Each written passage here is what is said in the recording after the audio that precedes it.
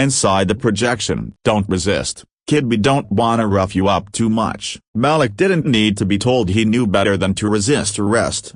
Of course, no tension was in his muscles, no defiance in his posture. He let the officers get close, let them think he was done, gave them the illusion of surrender, even tilting his head slightly, seemingly bored. Who snitched? His question sounded casual, like he was talking about the weather. The lead figure didn't hesitate. The slaves you freed.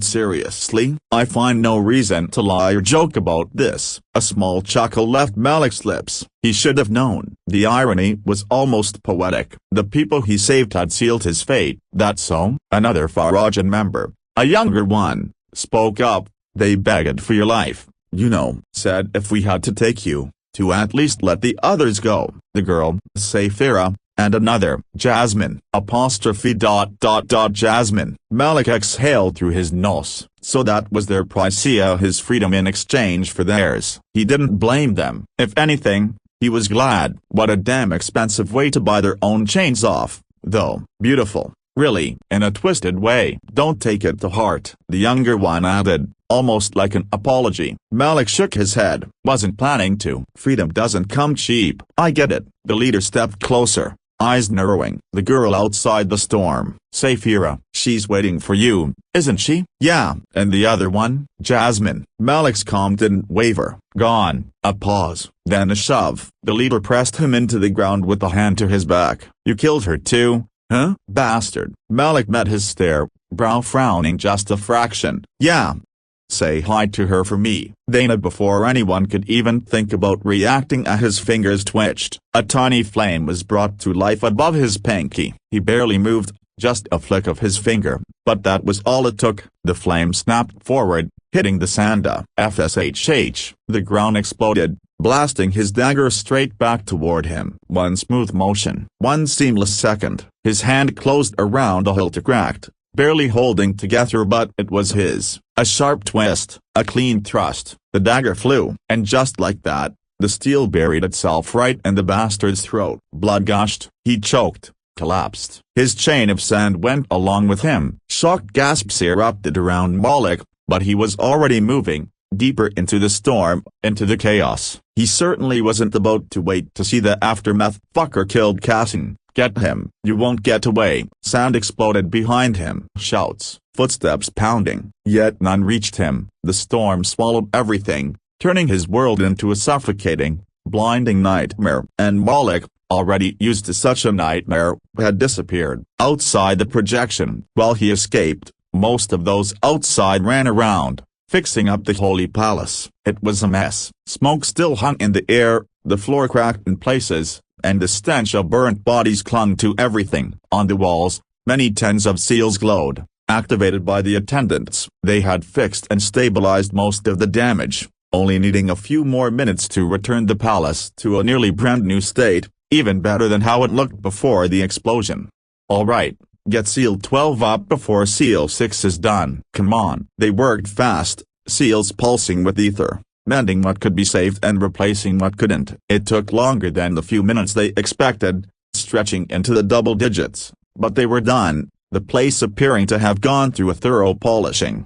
Every Magi took a breath, shaking off the tension, before turning as one to Roya. But before they could even open their mouths, she cut them off. Don't. Her voice was cold. Whatever you're about to say, just don't. I didn't do this. I only provided the information. You were the ones who didn't consider all the variables. Dot.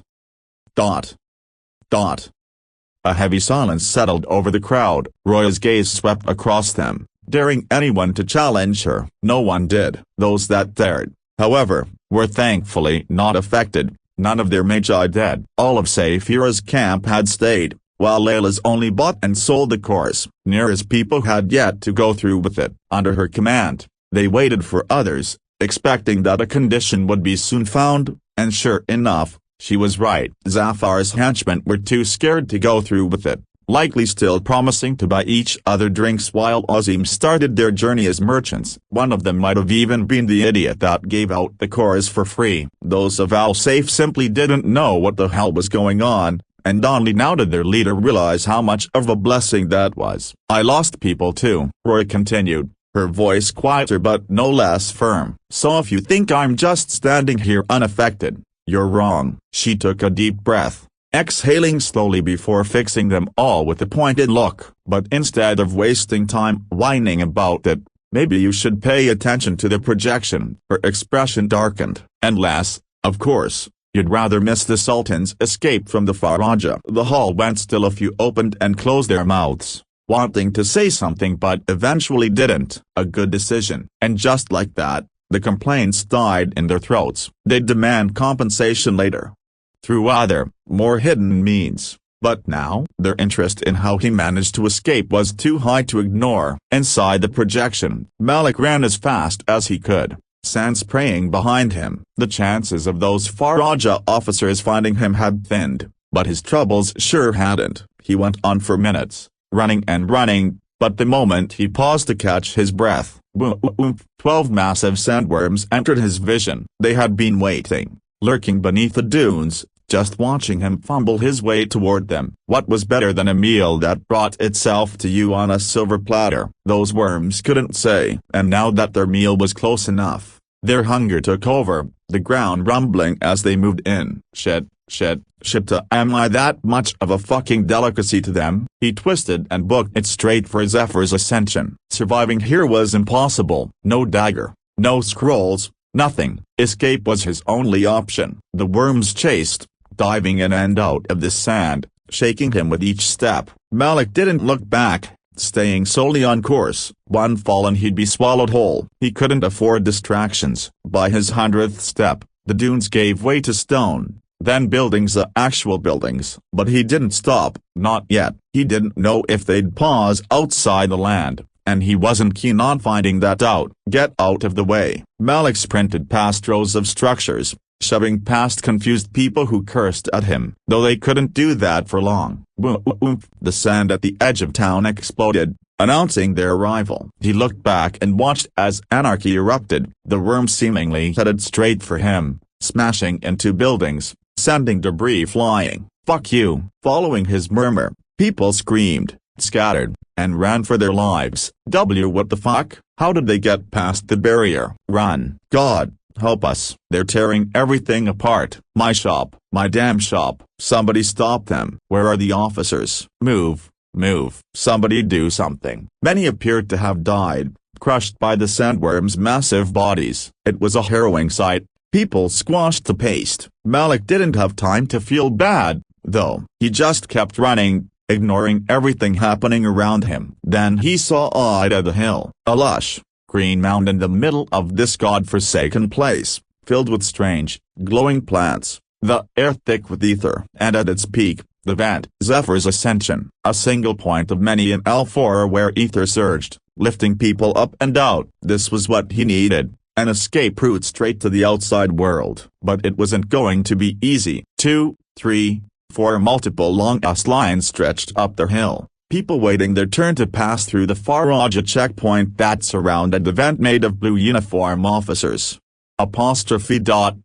Shit. Malik knew damn well he wasn't making it through by blending in that line or that checkpoint. His eyes darted around, searching, scanning, anything. Then he saw it, just a few hundred meters away, a second vent, smaller, darker. It was a large hole in the rock, spewing out an unnatural wind, not pulling people up but sucking downward. The air around it distorted, warping like heat off the desert sand, the opposite of Zephyr's ascension. It looked like a one-way ticket to hell. Malik hesitated. Every instinct screamed at him not to go down there. That thing wasn't an exit, it was a tomb. If survival in the first layer was already this tough, he had no chance of making it in the second. Surviving for more than a few minutes might even be a miracle with no chance of happening.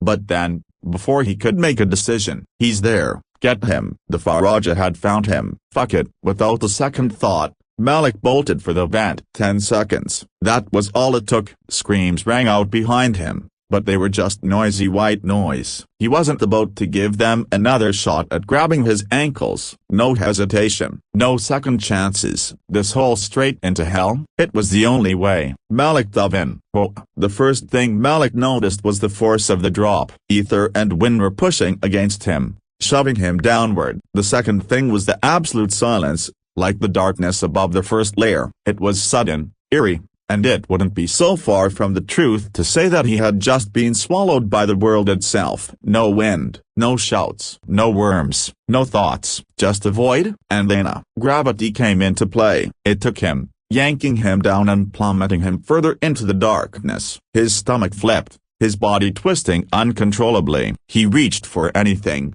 but there was nothing to grab. Nothing to slow his descent. All that was left was the sensation of endless falling. And to make things worse, time itself became distorted. Elusive. He hadn't counted at the start, and now, he was screwed. Minutes, hours, days, who the hell knew? Every time he tried to keep track, the numbers slipped right through his mind just like sand through his fingers. Gone before he could even hold on. Though, despite him losing the concept of time, he was sure of one thing: it was taking long, much longer than his first descent, making him feel lost, feeling like a different person altogether. Without any landmarks or audio cues, such a result was only natural. But then, just before he could through an identity crisis, the air changed. It was as if he was jolted awake. The fall became slower, controlled. Gravity, ether, and wind no longer dragged him down but cradled him, guiding him through instead of just letting him smash into the unseen below. Malik kept his eyes open, forcing them to adjust to the dim, pulsing light around him. The deeper he went, the more he saw was strange, bioluminescent plants clinging to the rocky walls all around him. Here, the air was thick, damp, and heavy with ether, more than he had ever felt before. It wasn't like the dry, harsh ether of the desert. No, it was alive, pressing against his skin, filling his lungs. He felt relaxed for a second, like he was back home, in bed, alone, knowing that the slavers weren't coming anytime soon. A cold piece of bread in his hands. A soothing feeling, making him feel sleepy. Focus. Just as he snapped out of that, the wind shifted again. Suddenly, he wasn't falling anymore. The ground came up nearly in an instant and he landed surprisingly softly. The was more gentle than its inhabitants. With that, Malik stood, catching his breath while glancing around. He was in a cavern, massive and stretching far beyond what his eyes could see. Stalactites hung from above, glimmering with faint, unnatural light. The rock beneath him pulsed, like something alive was breathing beneath the surface. Malik felt small, a frog in an ocean. He had no idea where he was. He had no idea how to get out. And worst of all, he wasn't alone. Turning around, he noticed them, rows of statues. Their forms were elegant, if that was ever possible, yet still unnerving. Stone women with wings, their faces serene, their hands reaching towards him. Some were posed as if mid-step, others mid-flight, but none moved, not an inch. Malik swallowed hard and continued to stare at them. He quickly noticed something peculiar. Though everything about them was paused, tiny stones dripped from their eyes, mimicking actual tears. Angels. Crying angels. Are they really monsters? Malik stepped closer, slowly, and stopped directly before one of them. He raised his right hand and waved it in front of its face. Hello? No reaction. Frowning, he touched the cold stone surface. Solid, unmoving, just statues. Then, Malik looked away, heading in the other direction. Nothing to worry about. GRK. Cutting off his thoughts was a sound, a faint shift in the air. His body roared, and he twisted, dodging by instinct alone. Whoosh! A fist cut through the air where he had just been. A stone fist. Holy shit! If he hadn't moved, that thing would have caved his skull in. His heart pounded as he jumped back, eyes darting towards the same statue he touched, the owner of the fist that nearly killed him. It was motionless. Did it attack me because I touched it? Or he looked at the others, noticing that they had moved as well. They move if I don't look at them. Damn bastards. Malik exhaled heavily and backed away slowly, never taking his eyes off them. He took careful steps, inching backward and searching for an exit. The moment he turned his head even slightly, he heard the faintest whisper of stone grinding against stone. Nope, these angels were too fast for him to handle. He couldn't even glance at where he was going. All his attention needed to be on them if he wanted to survive. And so, he kept his gaze locked, his steps picking up pace as he got used to walking blind. Eventually, he felt the cavern shift around him, the tunnel widening. Then, he stepped out as somewhere, his right foot landing on smooth stone. He blinked, took a breath, turned on his heel and dashed out of the cavern. But there was nowhere to go. Nowhere he could escape. Malik stopped, chest rising and falling, taking in the new space. An arena. A massive, circular pit carved into the cavern itself. The walls stretched high, impossibly high, covered in carvings old, intricate, probably telling some story only scholars or nobles would know. It was ancient, untouched, the sheer size of it making him feel like an insect, not even a frog. And then, he noticed it, at the far end of the arena, across, huge, weathered, stone, maybe, or something tougher. The man nailed to it was bearded, draped in tattered robes. His head hung low, hands played, feet stacked. His face was solemn, peaceful, even, carved in exquisite, unnerving detail, all pristine despite the passage of time. Malik's breath hitched. What? He blinked, thinking that his eyes were playing tricks on him. But then everything turned wrong. Everything. Ending his thoughts, the cross was now upside down. The man's head, once bowed, was now tilted up, looking straight at him. He was grinning, wide, stretched too far, too real. Malik's body locked up, every nerve screaming, every instinct telling him to run. He took a slow step back, and then a pain, white-hot, splitting, unbearable. His vision blurred, his balance shattered. The world tilted and spun. He fell, hitting the ground hard. But his fall was wrong. Something was missing. His body, it didn't follow. It wasn't attached to him anymore. His head tumbled across the cold stone, rolling, until it stopped. Malik couldn't scream. He couldn't do anything but watch. And the last thing he saw before everything faded, bastard, was the man's grin growing wider. Blink. Outside the projection. The moment the projection froze, the hall exploded into noise. What the fuck was that? No, seriously, what the fuck was that? His head. Man, his fucking head rolled off like a goddamn melon. Shit. That was fucked. What the fuck did we just watch? You'll never heard of him before? An older man asked, shaking his head. You from the upper district or something? No. Yeah, that statue. A rough voice cut through the noise. It was a middle-aged man with a thick beard, his skull deep, standing not so far from Saphira. His green robes marked him as someone from one of the three main religious militias, Nasr al-Sultan. That fucking statue is one of the 12 great ones. The murmuring stilled. Heads turned. You sure? Someone asked cautiously. The man gritted his teeth, practically snarling his next words. Yes. But it's corrupted, defiled. This is no relic to honor. This is a blight that should have been erased. A ripple went through the group. A few sucked in sharp breaths. Others just nodded, grim-faced. Fuck yeah. It's corrupted. It doesn't matter how strong you are, that thing could never be killed for good. The way it looked at him, the way it smiled, the way he just blinked, and suddenly no one finished the thought. Silence stretched, oppressive. Everyone.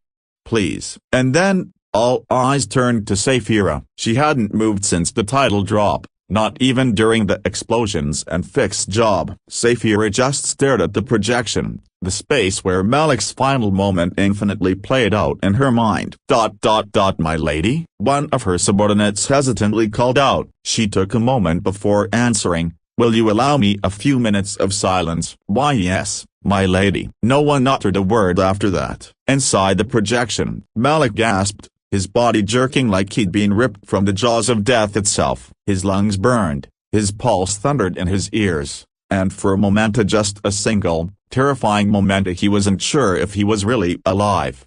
Then a voice hit him. The same man he last killed. Cassin. Don't resist, kid, we don't wanna rough you up too much. Those words rang like a bell in his skull, grounding him in the present. In life. And just like that he knew. He was back, not in the cavern, not with him. that cursed thing, that grin, wide, sharp, something not quite human behind those teeth. He shuddered slightly as the memory came unbidden. Ha! Then he let out a chuckle, which tore its way out of his throat. Ha! Broken bar, ha ha ha ha! Broken bar, ha ha ha ha! The laughter twisted, unraveling into something broken. Ah ha ha ha ha ha ha ha ha! The Faraja around him stiffened. The fucko question mark. One of them hesitated, stepping back. Malik doubled over, wheezing, clutching his stomach like he'd just heard the funniest joke in the world. He cackled, breathless, shaking, cracking. The man's grin wouldn't leave his mind. It was burned into his skull, carved into each cell. He's lost it. Shut up. Malik heard their reactions and that only made it funnier. Because, oh, if they had any idea what he had just been through. He sucked in a sharp breath, straightened, and grinned at them. Wide. Too wide. And yet, it died the next moment. His blank face had returned like nothing had even happened. No worries. I'm good. They, not knowing how to react, quickly stood him up. This time, he didn't try to escape. He let them grab him, cuff him, and shackle his legs. The chains provided a somewhat strange comfort in comparison to what could have been. You wanna see the girl before we take you up? Malik paused a moment and thought about it. Saphir would be worried. If she saw him like this, she'd feel guilty. He didn't want that. No, just make sure she gets back safe with the others. Don't let her see me. Outside the projection, Saphira silently stared at the projection. Everyone around was looking at her for the past minute. She didn't move, didn't speak, didn't blink. Her mind was empty, but her chest was a sinking, crushing thing, like someone had hollowed her out and filled the space with stones. Obsession? Love? She didn't deserve to have any of that. She failed him. And he failed in his goal. Avoid her so she wouldn't feel any guilt. Saphira felt all the guilt in the world. After all this time, the truth and its consequences were revealed. A truth so ugly. A broken laugh. A blank stare. A man afraid of hurting a little heart yet not caring for his own. Malik, her teacher. She left him. She believed the Faraja and left him. She believed them because a part of her expected that he was capable of doing such a thing, even though she was never shown a hint of that throughout their entire time together. Because yes, even back then, she eventually realized that he didn't kill Jasmine just for the sake of it. She didn't see him as someone capable of that. So it wasn't what pushed her. That novel. Saphira exhaled sharply, her nails digging into her palms. I should have been there. I should have helped him. I should via. Her voice came out quiet, too quiet. Layla turned toward her and showed a sad smile. You should stop. She pointed at the two below the projection, Huda and Crimson, trembling in pain. Oriel and up like them. Saphira's eyes widened a slight bit, only now noticing them. The guilt. It wasn't just hers. It belonged to them too. But that didn't make it any easier to bear. Inside the projection, the officers exchanged glances before one of them nodded. HMPH, least you got some manners. Bastard. No one to not resist. Malik smirked a humorless one but said nothing, not caring enough to respond. As they walked, closing in on the boundary too far along Saphira's right, he decided to ask, how do you get them to back off? Cass glanced at him, deciding to humor him after a blink. We've got a holy relic. It messes up with their senses. Can it malfunction? Or rather, not work? Well, yes. But it's highly unlikely. They need to be really mad for that to happen. Mad enough to block all other vibrations and focus on their targets only. So a suicidal charge. Malik nodded and a thought popped up in his head. Then them sticking close to me confuse the worms. I doubt they're any less mad now. Wait, doesn't that mean I could cause another stampede if I manage to get away for a second? Though is that even worth it? If I could kill the worms there's no chance they wouldn't be able to. Yeah, escape is impossible. Yeah. Cutting off his unending thoughts was Kasim's comment. You know, you're pretty lucky to have caused all that mess and only have juveniles chase after you. Malik paused. Juveniles? Them? He nodded, pulling him forward by the chains. Yeah, juvies. The adults sleep this season. The elders though. They ain't here. They're upstairs, Further south, a chuckle sounded behind them. What? Surprised those were kids? Malik shrugged his shoulders. I've got another question. Have any of you ever been to the second layer? What? The same man scoffed. You got a death wish or something? Ain't nobody below Jin going down there and macking it back. Malik raised a brow. That bad? Huh? Worse. In this Nafas, the first thing down there's a trap. Killed thousands of people. Nafas, as in Zephyr's ascension? A trap? Yeah, for both. The weeping angels push you into some big-ass room, and inside it, a giant. His younger colleague chuckled nervously and added, I only heard stories, but they say that thing is terrifying, and undying. Even if you destroy it, it comes back after 3 days. Malik nodded, lost in thought. I see. After that, the rest of the journey passed in relative silence. They reached the town, heading directly to Zephyr's ascension, skipping the queue. Once there, the checkpoint guards barely spared them a glance except for one who sneered at their prisoner. Trash like you shouldn't even be allowed up here. Malik tilted his head, many thoughts going through his mind. Let's have some fun. And that was what it all culminated in. Hey mate, can you get me out? I thought we had a deal. The guard scoffed. Fuck off. And I'm not your mate. So, alright, buddy. I'm not your buddy either. Alright, brother. I'm not your brother either. Alright, little guy. I ain't your little guy. Alright, little bro. I ain't your little bro. Alright, little girl. Whatever, little girl.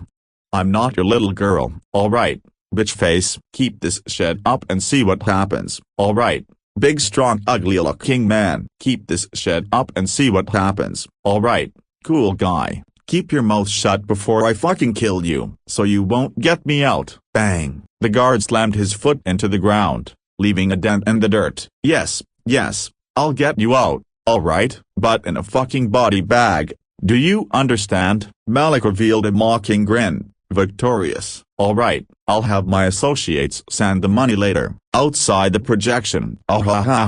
For a few incredibly rare seconds, the hall was bursting with laughter. Even those still sobbing couldn't help but let out a few chuckles of their own. It seemed that even after all that happened to him, Malik still had his fun personality hidden deep within, only with the added benefit of it being a tad bit insane.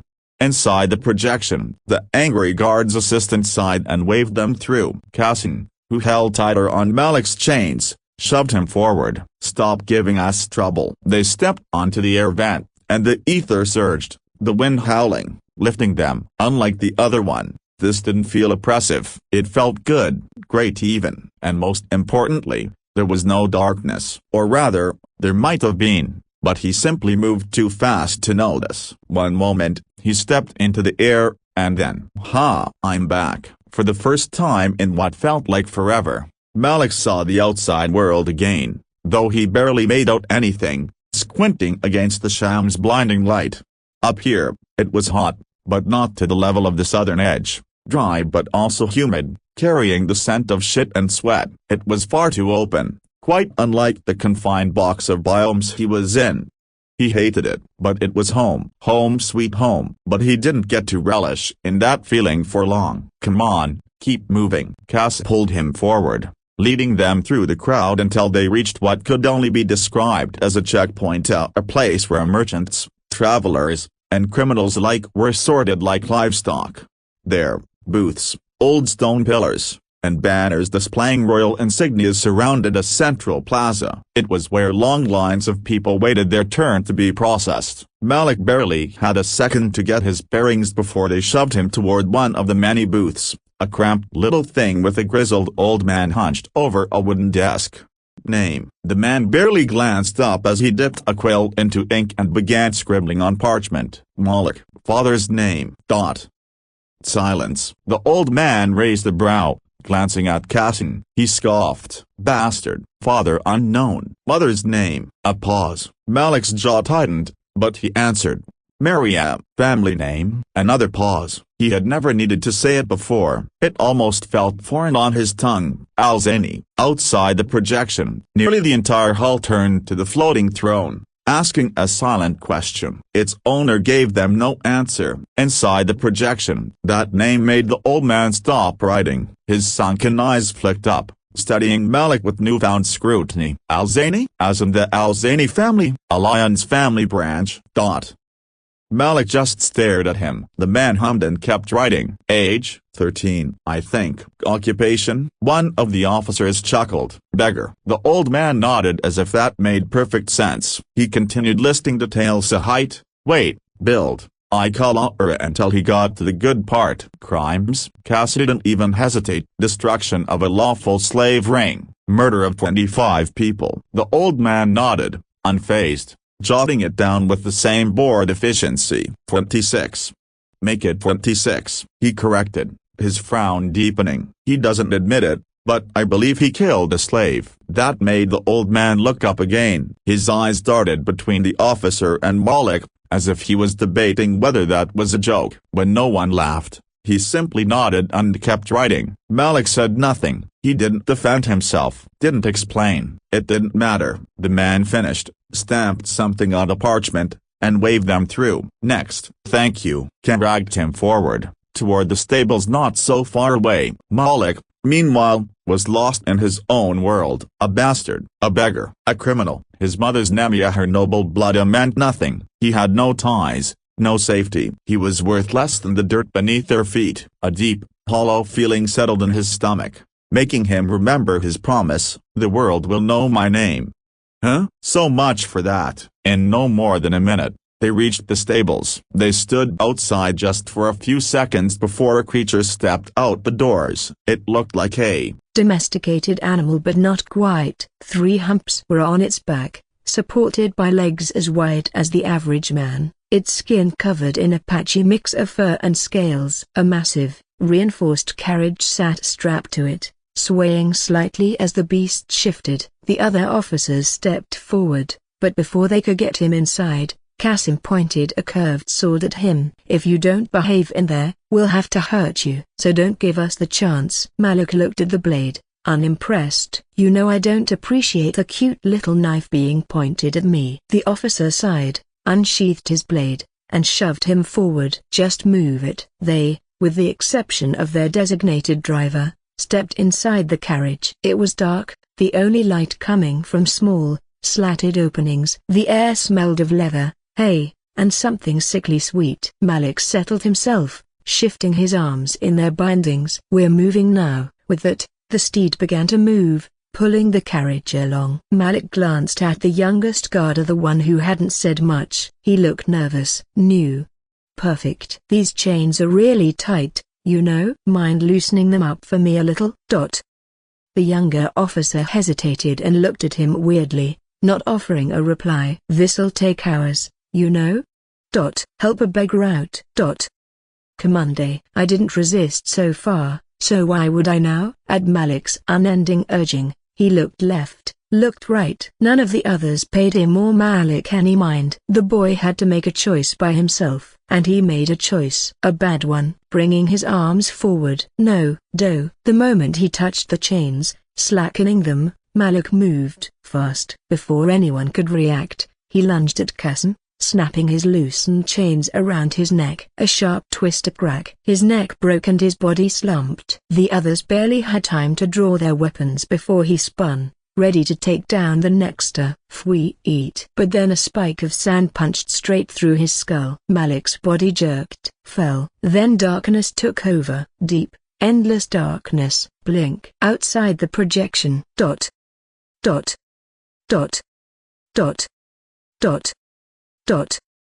Silence. Not the usual silence of horror, shock, or disbelief. Just understanding. The kind that settled in deep, like dust on an old book no one bothered to clean. And then someone let out a breath. Even he couldn't take it anymore.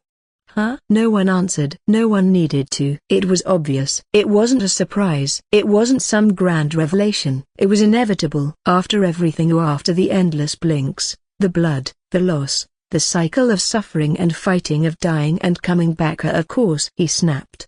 Of course, he went for the kill the moment he got the chance. Of course, Malik played the game on his own terms. Played the only game he could, where he finally didn't just react to things but initiated them. And none of them, not a single one, could judge him for it. Not even the hero. Because if it were them, if they'd been trapped like he was, if they'd been put through that hell, they would have done the same. Most of them, anyway. He really tried, someone muttered, voice hoarse. He really tried to keep it together, did he, though? Another scoffed, shaking their head. I mean, a broken bar. Was he ever really together to begin with? Like you wouldn't have done the same. Of course, I would have. That's the point. If we had a time loop to abuse, we'd be having all kinds of fun, wouldn't we? A few chuckled darkly. He wasn't wrong. But the Sultan, his fun was killing his captors again, and again, and again. I'm sure what we've seen is only what he bothered to remember. No one laughed that time. Huda,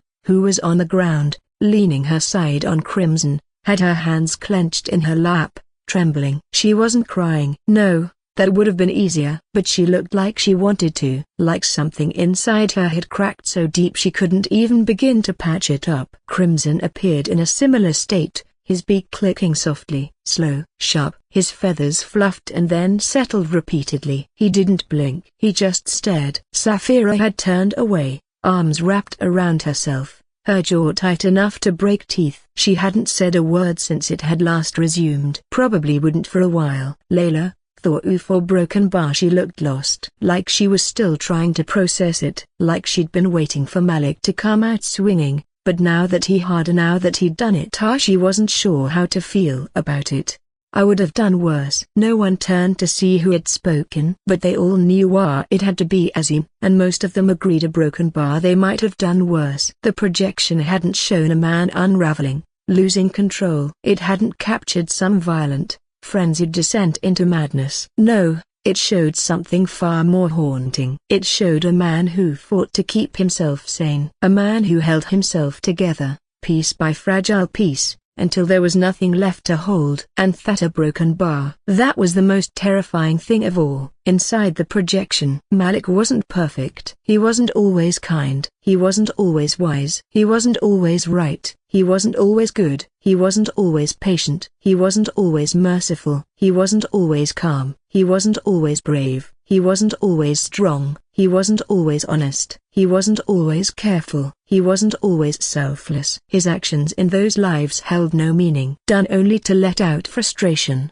nothing more. And yet, he never felt more alive than in those moments, going feral yet facing none of the consequences. I guess that's one good thing about the curse. Sure, his checkpoint could have been updated just after he killed one of the officers. It would have ruined his life more than it already was. And yet, he didn't seem to care. Such a thought didn't even enter his mind. He needed this. Blink. Don't resist, kid. We don't wanna rough you up too much. Malik looked at Qasim and nodded. He had enough fun. It was time to get this over with.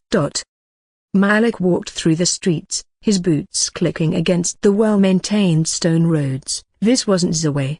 No leaning limestone buildings, no filth coating the ground, no constant scent of sweat, shit, and desperation in the air. This place, it was a broken bar. Decent. Hell, it was more than decent. The buildings were sturdy, clean, even had bits of gold and silver trimming here and there. People dressed too well. They had that noble stiffness to them, backs straight, noses slightly raised. Yet that didn't mean their manners were any better. He saw a woman clutch her child's wrist and pull him away as he passed. Arguably, they were worse. Yeah, he wasn't any more welcome here than when he was back in his lovely hometown. What village is this? Malik asked, eyes scanning the strange symbols carved into the stone archways above. One of the officers to his right scoffed. This ain't no village, boy. It's a town, one of the many in the Holy Kingdom. The capital of Markaz. He nodded, absorbing the information. Markaz, huh? Though he didn't listen much, if at all, when he was taught geography by his old man, he knew bits and pieces. Markaz,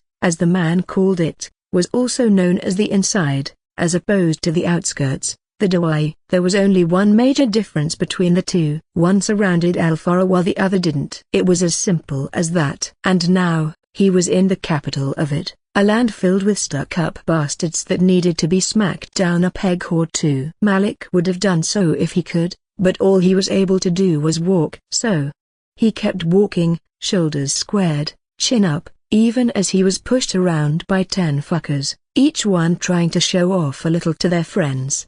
People stared, whispering behind their hands, gawking like he was some wild animal being paraded through their perfect little town. That wouldn't be so far from the truth, though not in a bad way, as despite his injuries, Malik kept up with his act, strutting around like a lion amongst men, not letting them see him stutter. If they thought he was going to kneel for them, they had no idea who they were dealing with. That day would not be repeated. Never. Eventually, they reached a massive building tall, with towers that loomed over the surrounding streets. Unlike the churches, mosques, and temples he saw, this place had a different kind of authority to it. The faraway station, or as the sign above the entrance read in bold golden letters, Iska Faraway, the Bastion of Divine Order. Quite a long and fancy name for a glorified dungeon. After a few nods and greetings, they entered, and the officers at the reception barely looked up as Malik was dragged through the halls. They passed by offices, rooms filled with officials, or as the nameplates called them, bureaucrat, too busy with their paperwork to acknowledge anyone. Then, the scent shifted, a musty, damp, metallic. They were heading downstairs to the cells. The dungeon. Even now, Malik didn't resist. Not even a sound as they reached what would be his home for the rest of his long life. He appeared to have accepted this outcome completely. Now stay in there until we call you. Qasim pushed him in, causing Malik to stumble for a step, only to stabilize in the next. Clang! The metal cell door slammed shut behind him, cementing his fate, and again, he didn't appear to be bothered by that. What bothered him, though, was that those fuckers didn't even unlock his chains. Malik turned to their leader and stared at him, deadpan. Hey, Qasim. His head snapped towards him, surprise apparent on his face. How do you? Shut. Cutting him off, slowly, he raised his bound hands and raised his middle fingers. Fuck you. Clutching his right fist, Qasim barely held himself back from lashing out and walked away. That's what I thought. Malik leaned back against the cold stone wall, letting out a slow breath. All of this.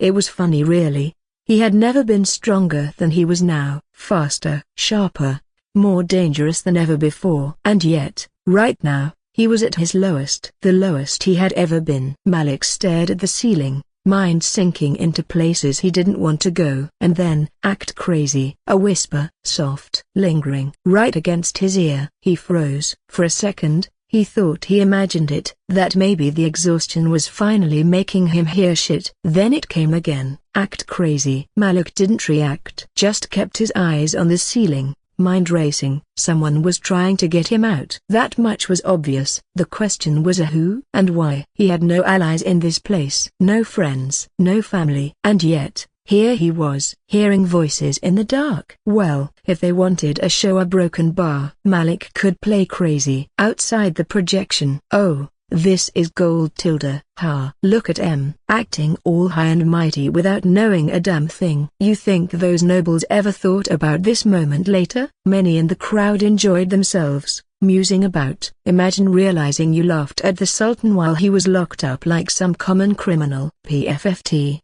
They probably acted like it never happened. Most of you nobles have a way of rewriting history when it doesn't suit you. Still, I bet they felt stupid later and maybe regretful, thinking they'd lost out on the best investment of their lives. Doubt they'd even lived that long to see it. True. And knowing him, if any of those bastards were still breathing when he got his throne, he probably paid them a little visit. At that, laughter rippled through the hall, though not for long, as another topic of conversation was brought up. Watch the way he flipped them off. Another pointed at the projection. That Aisara, what was his name? Qasim. Ha ha. He looked ready to explode. Even the ones who hated Malik had to admit the man had balls. Massive ones. That or he just didn't give a shit about the consequences. Most of them would say both. And it turns out some guy saved him. Yeah, if the Sultan followed his advice, there might have decreased his sentence or pardoned him outright. Can't see that happening.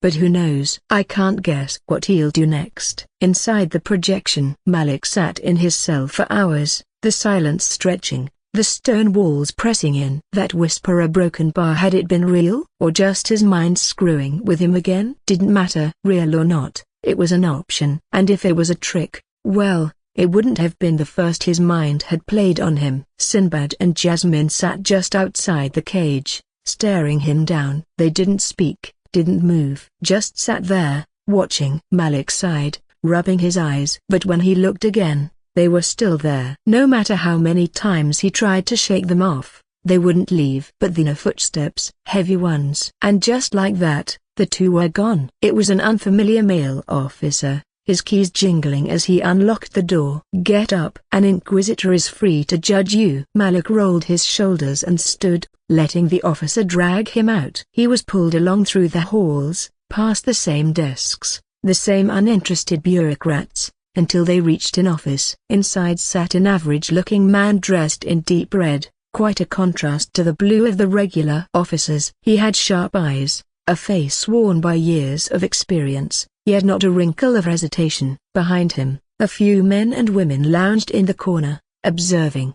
The inquisitor leaned forward, hands clasped. "Sit." Malik sat. "Do you know who I am?" No, but I bet you'll tell me."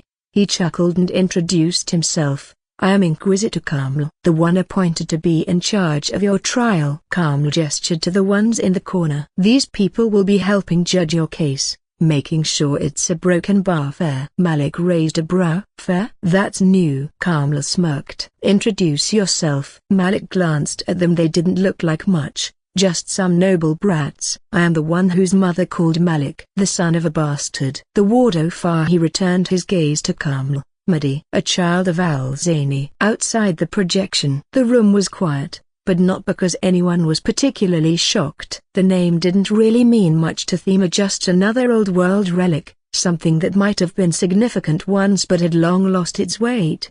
Sure, there was a bit of irony in it. Malik, the Sultan who painted history in blood, being the ward of some guy whose name basically meant the end? Yeah, that was kind of funny. But that was all it was. A passing thought. Nothing worth dwelling on. Except for Noor, who had been sitting there all calm and composed, now looked like she was about to snap her throne's armrests in half. I knew it. That wasn't just some random name. It belonged to a K8 who once worked in one of her family's estates. Right, Malik's guardian was one of her own. She sucked in a sharp breath, forcing herself to keep her expression neutral. But inside, Noor was on fire. "That bastard was after me since the beginning." Inside the projection, a few of them shifted. Some cleared their throats. They hadn't expected that level of confidence, of sharpness, from a beggar, from a supposed child, even though he looked nothing like one. "Good." Carmel nodded. "Then let's get to it." He unfolded a scroll and read aloud. "You stand accused of the murder of 26 individuals and the destruction of the lawful slave ring, halting its operations for days and causing financial losses to the owner." He set it down and met Malik's gaze. "What is your defense?" Malik sat there, silent. "Act crazy." The whisper flashed in his mind. "No, fuck that." He had ideals and he stuck to them no matter what. "I'm guilty of all you listed. I did it completely sane and in cold blood." Silence. The nobles in the corner stared at him, wide-eyed. Malik glanced at them. "What? You think it's wrong?" "Maybe a broken bar, but I don't care." One of them inhaled sharply. "You know those slavers I killed? All of 25 of them?" There was a shift in the room. "Know that I'd do it again if I had the chance." The tension grew thick. "I did it because I liked it. Fuck, I loved it." Gasps resounded a second time, and he pulled hard on his chains. "You don't understand, the broken bar shit ain't quick. The kidney's deep. You hit it, and it doesn't just kill them. Nah, broken bar, it just bleeds." Sure, their bodies gave out in a second, dropped like fucking rocks. But their minds? He let out a breathy chuckle. Oh, their minds felt every second. Every goddamn moment dragged out forever. Seconds stretched into minutes. Minutes? Might as well have been hours. Time just a broken bar slowed, crawled. Every heartbeat, every breath, every pulse of pain. It was all they knew, burning them up from the inside, setting their guts on fire. At that point, they had no clue if he was talking about the slavers or some messed up shit that happened to him. They couldn't move, couldn't scream, just stuck there, feeling it, knowing exactly what was happening but not able to do a damn thing about it. Malik tilted his head, cracking it. They tried to scream, but their voices are shut. Weak because they're choking on their own fucking blood. The next cut. The room was dead silent. His golden eyes turned to Carmel. There's nothing to defend. I'm guilty. I'm dying to do it again. A pause. An incredibly long pause. No one in the room knew how to react to this. Outside the projection. Neither did anyone outside, seeing just how unhinged Malik truly was. They were just speechless. All of them without exception. Inside the projection. Carmel sighed, rubbing his temple. Well, I told him to act crazy. Malik's brow twitched. What was that? Oh, nothing. Carmel leaned back, tapping a finger against the desk. Tell me, why didn't you just save the slaves? Forgive them? Malik shook his head. Forgiveness is between them and their god. My job is only to arrange the meeting. A woman in the corner raised a hand, wanting to speak. Carmel nodded at her and she stood, arms crossed. Ignoring how insane you are. I get it. You're trying to be a hero. Slavery is bad, at least the way it's being done right now. No one can deny that. But now that you killed them, what makes you different? Aren't you just a psychotic killer? Malik gave her a long look, then sighed. Seriously? That's the best you got? If you think killing them makes me the same as them or worse, then you seriously need to do some thinking. Now sit back down before you embarrass yourself any further. She scowled, ready to retort, but Carmel raised a hand. Sit. Gritting her teeth, she obeyed. Carmel then reached under his desk and placed a small object on top. This is a lie detector. I'm sure I don't need to explain what it does. He met Malik's gaze. I need to ask you a few questions. Will you answer them truthfully? Malik leaned forward slightly. Yes. The device glowed green. Good. Have you killed a human before? Yes, but only 2. The rest were filth. The light didn't change. Carmel's eyes narrowed slightly. A broken bar. You actually believe that? You really don't see them as human? I don't. Carmel studied him for a moment before nodding. This won't work then. He reached into a drawer and pulled out a small ring. Then, he gestured to a guard, who took it and slipped it onto Malik's finger. Malik didn't react, just waited. Then suddenly, a projection flickered to life above the ring. 100,000. It displayed a number bright enough for all to see. Gasps filled the room, louder than any before it. Why, you've killed 100,000? Malik blinked. What? Ah. Wait. I understand. He scanned their faces, and slowly, he grinned. Carmel's fist crashed down on his desk. Get him back to his cell now. Outside the projection, the moment the number popped up, nearly the entirety of the hall lost its mind. 100,000? He's lying, right? That has to be broken. It's a holy relic, idiot. It doesn't break. Oh. They all stared at the projection, watching as Malik tilted his head at the glowing number hovering above his hand, then casually grinned like he'd just knocked over a merchant's stall and found it funny. Even though it's undeniable, I still can't believe it. The Sultan really offed himself that many times. 100,000 deaths. Just to get here. That number wasn't just terrifying. It was ridiculous. A whole new level of what the fuck. And worst of all, Malik didn't even seem to be bothered by it. Rather, he appeared to find the number a little less than he expected. Perhaps it truly was broken. Inside the projection, Malik leaned against the cold wall of his cell, staring at the ceiling, his thoughts drifting back to that moment. The sheer panic on their faces when the number appeared to it was hilarious. He hadn't even done anything, not really. It was just a cruel joke from whatever divine force was watching over him. Apparently, his subconscious considered every single time he killed himself, every blink, and every failure that led to his own death to be murder. Malik let out a dry chuckle, shaking his head. He didn't even know what to think about that. Did it really count? If he was dying, but resetting, was it even death? Whatever. He exhaled, closing his eyes, letting exhaustion pull him under. Sleep didn't last long, though. Footsteps approached, stopping right in front of his cell. Malik opened one eye, gaze flicking to the cloaked figure standing before him. The man wore a scarf wrapped around his head, covering most of his face, revealing only a familiar pair of dark eyes. Make a choice, Malik. Stay here and die, or escape with me. His voice was familiar as well, and because of that, Malik didn't hesitate. He pushed himself up, stepping close without a second thought. Get me out. The man nodded, pulling out a key. The lock clicked open, and the door swung wide. Let's go. He led them away and gestured for Malik to follow. What about the others? Malik looked at his neighbors, who he had barely heard a peep from since coming here. Criminals belong in prison. At that almost instant answer, he nodded and quickly followed along before one of them could wake up. The halls of the bastion,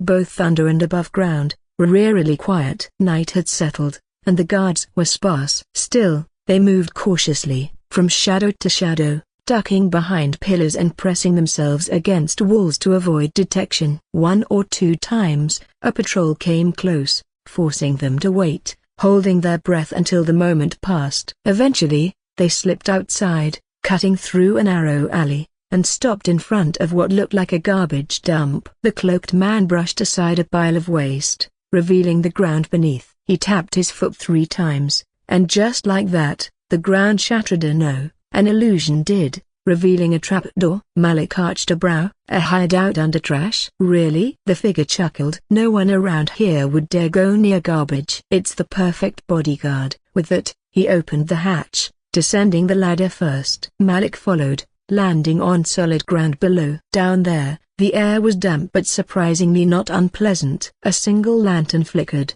casting a dim light over a tunnel leading deeper underground. The man turned to him. Son of Mariama Broken Bawi, Banususn, welcome you to the Silent Crescent, or as known in the old tongue, Al Summit. He reached for the key to remove Malik's chains, but before he could even lift a hand, Malik simply snapped them apart. Thanks for the warm welcome. The man blinked. You could always do that. Number. Malik flexed his wrists. I just melted them a little with my fire on the down low. Couldn't just put everything up to chance. His words paused for a moment as he shuddered, imagining a future where he was in a loop just before his hanging, repeating it endlessly. Now, enough about that. He looked the man dead in the eyes. Kamil, why did you break me out? Unsurprised, Kamil pulled back his hood, unwrapping the scarf. Well, you don't have the face of a killer and holy relics aren't perfect. I don't know what misunderstanding your mind has, but I'm sure it's amazing. Malik let out a soft chuckle. Thank you again. Don't mention it. Kamil gestured for him to follow. Let me introduce you to the others. They reached the other end of the tunnel and entered another room,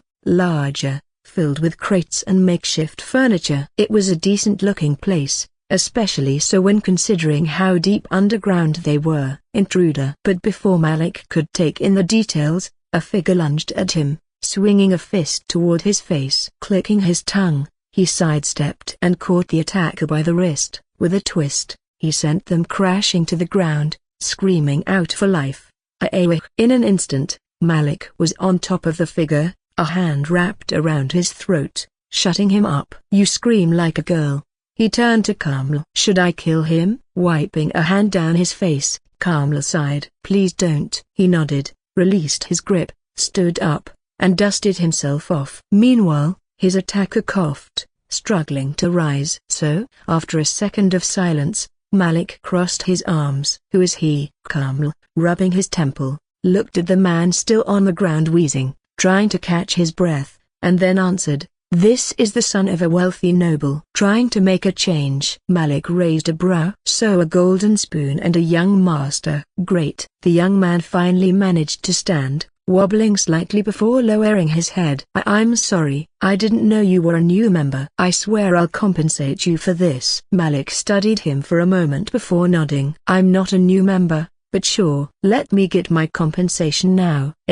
Huh? The noble barely had time to blink before Malik's fist crashed into his face. Hard, bone met flesh. His head snapped back, blood already spilling from his nose. Don't fight back. Another punch. A sickening crunch. Another. Then another, and another. Malik didn't stop. He buried his knuckles into the noble's face over and over, turning it into a ruined mess of blood and swelling. The once noble-looking young man now lay on the ground, barely conscious, barely breathing. Malik exhaled sharply, flexing his fingers, rubbing blood off his knuckles. Finally, He turned. Calm and the others just stared, eyes wide, mouths slightly open. Malik's expression, blank, like he had just swatted a fly. Now, he rolled his shoulders, shook out his hands, then looked them dead in the eyes. Let's talk. Outside the projection. A broken bar. Okay, can we talk about what the fuck the Sultan just did? I mean, are we even surprised at this point? He literally had 100,000 floating above his hand just a bit ago. Now that he's upstairs, interacting with normal people, we can see how warped he became. Yeah, the damn broken bar that was unhinged. Unhinged? Unhinged is eating dates with a fork. This is something else. A few snickers broke the tension, but most of the crowd was still focused on the name Malik's rescuer had spoken. The Silent Crescent. Al-Hilal Summit. Anyone ever heard of them? A man near the back asked and glanced around, but everyone either shook their heads or looked just as lost. No clue. Sounds fancy, though. If none of you know, that means they were either really secretive, a broken bar, or really irrelevant. Could be both. You'd be surprised how many idiots think being mysterious means they're important. At that, several heads turned toward the front of the group, or toward Roya. She didn't react at first, just kept her eyes on the projection, deep in thought. Then, with a slight tilt of her head, she acknowledged their silent request. There was a broken bar. One report that got their attention. People shifted, leaning in. It was during the early days of Malik's rule. One of the Banu Susna. Don't ask me which one. I didn't care enough to memorize his name. Mia called in a favor from him. What kind of favor? Roya smirked. War. The room tensed. War? As in a battle? A campaign? She shook her head. Number. Just him. He fought alone. One man against an army. One that ironically amounted to 100,000 soldiers. Silence fell for a moment till someone broke it. A broken bar. And did he win? Roy gave them a pointed look. What do you think? A nervous chuckle spread through the crowd. Ha ha, broken bar, right. He wouldn't be the Sultan if he lost. Someone muttered under their breath. This man a broken bar, he's insane. Good job, Captain Obvious. Roy corrected, her tone dry. No, he's right. It isn't stated enough. He was insane long before he wore the crown. They all turned back to the projection as it flickered once more, waiting to see just how much crazier things were about to get. Huda, Crimson, Saphira, Layla, and Azim. Yeah, just like Noor and Zafar, they didn't really react. Not for the same reasons, obviously, but there was no need to spell it out. It was written all over Thema. They'd never looked worse. Right. All five, even Azim. Inside the projection. Kamla sighed, shaking his head. Then, without a word, he fished a silver coin out of the pouch in his belt and tossed it to one of the girls behind him. She let out a delighted squeal before rushing over to the young master, her hands glowing as she worked on fixing his battered face. We're a ragtag group wanting to make a change. He gestured round. That money-hungry healer over there is a priest from Templar. The other girl behind me is a noble's secretary. She's and these two guys? He pointed at two scruffy-looking men leaning against a crate. And some pitiful handyman who accidentally stumbled in here. Outside the projection. What the fuck is going on with the names? Yeah, they're glitching out, like radar static. Shit. Don't tell me the relic Isa. Stop right there. A familiar old man cut off the questioning dumbasses before they could say something they'd regret, making most of those around him turn to face him, waiting for an explanation. Ain't it obvious? His eyes returned to the projection. The Sultan doesn't remember them. Actually, yeah, that makes sense. Wait, doesn't that make him an unreliable narrator? He chuckled at the young Magi. Aren't we all? A scarred woman nodded. This means everything we've seen so far was biased. Twisted through his perspective, whether he meant to or not. Maybe not twisted. A bearded man interjected, hesitant. Just incomplete. He and the old man went back and forth. Incomplete or not, it's still his story. Right, and stories warp depending on the one telling them. True. Even for us, memories aren't perfect. The holy relic is showing all of what he can remember, or what he wants to. That statement lingered in the air, a truth that no one could confidently refute. If that's the case, the scarred woman finally sighed, rubbing her temples. Things are only gonna get more fragmented. aren't they?" The old man nodded at her, his expression grim. "Unfortunately, yes, it's only going to get worse." Inside the projection, Malik scoffed, wiping the last traces of blood off his knuckles. "Turns out Trash isn't the best bodyguard after all." Details. Carmel waved off with a grin and sat down, his grin easy but his words sharp. "Look, we're not here to flip the whole damn table over. Too much work, too much blood, and frankly," he tapped his neck, "I like my head exactly where it is." The noble's secretary, an older woman with ink-stained fingers and a sharp gaze, sighed. "And here I thought I joined a group of visionaries. Turns out, you're just lazy. Smart, actually," Carmel corrected, flashing a grin. "The way I see it, we move the right pieces, push the right people, and sooner or later, the whole board shifts without them even realizing it. That's how you change things. Not by screaming, not by swinging swords like an idiot, but by making sure the next time those in power reach for their cup, they're drinking out of the one we filled." The priestess snorted, still working on the young master's swollen face. "And what happens when they realize they've been drinking poison?" Carmel shrugged. "That's what we have you for, priestess. When we get stabbed, you fix us up." She shot back, smirking, "For a price." Carmel waved lazily at her. Naturally, one of the two stable-hand brothers, a broad-shouldered man with straw still clinging to his tunic, chuckled. "Our lot talks big, but we don't mind. As long as we don't have to deal with shit ever again, we're in. And I ain't gonna lie, the better pay also helps." "See? That's the spirit." Carmel smiled at him. "Change the world, and get paid while doing it. Everyone wins." His wiry brother nodded in agreement. We change the world just to keep away from those fucking steeds." He glanced at Malik. "Seriously, you don't know just how bad monster shit smells." Malik, who had been silently standing so far, looked at them, unimpressed. "Is it worse than a sea of rotting corpses?" The room fell silent. Carmel blinked. The healer girl stopped mid-motion. Even the secretary, who seemed to be always quick with a snide remark, have nothing to say. The stable-hand brothers stared at Malik, then at each other. The broad-shouldered one muttered, "That's a broken bar fare." The wiry one swallowed. Yeah, all right. You win that one." That was it. No one dared to ask for details. "All right." Carmel cleared his throat as if shaking off the sudden chill in the air. "Well, anyway, the plan's simply we work from the inside, little by little, until one day, the people at the top look down and realize they're standing on nothing." Malik nodded. "Slow rot." "I like it." "But do you really believe in all this? That you can actually change anything?" Carmel's smile returned, but there was something sharp beneath it. "I believe in the right people being in the right places at the right time. I believe in cracks spreading through the stone. I believe in our broken bar opportunities. And when they come, we'll be the ones ready to push." A groan from the floor interrupted him. The young master, face still swollen, raised a trembling hand. "A broken bar justice." Malik raised an eyebrow. "What was that, noble boy?" "Justice," he repeated, his busted lip making it worse. The healer giggled. "You sure you don't want me to fix his tongue first?" Malik shrugged. "Don't bother. It makes no difference. He barely made sense before I beat his face in."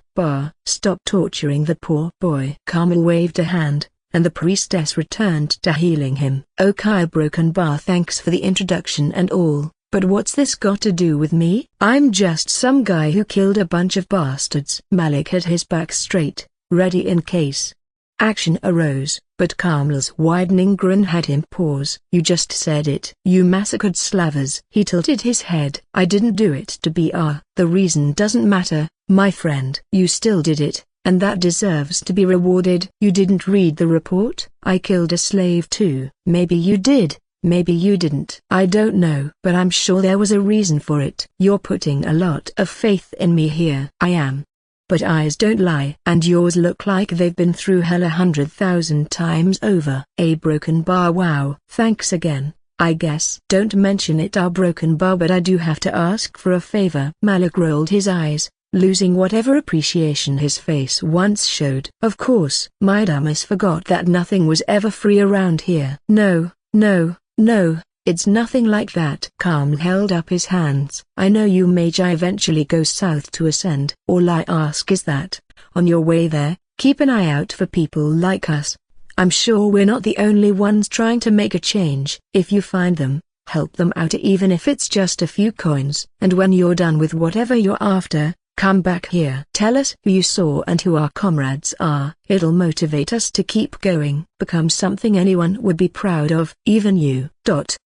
Malik was silent for a long moment, his mouth opening and closing like a fish. He just couldn't find a reply. Those words, damn, they astonished him, catching him completely off guard. They were pure, maybe not the right word, but it was the closest he could get to whatever he was feeling. To everyone's surprise, Malik suddenly stepped forward and pulled Carmel into a hug. You are a great man. Carmel blinked, now twice as surprised as his new friend just was. Then, after a moment, he chuckled, patting Malik's back. Hair broken bar, you'd see me blush if I wasn't black. I don't wanna see that. Ha ha ha. Me neither. As they let go, laughter filled the room, making everyone forget about the young master still groaning on the floor. Outside the projection. Damn. I kinda like those guys. Yeah, they got a real stick it to the bastards energy. Ragtag as hell, but they got soul. You mean they got guts? Even though those bastards they're against are most of us here, I can't help but root for them. A sixth scoffed. You hear how that Carmel guy talked? He's got a silver tongue, better than most of our ambassadors. Man's playing chess while everyone else is fumbling with dominoes. And that healer she deserves my respect. You just respect her cause she's cute. Listen, good business sense is attractive. They all turned to look at the one who said that, a mix of judgment and amusement flashing in their eyes. Shameless. Inside the projection. Later, after they had the priestess heal Malik's injuries and ate dinner, which was mostly just kebabs, Carmel led Malik to a small room tucked away in the hideout.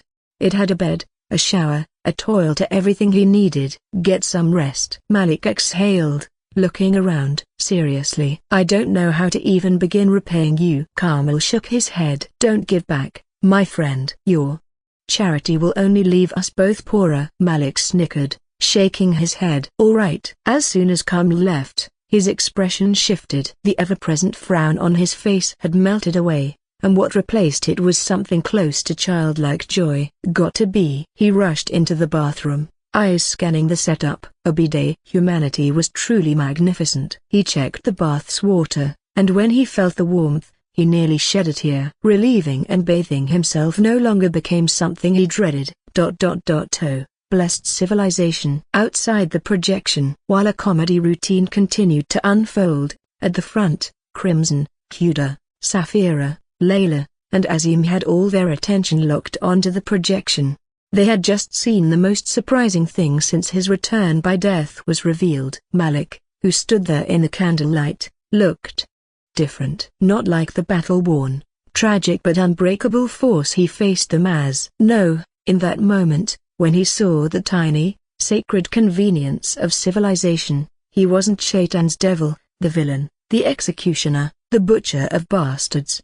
He was just a broken bar, a kid who had been through hell, seen things no human should ever have to see, done things no human should have to do. And yet, in that tiny, insignificant moment, he looked like someone who had never known hardship a day in his life. Like a child seeing the stars for the first time. Those words left Layla's lips before she realized it. And over a bath, of all things. Azim chuckled. Hey, don't underestimate the magic of a good bath. If I went through half the shit he did, I'd be crying over soap, too. No, I get it. It's just a broken bar. It reminds you, doesn't it? She exhaled. Back then, he looked like a man. He acted like a man. But he wasn't one, not really. He was a kid who's died a million times more than anyone should. And somehow, he still stood, still laughed. There was a long silence after that, everyone lost in their own thoughts. Then,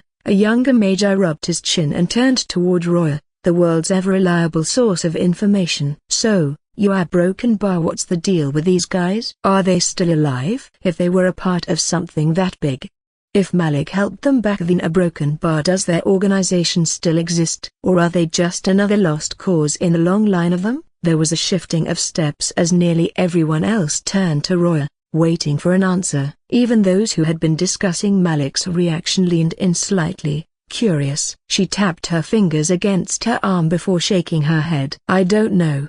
My men are still searching the records." Roya didn't say anything after that. Instead, she turned slightly, catching the eye of one of her people. A silent nod was exchanged, a subtle gesture that did all the talking needed. Noor watched the cloaked figure go before turning her attention back to the projection. It seemed that she had nothing to add. Zafar, meanwhile, was the only one who showed no reaction to what happened whatsoever. He just stood there, still as a statue. His eyes weren't unaware, just staring aimlessly, like his soul had drifted somewhere far away. Of all people, he was the one most worried about the inevitable insurrection. Courtesy of Huda and the others, the heroines. But right now, none of that mattered. Not compared to this, because after everything he had seen, every memory, every horror, he was sure of one thing. Malik had lost his belief in humanity. He had given up on them, treating people the same way they had treated him his whole miserable life. Like dirt, like something disposable, a tool. But number these people he broken bar Kamil,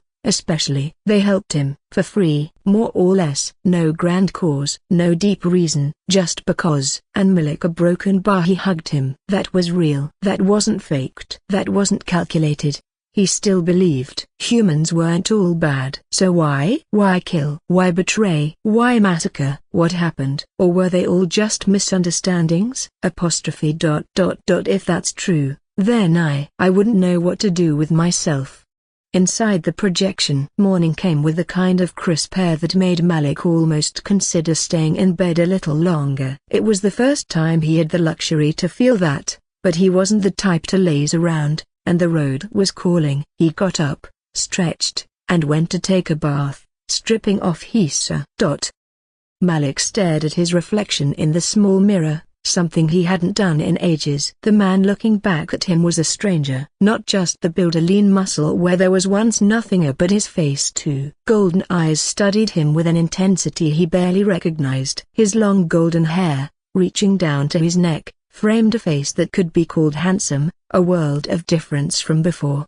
He stood a little taller than most, another change, another reminder of how far he'd come. Fresh clothes, all white. New boots, a sturdy belt, a coin pouch with a few silver jingling inside. Even a curved sword at his hip, just another in the long list of gifts he'd been given. Damn, he seriously couldn't recognize himself. He almost looked like a noble. Malik, interrupting his admiring session, was Kamil's scream. Not needing to be called twice, Malik made sure he had everything on him and stepped outside his room, meeting Kamil near the ladder connected to the trap door.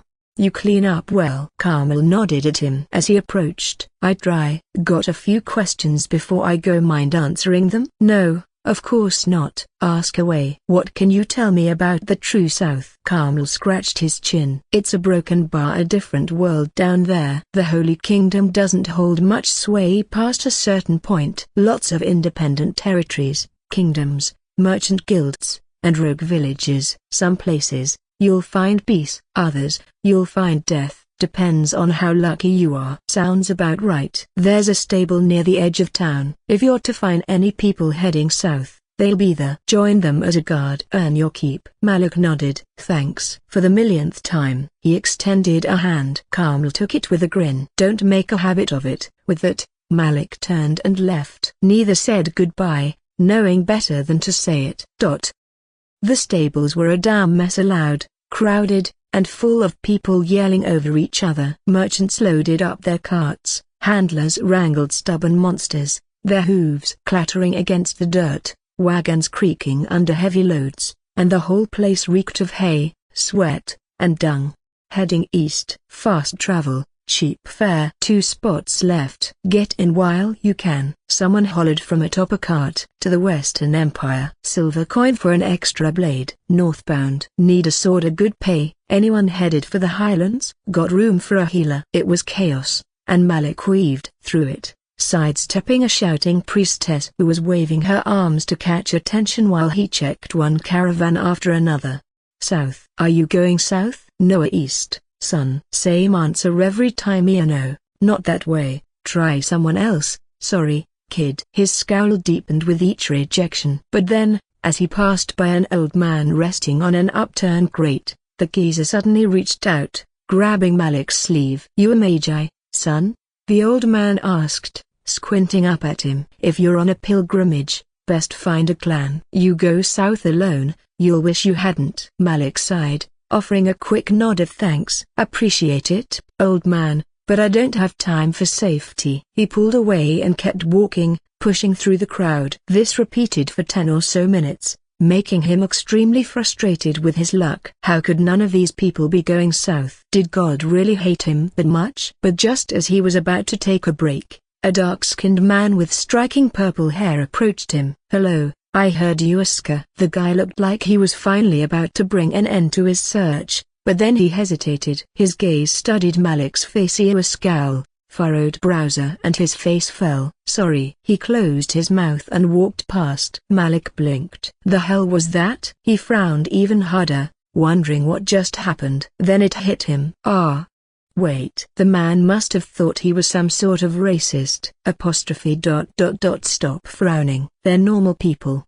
You're just seeing things. Letting out a sigh, he relaxed his facial features as much as he could and shook his head. Stop being so fucked in the head and act right. Before the guy could get far, Malik reached out, grabbed his shoulder, and turned him back around. You had something to ask. Ask it. The man hesitated, then slowly nodded. Are you looking for work? Depends. Where you headed? South. Malik's eyes lit up. Then I'm in. Take me to your caravan. We'll talk payment. The man studied him for a few more seconds, then nodded. I'm Ali Baba. Malik. They shook hands. Baba. But before they could take another step, a girl probably around Malik's age stormed up and planted herself in front of them, hands on her hips.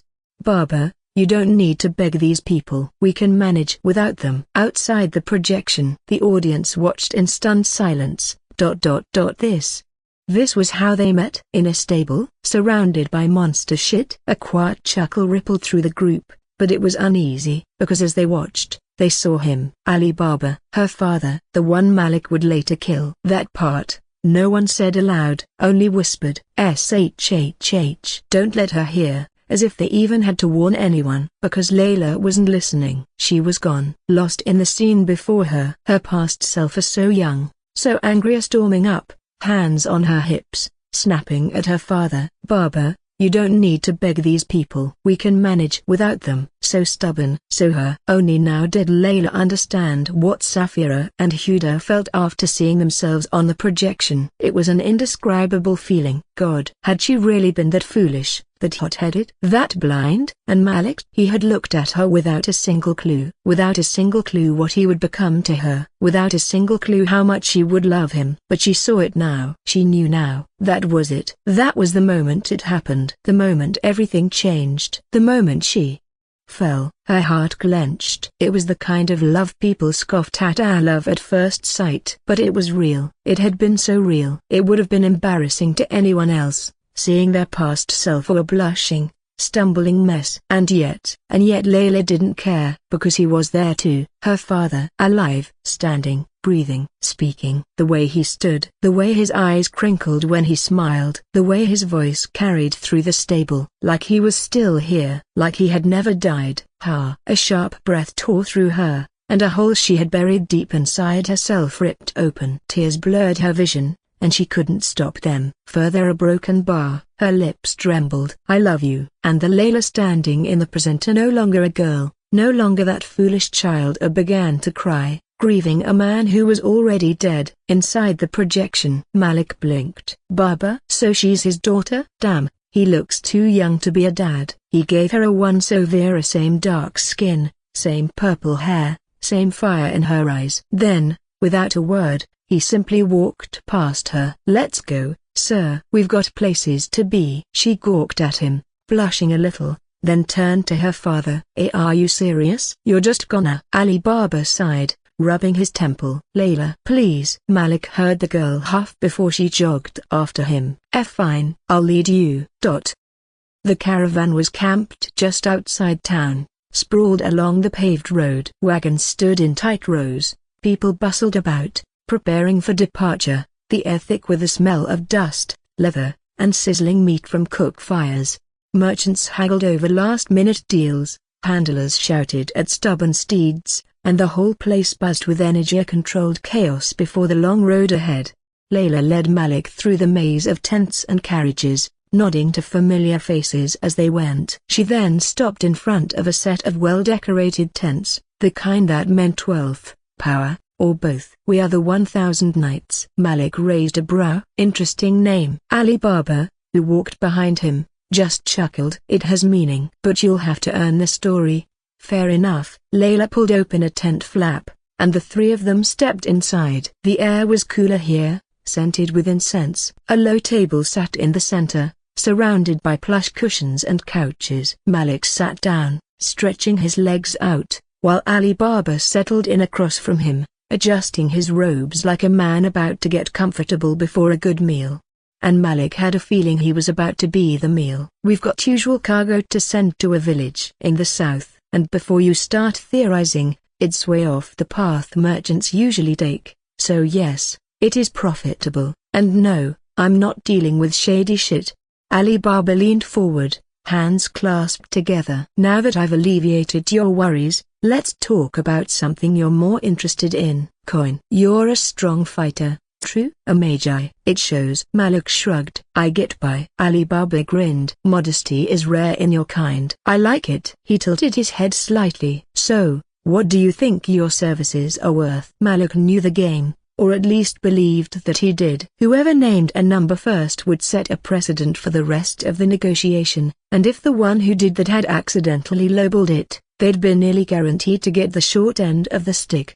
So instead, he shrugged again. "You tell me." Ali Baba's smile widened just a little, like a holy relic inspector who had just found out the fool in front of him didn't know the price of what he was selling. "Well, we pay our guards well. Base rate to 200 silver for the trip." He watched Malik carefully, reading every twitch, every flicker of expression, which wasn't much at all. "But of course, price depends on circumstance, skill, reputation, the dangers ahead." Malik had kept his face neutral. "Sounds fair." "Of course, it's not just about fighting. A guard must be reliable, disciplined, trustworthy. And we don't know you yet." Ali Baba gestured vaguely. "A man's first job is always a test." Malik raised a brow. "You're saying I need to prove myself?" Ali Baba spread his hands. "Not at all. I believe in giving chances. But coin is given in confidence, and confidence is earned." He drummed his fingers on the table. "So let's say a broken bar 205 silver." Malik's frown returned. "That was barely above the base rate." "That all?" Ali Baba chuckled. "My friend, do not think small. 200 is for those who follow orders and swing swords. 205 is for those who might be worth more eventually." Malik exhaled through his nose. "I'd say 220. I'm a safe. I deserve that much at least." Ali Baba skeet, shaking his head like a disappointed teacher. "Ah, you wound me. I have many mouths to feed, and coin does not flow like a river." He lifted a finger. 210. Malik gave him a blank look. 215. Ali Baba sighed, rubbing his chin as if the decision weighed heavily on him, and then 215. "It is." He grinned. Malik immediately picked up on what just happened. "I just got played, didn't I?" He did believe that the base rate was truly 200. It wouldn't be smart for Ali Baba to lie about that, but still, 15 more for these circumstances felt like a bit of a scam.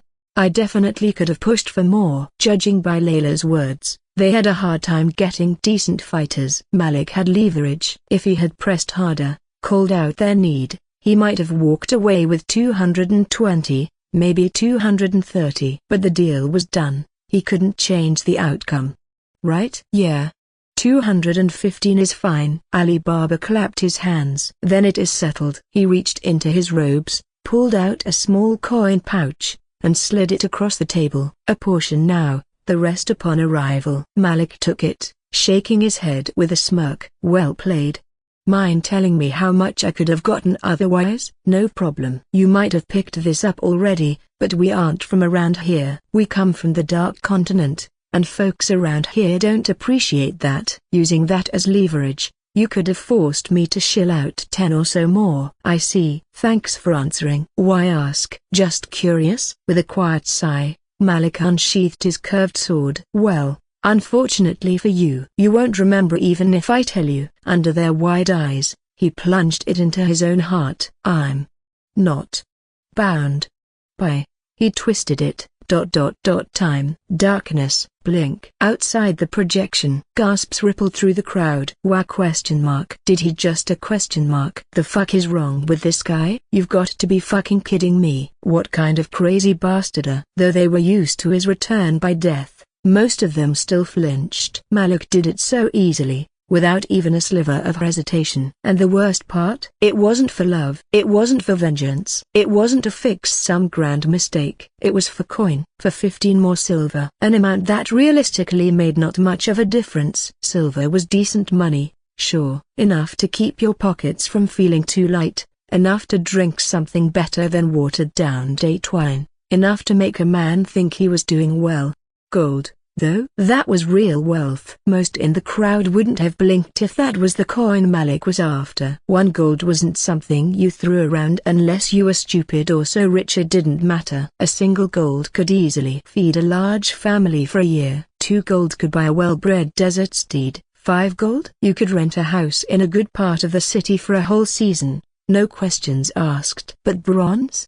Bronze was what you actually lived on. 1 bronze coin got you a loaf of bread. Maybe a skewer of meat if the vendor wasn't feeling stingy. 5 bronze could get you a simple meal, a bowl of lentils, some flatbread, and a cup of clean water. 10 bronze got you a full meal at a half-decent inn, something with spices, maybe even a bit of lamb if you were lucky. 100 bronze made a silver, and a silver could stretch far if you weren't an idiot. Even then, returning by death just to get 15 more silver coins was nonsensical. It was a waste to bother just for that. Absolutely insane. 15 silver wouldn't change his life. It wouldn't buy him a makeshift sword, wouldn't get him a night in a horse hall, wouldn't even be enough to bribe a city guard to look the other way. Sure, coin added up over time, but this wasn't about slow, careful saving. This was about experiencing pain, dying, and clawing his way back for what? A few more meals? A slightly better bed at the inn? Maybe a sharper dagger? It wasn't worth it. Malik would spend money on armor in the future, and that was certainly expensive. A real protection cost real coin. A reinforced chest plate, properly fitted, that was at least 10 gold. Good vam braces, gauntlets, greaves, another 5. A whole custom set could cost as much as a damned house. Holy relics were another matter entirely. And yet, even knowing all that, 15 coins, again, were just a broken bar too little. Not even close to enough to justify the madness of dying for it. So, that was what made the murmurs change. That's just a greedy. No. That's more than greedy. It's a broken bar. They struggled to put it into words. One of them just shook their head. I guess it's what 100,000 deaths do to you. With that, they turned to Layla. The crowd couldn't see her, but that didn't mean they wouldn't try their luck to see if they could sneak a peek. Even without looking at her though, they all knew what she was going through. It's okay. It's okay. Safira patted Layla's back as she continued to cry. It was obvious to her and those around her that those tears didn't fall for the same reasons as before. Her expression her eyes was not grief alone. It was anger. And she wasn't looking at her father anymore. She was looking at Malik. A heartbroken bar. And as the past continued playing, as he sat once more across from her father. So that's how he figured us out. Layla still remembered it like it was yesterday. How this stranger had walked into her father's tent and read him like an open book. How he had gotten more coin than anyone else in the caravan. And she had hated it. Hated how easy it was for him. Hated how he had used his death, his suffering for greed. How dare he? How dare he throw his life away for scraps? How dare he think of himself as worth less than 15 fucking silver? Silver that in the end he didn't even get. The Layla in the past hadn't known, hadn't understood. But the Layla in the present did. And she loathed it. Inside the projection, Malik's eyes snapped open. He was back in the tent. The scent of incense clung to the air. The cushions beneath him felt just as plush, and across from him, Ali Baba sat, his fingers steepled, that same calculating glint in his eyes. Layla stood nearby, looking like she was ready to jump in if things got heated. I got lucky for once. Malik exhaled slowly. A slow grin spread across his face. Then, just as fast, it disappeared. Let's see how much I can get out of these lot.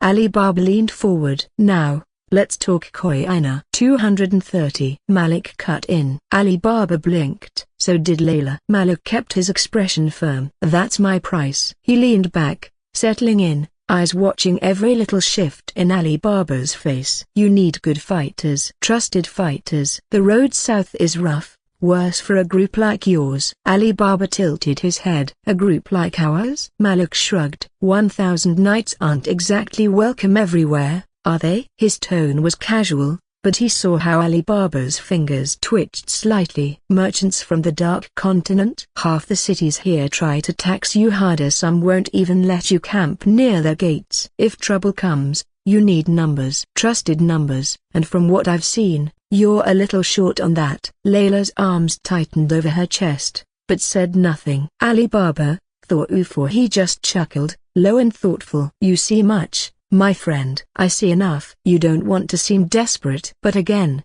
you need fighters, and that means paying for them. If you accept my offer, I'll swear on my mother's name that I'd die to protect you. Ali Baba raised a brow, surprised at how his opponent was going about this, and drummed his fingers on the table. 225. Malik acted like he was considering it. 235. Bastard. Layla cursed under her breath, clearly frustrated. Ali Baba waved her shut and sighed, rubbing his temple. You drive a hard bargain. Malik smirked. This time, I win. But then froze. He saw the tightness in Ali Baba's jaw, the way his shoulders squared just a little, and the obvious hit him. This man already gave me the best he could afford. Last time, he had gotten 215. He believed he was conned out of getting what he was worth. But now, watching Ali Baba's face, he knew the truth. 1,000 knights couldn't afford more. Not without putting strain on the caravan. Not without taking from someone else. Ali Baba hadn't lowballed him. No, he had done his best.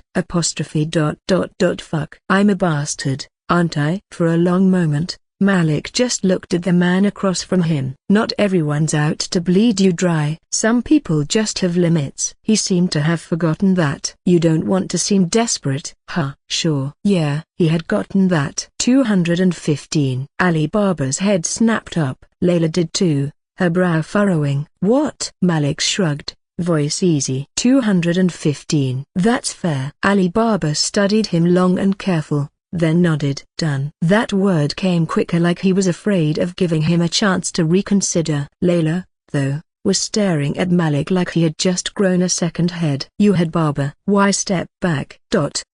He didn't answer. Seeing that, she lowered her head. Thank you. Malik waved her off. No need. Pleasure doing business with you. He stood, stretching. And I hope we have a peaceful journey ahead. Layla didn't move, still looking at him like he had just done something she couldn't understand. Like he had done something stupid, or something kind. She couldn't exactly decide which. Either way, with that, their journey to the south began. But it didn't come without interruption. Though it was the first time Malik heard that sound, he immediately knew who it belonged to. He thought about ignoring it, pretending he never heard it, but his legs moved before he could think. The moment he was out of Ali Baba's and Layla's sight, he bolted. His boots barely made a sound against the ground as he wove between the tents and carriages, slipping past resting merchants and dozing guards. Malik didn't know why he was running like this, with such desperation, but something deep in his gut told him he had to see it. And then, there it was, perched atop a weathered wooden post, bathed in the glow of the shams. The crimson owl. Unlike last time, it was small, round, and ridiculously fluffy, but one thing remained unchanged. There was nothing cute about the way it stared at him. Malik slowed to stop a few feet away, panting slightly. He stared at the owl. The owl stared back. Silence stretched. Then a hoot, hoot, hoot. Malik tilted his head. What? Hoot, hoot, hoot, hoot. Are you a broken bar asking why I did that? His voice came out even, though the question itself felt insane. Why I killed myself. The owl's feathers ruffled slightly. Hoot. Well, Malik ran a hand through his hair, exhaling. Just felt like I could have had a better entrance, you know? Maybe squeeze a bit more coin out of the deal. Hoot. Yes, that's it. He shrugged. Something wrong with that? The owl stared harder. Right. A long, unblinking, soul-piercing kind of stare. A broken bar. Hoot. Malik narrowed his eyes. Don't think you're better than me. If you had the curse you'd abuse it too. Hoot. It let out a HMPH of sorts and looked away. Whatever. And wait. Are you God, or their messenger? The owl looked at him weirdly and then shook its head. Malik's lips pressed into a thin line. Then how the hell do you know about my return by death? And why did you help me? It didn't answer. Instead, it did something even weirder. Flapping its wings, it hovered for a moment, approached him, then gently pressed one against his back. Just for a second. Then it was gone, vanished into the light like a ghost, leaving behind nothing but silence. Malik ran a hand down his face. Weird bird. For some reason, the owl, knowing of his curse, gave him no surprise. Rather, some part of him felt that it was natural. He didn't know why, but that was what he felt. It was weird, as weird as the bird itself. My Awalik, come here. We're moving now. A voice snapped him out of it. Layla's. He groaned, rubbing the back of his neck as he turned back toward camp. Let's hope this deal ain't a bad near broken bar. Outside the projection. The fuck did I just watch? A younger man whispered first. His words shattered the stillness. Here he was talking to it, like it was normal. You saw it. The bird. It knew. It really did, someone repeated,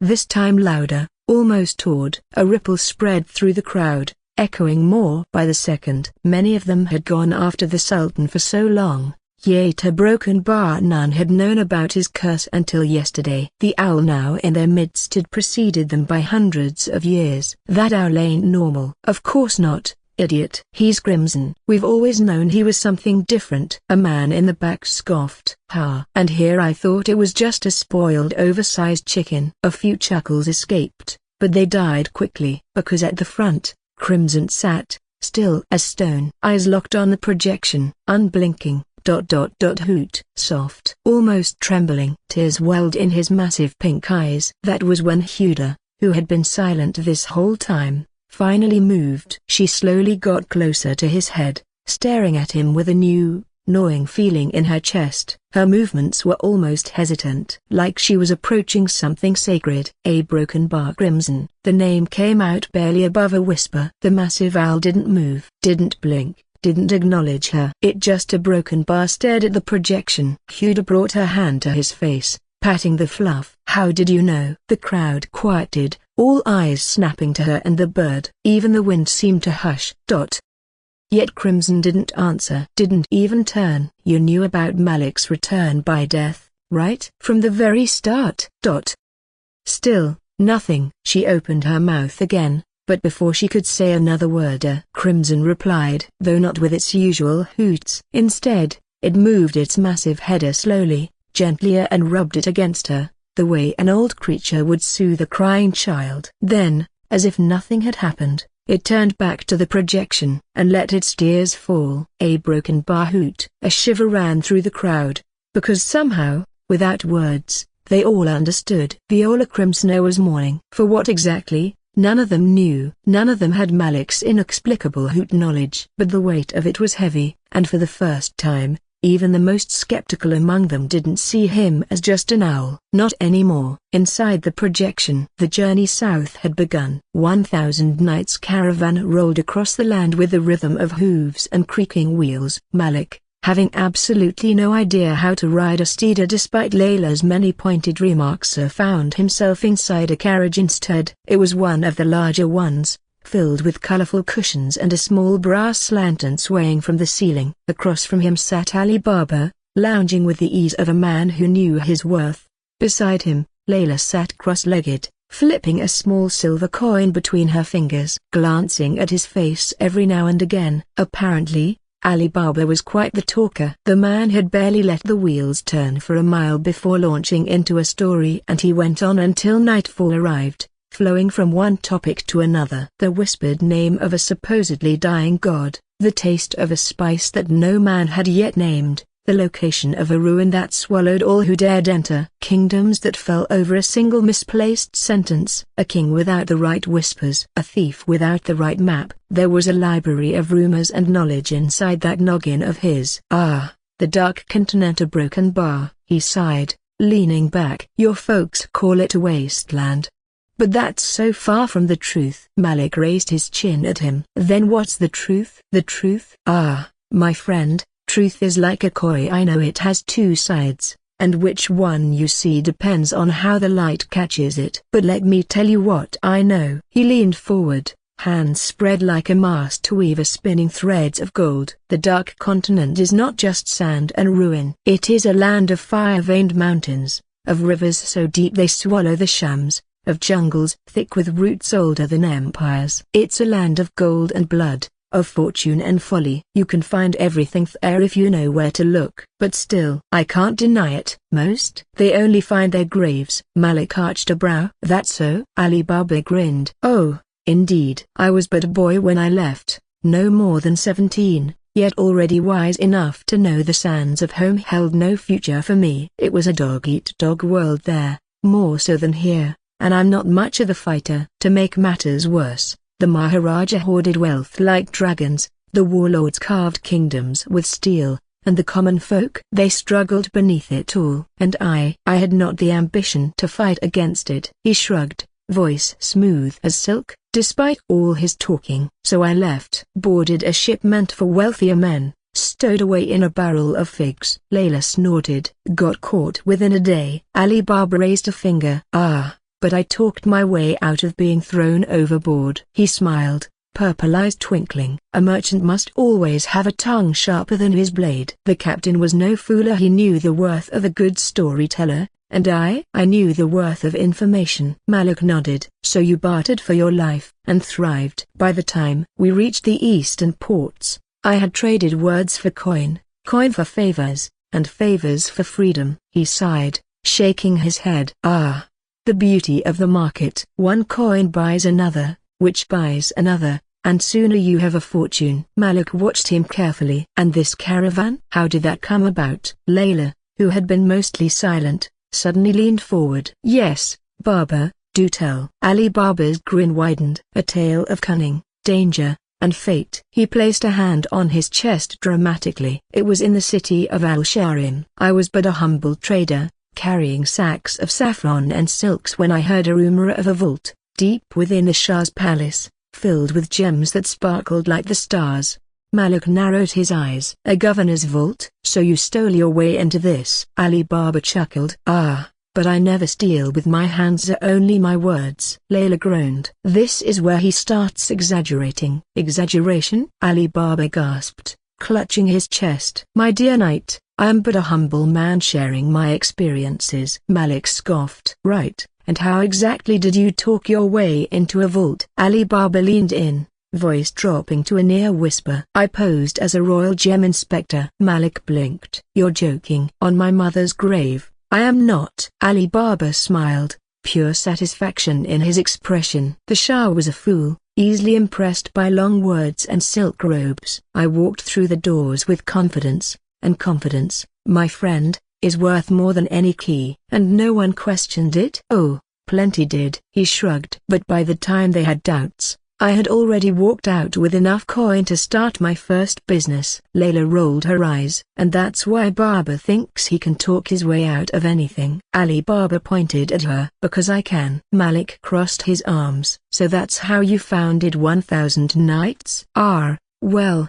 that is a story I do not simply give away. You owe me a story. 15 silver, remember? Ali Baba flinched and Layla laughed out loud. Staring at his betraying daughter, the merchant let out a long, suffering sigh, rubbing his forehead like he had just been robbed. Ah, you wound me, Malik. Truly, you wounded yourself. Fine, fine. You want the meaning of 1000 nights? You shall have it. He leaned back, eyes briefly distant. 1000 stories, 1000 trades, 1000 deals that shaped us. Every merchant in our company has a tale to tell. A struggle, a journey, an ambition. It is our way out to pass down wisdom, coin, and legacy. We are the sum of 1,000 nights spent making our way in this world. Malik stared at him, quiet for a moment. You really do like your dramatics. Ali Baba grinned. A good story is worth more than gold. Malik shook his head. I doubt that. Any beggar would disagree. Ali Baba smirked. Then you have never truly been poor. Memories of all those years on the street flashed through his mind, and slowly, he nodded. Maybe not. And you? Ali Baba turned the conversation around. You speak like a man who has seen things. Malik gave the safest answer possible. I was a nobody. Now, I'm a Magi. After I'm done with the pilgrimage, I might explore a little. Find a place I can call home, at least for a little while. Then, well, I'll fulfill my goal. Ali Baba hummed, clearly waiting for more. His goal perhaps. Malik didn't give any. Then, without any prompting, he proclaimed, well, I seek profit, adventure, and, most importantly, he flicked a finger, and Layla's silver coin vanished from her grip, appearing in his own, spinning effortlessly across his knuckle as entertainment.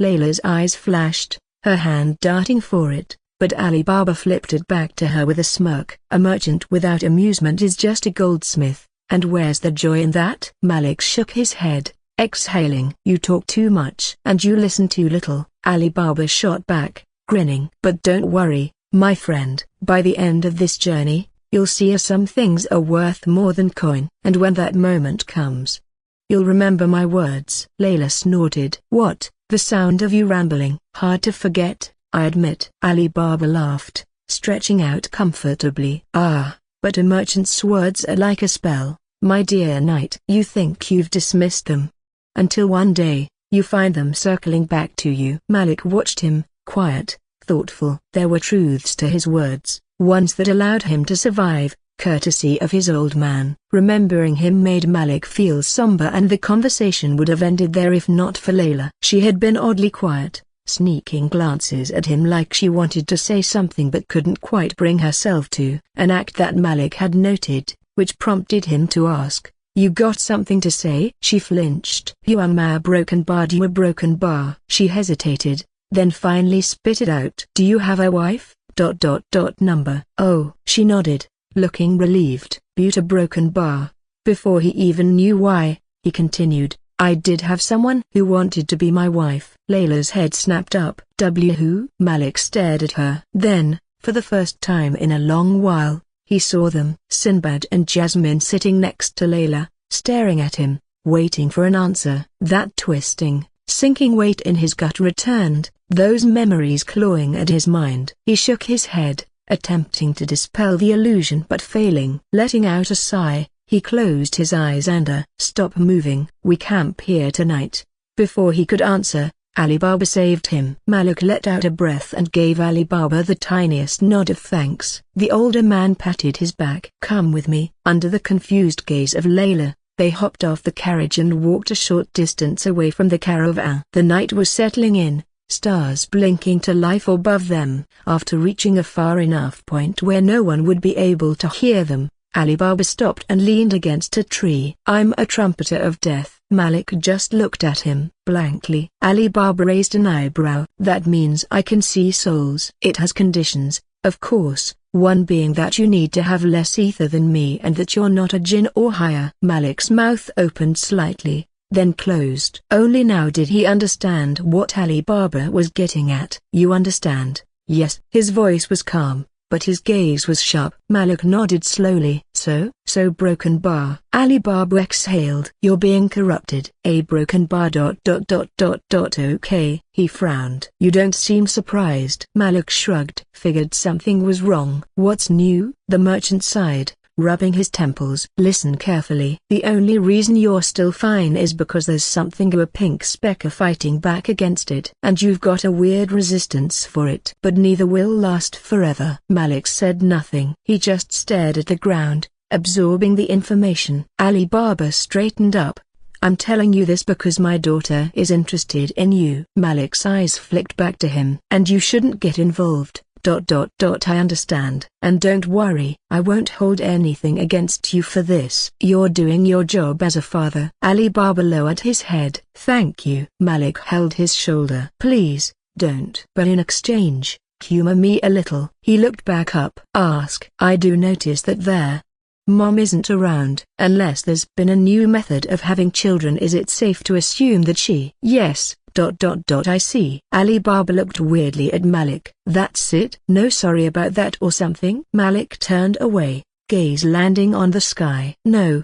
But may she rest in peace. Outside the projection paused, and the crowd was stunned silent. It wasn't the deal. It wasn't the story itself. It wasn't their origin. The Dark Continent stopped being perceived in such a light long ago. Racism remained. Of course it could never be wiped completely, but it was frowned upon. So no one cared for that. It wasn't Ali Baba swindling his way into a Shah's vault. A man able to trade sand for water. His eloquence, personality. It wasn't the story of a caravan built on 1,000 deals, 1,000 lies, 1,000 nights spent in pursuit of something greater. It wasn't their history. It wasn't their legacy, code, or way of life. It was him. Their Sultan. Malik. Did he just say, okay? Yeah. Like it was just a mild inconvenience. You're joking. He has to be joking. Oh, you're dying, by the way. Okay. What in the seven hells is that? The Sultan. He knew that he was living on borrowed time since the beginning. I told you. An older man grumbled. I told you. That black in his soul? That's corruption. And that little pink flicker? It was keeping him from falling completely. It's nothing to celebrate. You know what happens when that flicker runs out, don't you? Silence. Uncomfortable shifting. And then someone coughed. Then.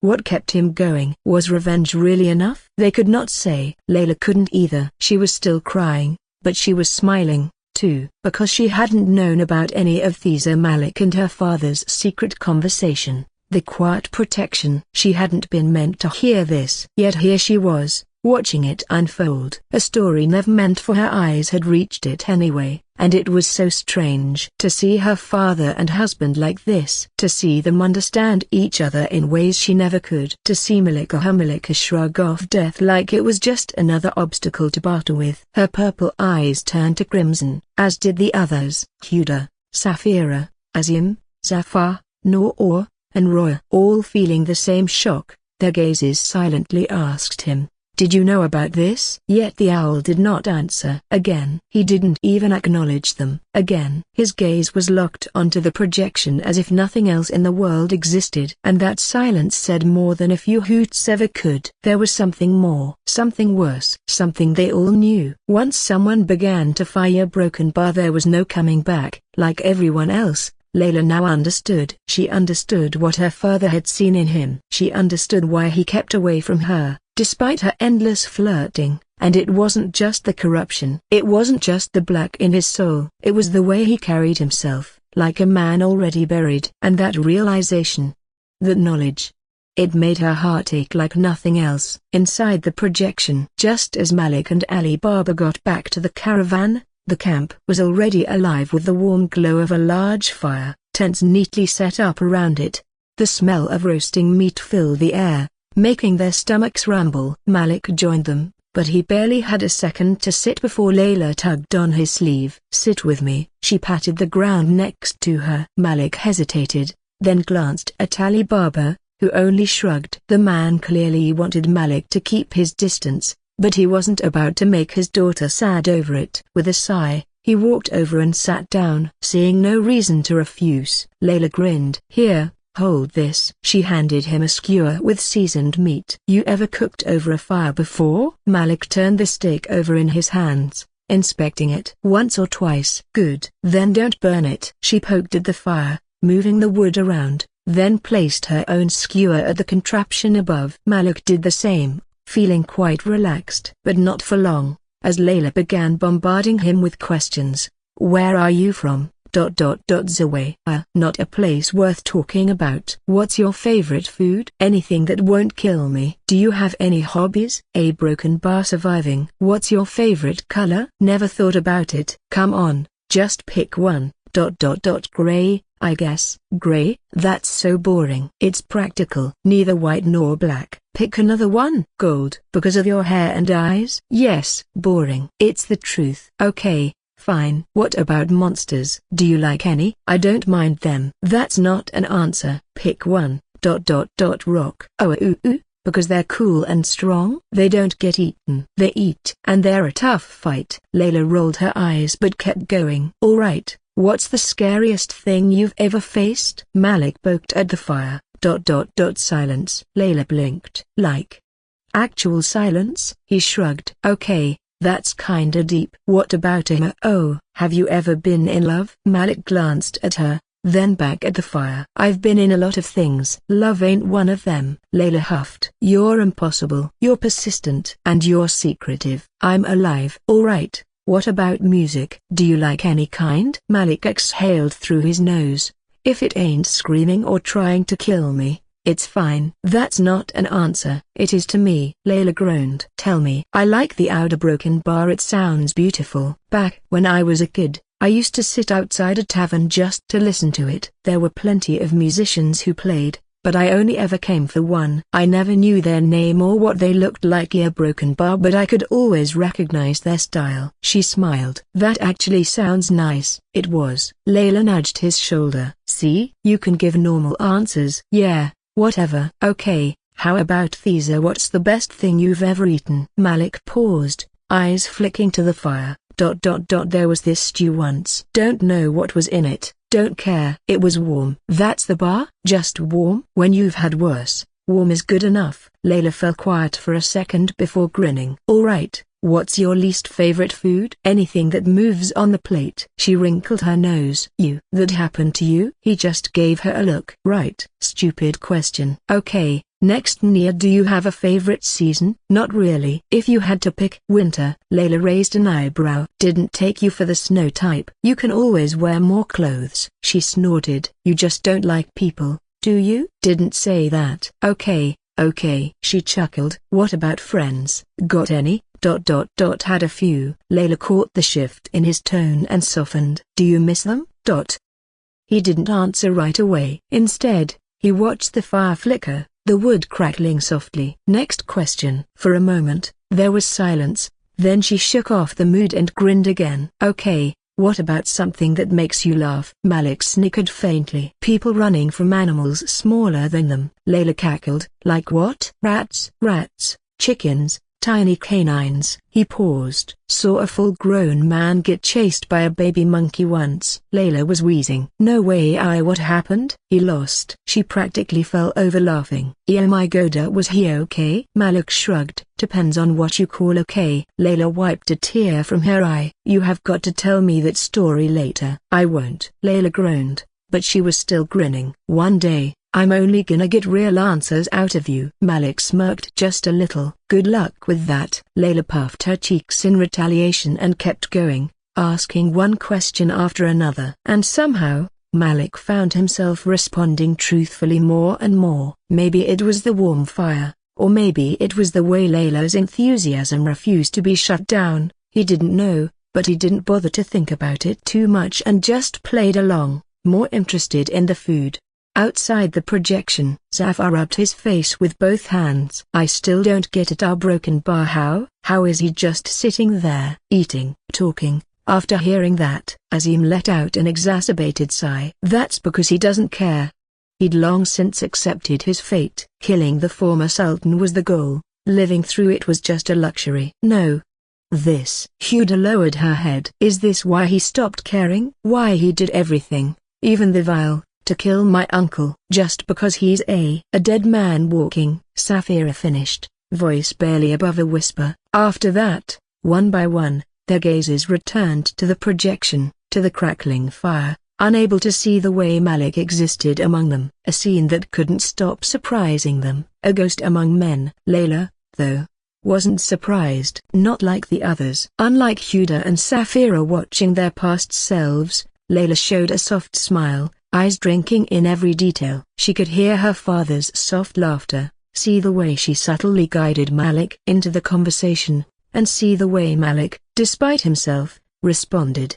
and she loved it. This was her home. The whinnying steeds, the flapping tents, the warmth of the fire, the scent of spice and roasted meat, the flickering light dancing across their faces, the laughter, the teasing, the stubborn refusal to let Malik's sharp edges keep them away. All of it was home. But Layla wasn't blind. She knew the future, knew what was coming. The tragedy that turned all of this to ash. However, that didn't mean she had to let it poison the past. She wouldn't. You were always a storyteller first, Baba. Layla chuckled, even as her eyes burned. You know. Huda spoke, voice clipped. He's going to kill him. You do understand that, right? Layla's smile didn't waver. I know. And you're a broken bar okay with that? Layla turned to her, and for a moment, she simply stared at her. What? Chuckling at her reaction, she shrugged and looked away. It's not about okay or not okay. It's just how it is. Huda's lips parted, then closed. She had no words. Because Layla wasn't wrong. There was no changing the cards you were dealt. You could only accept them and move forth, choosing whether to enjoy the somber warmth they brought. Layla? She chose to enjoy the warmth. Inside the projection. As the food finished cooking, the other members of the caravan, one by one, began to leave. Not in an obvious way, but in that casual, we totally don't see what's happening here kind of way. Malik easily picked up on it, the quiet glances and small smirks, the way they grabbed their food and conveniently found something to do elsewhere. Layla noticed too, her face heating up. Meddling fool's a broken bar. Though she complained, she was thankful, but yeah, she wasn't about to tell them that. Ali Baba, watching from a distance, scoffed but made no move to interfere and left as well, giving them privacy. Malik, for his part, just sat there, eating his food, humming in approval after every bite. Not bad. Layla perked up, deciding to ignore the other for now. Right? I seasoned it myself. Malik nodded. Thanks for the meal. Wouldn't mind eating it every day. Layla's face turned red as she smacked his shoulder once, twice, repeatedly. Well, obviously. You better be grateful. Then, before he could respond, she shot up to her feet and ran off. Oblivious to the not-so-hidden meaning behind his words, Malik's gaze followed her until she left completely, then turned back to the fire, watching the flames dance in the night. Now only he remained, or so one might think. Malik was far from lonely. Sinbad and Jasmine sat next to him, swinging their feet and bobbing their heads as they hummed a song. He didn't know when they came by exactly, but he didn't mind them. They weren't nightmarish. They were peaceful, and this peacier broken bar, it was new to him. Malik didn't know what to think about it, but he didn't get long to do so. Hey, brother. A man came up behind him, and his hand clapped down on his shoulder. It was some random guard Malik didn't bother to know the name of, grinning at him, leaning in like they were old friends. Ain't you lucky, Tilda? Getting all chummy with such a beautiful girl? Malik turned to him, his expression blank. A broken bar beautiful? The guard raised an eyebrow. Yeah? Malik looked back at the fire, his voice quiet. I wouldn't know. The caravan rolled out at dawn, the first slivers of light stretching over the horizon, turning the wasteland into a sea of deep orange and gold. A beautiful sight that most had grown somewhat bored of. The air was cooler, the kind that only lasted in the early morning before the heat came down, making everyone wish they could skin themselves alive to feel a little less hot. And somehow, against all odds, Malik could be seen on steedback, not just sitting there, either riding like he'd been doing it for years. Said he learned last night. No one questioned it. Either they didn't care, or they had bigger things to worry about. Ali Baba placed him near the center of the formation, where the more important wagons were, tightly packed, guards sticking close. Layla, surprisingly, wasn't pestering him yet, probably still embarrassed from last night. Not that he minded. He had other things to focus on. Malik's eyes scanned the caravan, watching how it moved, how it functioned, in which formation, and so on. He needed to know all the variables if his first job was to ever be a success. What he first learned was that the caravan moved in a loose diamond shape, with scouts ahead, guards flanking the sides, and a rear group watching their backs. The wagons stuck to the center, carrying supplies, trade goods, the traders themselves, their families, and the occasional tired guard too lazy or tired to walk. Every so often, the scouts rode back, giving updates on the terrain to Ali Baba, who'd adjust their course based on that information. Sometimes he'd relax in the carriage, but mostly he hung out with the guards, on his steed, the only one with a name in the caravan. Sparrow. He seemed to have a history with the big fella. Malik was curious, so he asked, and apparently, it wasn't anything unusual. Just the average lifelong companion shtick. Yeah, nothing unique. Eventually, when it was midday, the scouts returned with wonderful news. Tall rock formations up ahead. Could be some proper shade there. Ali Baba nodded. Good. We'll stop the for tea. Tea. Always tea. That was the second thing he learned, or rather, was forced to learn. Malik didn't know if it was some cultural thing or just Ali Baba's personal obsession, but the man treated tea like it was more important than water. Their massive star was at its highest and they were in a wasteland, nearing the desert with each second. But even then, even when the heat could kill an unprepared man, even with food and supplies being rationed, there was always time for some piping hot tea. No one appeared to complain, so it seemed that he was the only one out of the loop. In any case, no matter how much they wanted to, they never stopped for long. Doing so meant death. The third he learned was a bit obvious. Hunting wasn't just a pastime, it was a necessity. No one wanted to burn through supplies too fast, so any small game was a godsend. Desert hares half as big as the average man. Perfect. Lizards that needed to be killed twice because the bastards didn't know how to stay dead. Annoying, but still food. And if they got lucky, a sand fox, fast as hell, needed 3 men to bring down, but worth every drop of sweat. The hunters stuck close to the scouts, bows and slings always ready, eyes sharp for fresh tracks in the sand. After watching them long enough, Malik decided that he might as well join in. He wasn't exactly the best hunter, but he knew how to move quiet, how to track his skills beaten into him back when he was just another street rat scraping by. And most importantly, he knew how to kill when it came down to it. That was a skill he picked up more recently. But that didn't mean he was any worse at it. If anything, he was better. His steel had tasted blood more times than he cared to count, and today was no different. A hare shot out from the ground a little distance away from him, and Malik reacted before thinking, a flick of his wrist sending a borrowed knife forward. It struck true, sinking into its side. By the time he retrieved it, wiping the blood on a cloth, the others had already bagged 2 more. They returned with their kills, adding them to the growing pile of food from the night's meal. Not much, but enough to stretch their rations. The evening was easier. When the shams dipped low, the temperature dropped fast, making it bearable again. That was when everyone washed up, shaking off the day's dust and sweat. They didn't have much water to spare, but they made 2 small basins, damp cloths, anything to scrape off the grime and feel somewhat clean. Layla, of course, used this as the perfect chance to poke at Malik again. Why you smell awful, Tilda. She wrinkled her nose dramatically, handing him a damp rag. Do something about it. Malik didn't argue and certainly didn't bother thinking about what she wanted to see. He took it without a word and shooed her off, much to her barely hidden dismay. Some of the broken bar wilder folks didn't mind the stink, wearing it like a badge of honor, a sign they had endured the road, fought beasts, and lived rough. But Malik, he actually liked this part. Back in Zawaya, keeping clean wasn't just for comfort, it was survival. When you lived on the streets, filth clung to you like a second skin, marking you as lesser. People saw the dirt before they saw the person. A beggar covered in dust and sweat, easily ignored. But a young man who looked presentable, even in worn clothes, that was someone who might be worth a bronze coin. Someone who might matter. He had learned the trick earlier: wash whenever you could, even if it was just a damp rag and a handful of water. A clean face,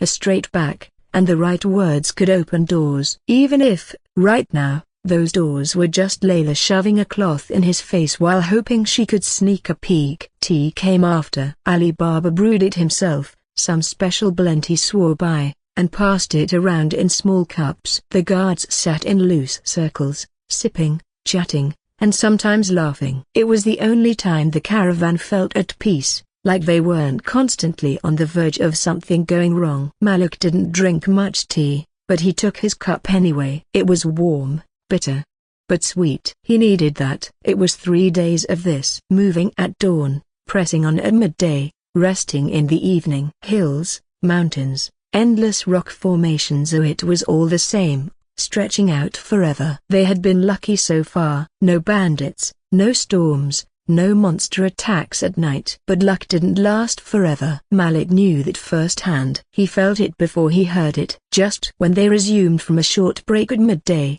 a faint tremor underfoot. Then the sound came, a low, distant roar, like 100 feet pounding against the earth. Malik turned, squinting against the shams, and saw it. A wall of dust moving towards them. Fast. Too fast. A horde is incoming. The caravan exploded into action. Guards scrambled forward, drivers halted the steeds, and Ali Baba was already barking orders. Form a line. Establish ranks. We meet them away from the caravan. Malik didn't hesitate. He unsheathed his curved sword and joined them. Whatever was coming, it was coming fast, and they needed to be prepared to face it. Thankfully, the caravan was ready, following Ali Baba's command to a T. Only a few hesitated, but those didn't seem all that useful anyway. Ali Baba stood at the front, gripping a pretty sizable staff. Behind him, everyone stood firm, blades unsheathed, spears planted, crossbows drawn, nerves steel tight. This was it. First rank, Magi and melee fighters, swords,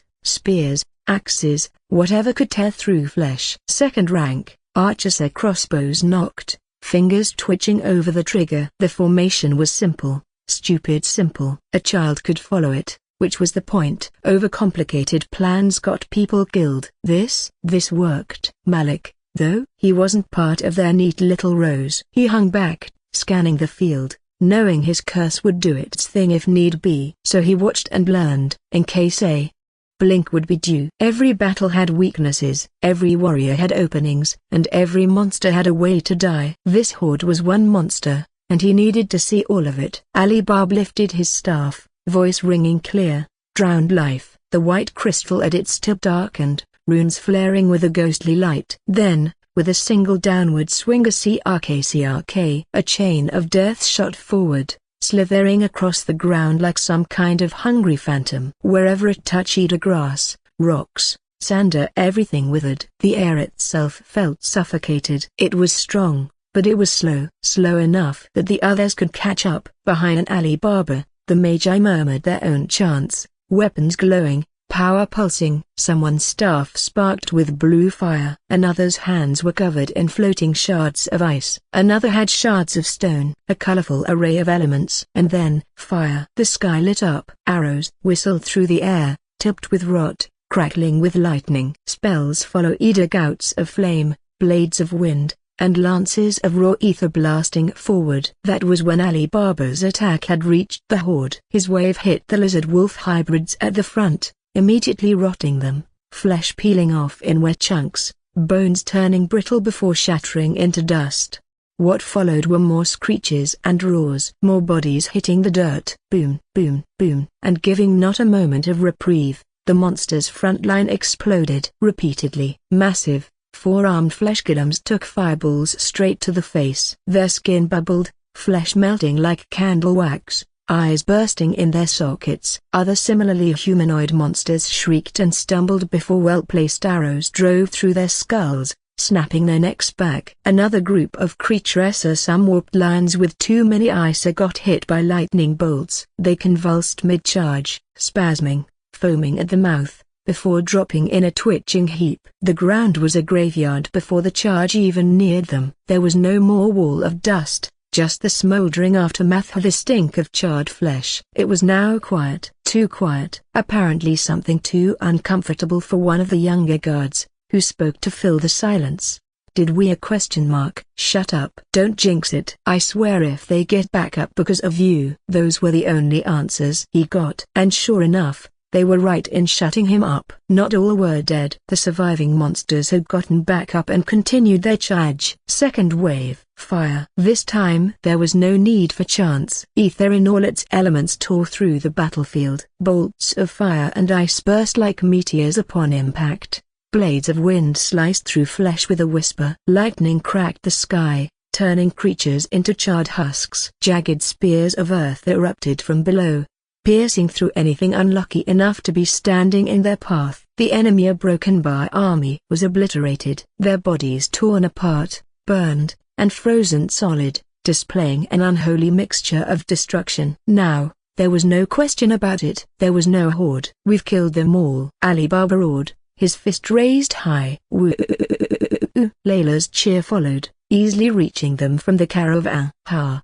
Did you see that? I fried those bastards." A Magi laughed, slapping his staff against the ground. "Did you see my shot? That one lizard lost its head before it even knew what hit it." A bowman bragged, grinning wide as he nudged his companion. "I swear, that was my fireball." "Dream on, man, that was my bolter." "Flawless aim, by the way." Someone let out a loud whoop, shaking their sword in the air. 1,000 nights stands unbeaten. "Long live the caravan. Long live Ali Baba. Long live." "Drinks on me in the next village." That got another round of cheers. Guards clashed their swords against their shields, booming war drums of triumph. Men and women laughed, grinned, clapped each other on the back. Some of the younger fighters fell to their knees, whispering prayers of gratitude. Those of them not so religious looked around, eyes wide, faces pale, shaking slightly. "That was your first fight?" An older warrior chuckled,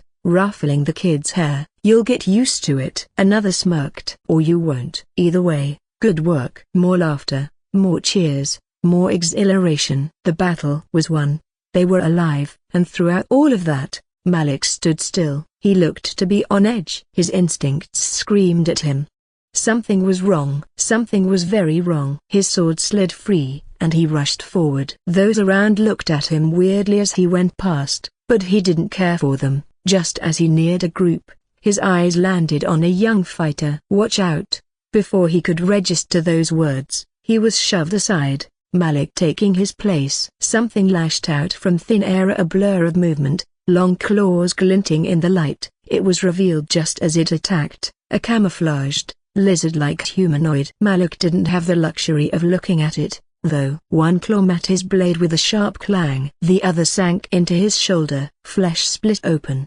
Blood dripped down his arm, but he didn't even flinch. At that point, pain was just an old friend that regularly made a visit. The creature snarled, pushing forward, eyes burning with hunger. Malik didn't give it a chance, his boot slamming into its chest. The monster reeled, hissing, claws scrabbling at the air. They reached nobody. One stroke, one clean cut. His blade sang. The monster split in half. Whoosh! A rush of air behind Hema. Another one. Malik twisted, his curved blade sweeping backward just in time to deflect. The claws scraped harmlessly off his steel, and with a flick of his wrist, he severed its torso in two. "Invisible fuckers are attacking. Look out, we're surrounded." His warning cut through the stunned silence, and chaos was the reply. Many tens of them attacked, revealing themselves from all around them. "Protect the new blood," Ali Baba barked while easily killing the two monsters. His men hardly needed the order, though,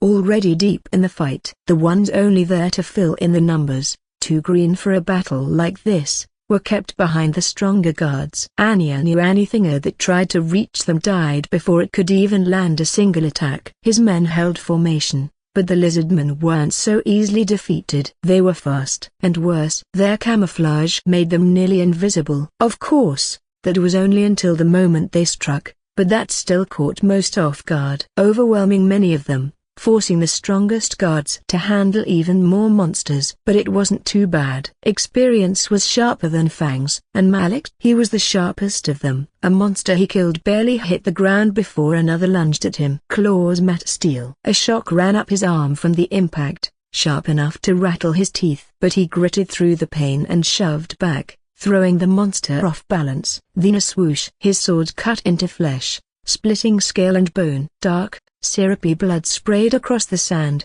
and he crouched low, not wasting a moment. He tuned out the noise and scanned the area around him, focusing on the faint distortion in the air where light bent just a little too much. There, Malik found one scorched grace, and before it could attack, he stepped forward, stabbing his blade like a stake. A tongue of flame lashed out, burning through it and dropping it to the ground. Another one came right after its kin had died, its claws slashing in a flurry. Malik twisted to the side, dodging the first swipe, then caught the second on his blade's edge. With a flick of his wrist, he pushed it away, and his sword bit through its arm, severing it at the elbow, sizzling what remained. The lizard shrieked, stumbling back, but he didn't give it a chance to recover. He lunged and swung, a brutal downward slash that split its skull in two. Placing his left hand on his lower back, he took a stance, his right in a stabbing motion. Fall. In quick succession, he stabbed the air around him, shooting out flames in every direction unmarked by his own. Lizardmen hit the ground one after the other, a mighty display of his prowess. Malik was holding his own, all right, but unfortunately that couldn't be said for the others. Most of them weren't trained for this kind of fight. Too many swung wild, panicking, their formations grumbling under the relentless assault. The bowmen knew how to fight melee, but they weren't all that, and the Magi, unable to use their abilities with everyone so stuck together, were forced to rely on just their blades. It was a tough situation. And that was the least of it. Regroup. Stay in pairs. Watch for the distortions. Ali Baba's voice boomed across the battlefield, another of his orders that Malik had drowned out. It was good advice if they had time to follow it. They did not. Those who did were too busy protecting those who did not. So they too did not. And Malik, well, he saw them as a burden and kept away, fighting around them instead of with them. He ducked as another lizard lashed out at him, its serrated tail whipping just above his head, and drove his shoulder into its gut, sending it stumbling back, then spun low, sweeping his sword across its legs.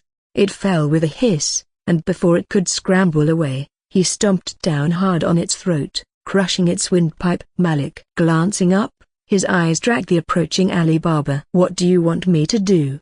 He shook his head. "No, not that." "Listen." Ali Baba swung his staff at what seemed to be empty air, only for a withering lizardman to fall from where his staff paused. "I see that you're almost fused with your weapon." Malik stabbed his sword behind him, piercing through one's neck. "Fused? What do you mean?" Planting his staff into the ground, chains of death rose, surrounding them. "Fusing is breathing your air into your weapon. If you did it without being taught, then you're more of a genius than I thought." "Aha! Then how do I fully fuse?" "Or whatever you call it." "To master fusion is a simple matter. You simply need your connection to be a complete circuit, not one where the edge is cut open, shooting out ether." "So a two-way road instead of a one-way road?" "Exactly." Malik closed his eyes for a moment, then opened them back up again. The flames around his curved blade suddenly dimmed and dissipated. Then, the base of his steel began to darken, a deep blackish red, slowly making its way up. Just as it reached the tip, runes began to form, and his hand shook, his whole body trembling. This heat! Oh! He wasn't done. He was so far from done. Masking his surprise at how easily Malik had gotten it, Ali Baba smiled and went to help those struggling, which was almost most of them. And, unfortunately for them, it was only about to get worse from there. More were coming. Dozens, maybe more. Malik didn't seem to care, though. He moved fast, much faster than before. He sidestepped an attack, severed a leg, and drove his sword through a lizardman's back as it crashed into the sand. A second tried to flank him. He pivoted, catching its throat with a clean slash. A third lunged from above, claws outstretched. He rolled forward, letting it sail over him, and before it could recover, he thrust his blade backward, impaling it through the chest. They kept coming, and he kept killing. His world became nothing but steel, blood, and the occasional fire. A dodge, a counter, a kill. Again and again. It was a repetitive chaos. Yet his mind didn't dull. Everything was sharp, though that didn't mean he was invincible. A few lizardmen caught him off guard here and there, claws raking across his body. But again and forevermore, pain didn't matter. He kept going. He didn't slow, didn't falter. His blade never stopped, never wasted a motion. The ground beneath him was slick with blood, bodies piling up. Another 10, 15, 20 more. Until only one remained. It stood a few feet away, crouched low, muscles coiled, its forked tongue flicking out as it studied him as much as he studied it. Smarter than the others, it had seen what he had done. It knew it was alone. Malik exhaled slowly, lifting his sword. He took a step forward. The monster twitched, claws digging into the sand. Another step. It hissed, its body tensing. Malik moved again, reaching it hard, then stopped and shifted his weight forward, mimicking an attack. A feint. The lizardman took the bait. It lunged, claws aiming for his throat, overextending. He stepped back at the last moment and the attack missed by an inch. His sword, however, did not. One clean stroke, and the monster was cleaved in half. Its body hit the sand in two separate pieces. Silence followed, save for the heavy breathing of the fighters around him. Malik flicked his sword, sending blood splattering, then sheathed it. The fight was over. We won. Outside the projection. The moment the projection paused, the entire crowd erupted. By God! Did you see that? He got the fusion in one try, in the middle of a damn battle. I swear, that man is insane. Absolutely insane. People were shouting over each other, hands in the air, shaking heads, laughing in disbelief. The energy was simply electric, matching that of the caravan before the lizardman. One try. Do you know how long it takes most people to get that? Months. Years. I had a disciple train for 5 straight years and he still couldn't do it. The Sultan he just did it. He barely even tried. Anything that needs control as easy as breathing to him. It makes sense. His mind built itself up with all those blinks. Still,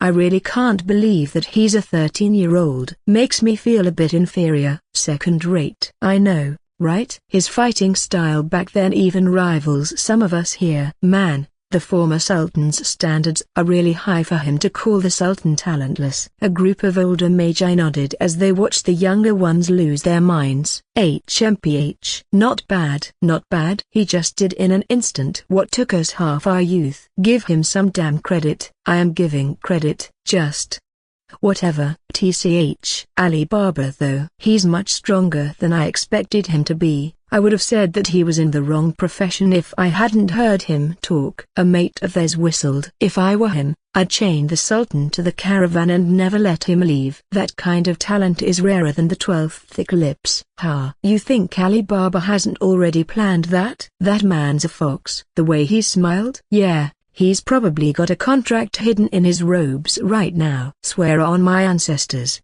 if he doesn't make him a captain or something, I'll eat my damn sandals. Laughter followed, more cheers, and someone raised a cup. A toast to the battle demon, to the battle demon, to the caravan, to 1,000 knights. Most of the crowd was having a blast, finally a reprieve from all the somberness. The tragedy. They had witnessed the beginning of legend, and that brought an undeniable thrill, making them let loose for a little. Sure, there were others still somber, knowing what was to come. Others against appreciating any achievement of his, carrying a blood debt, and yet there was one thing shared between all.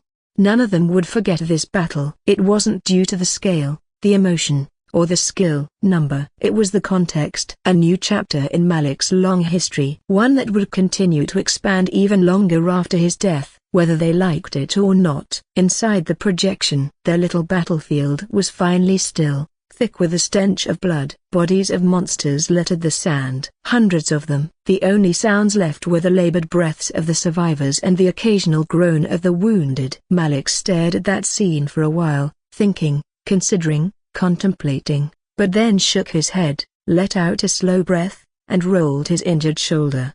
I better not.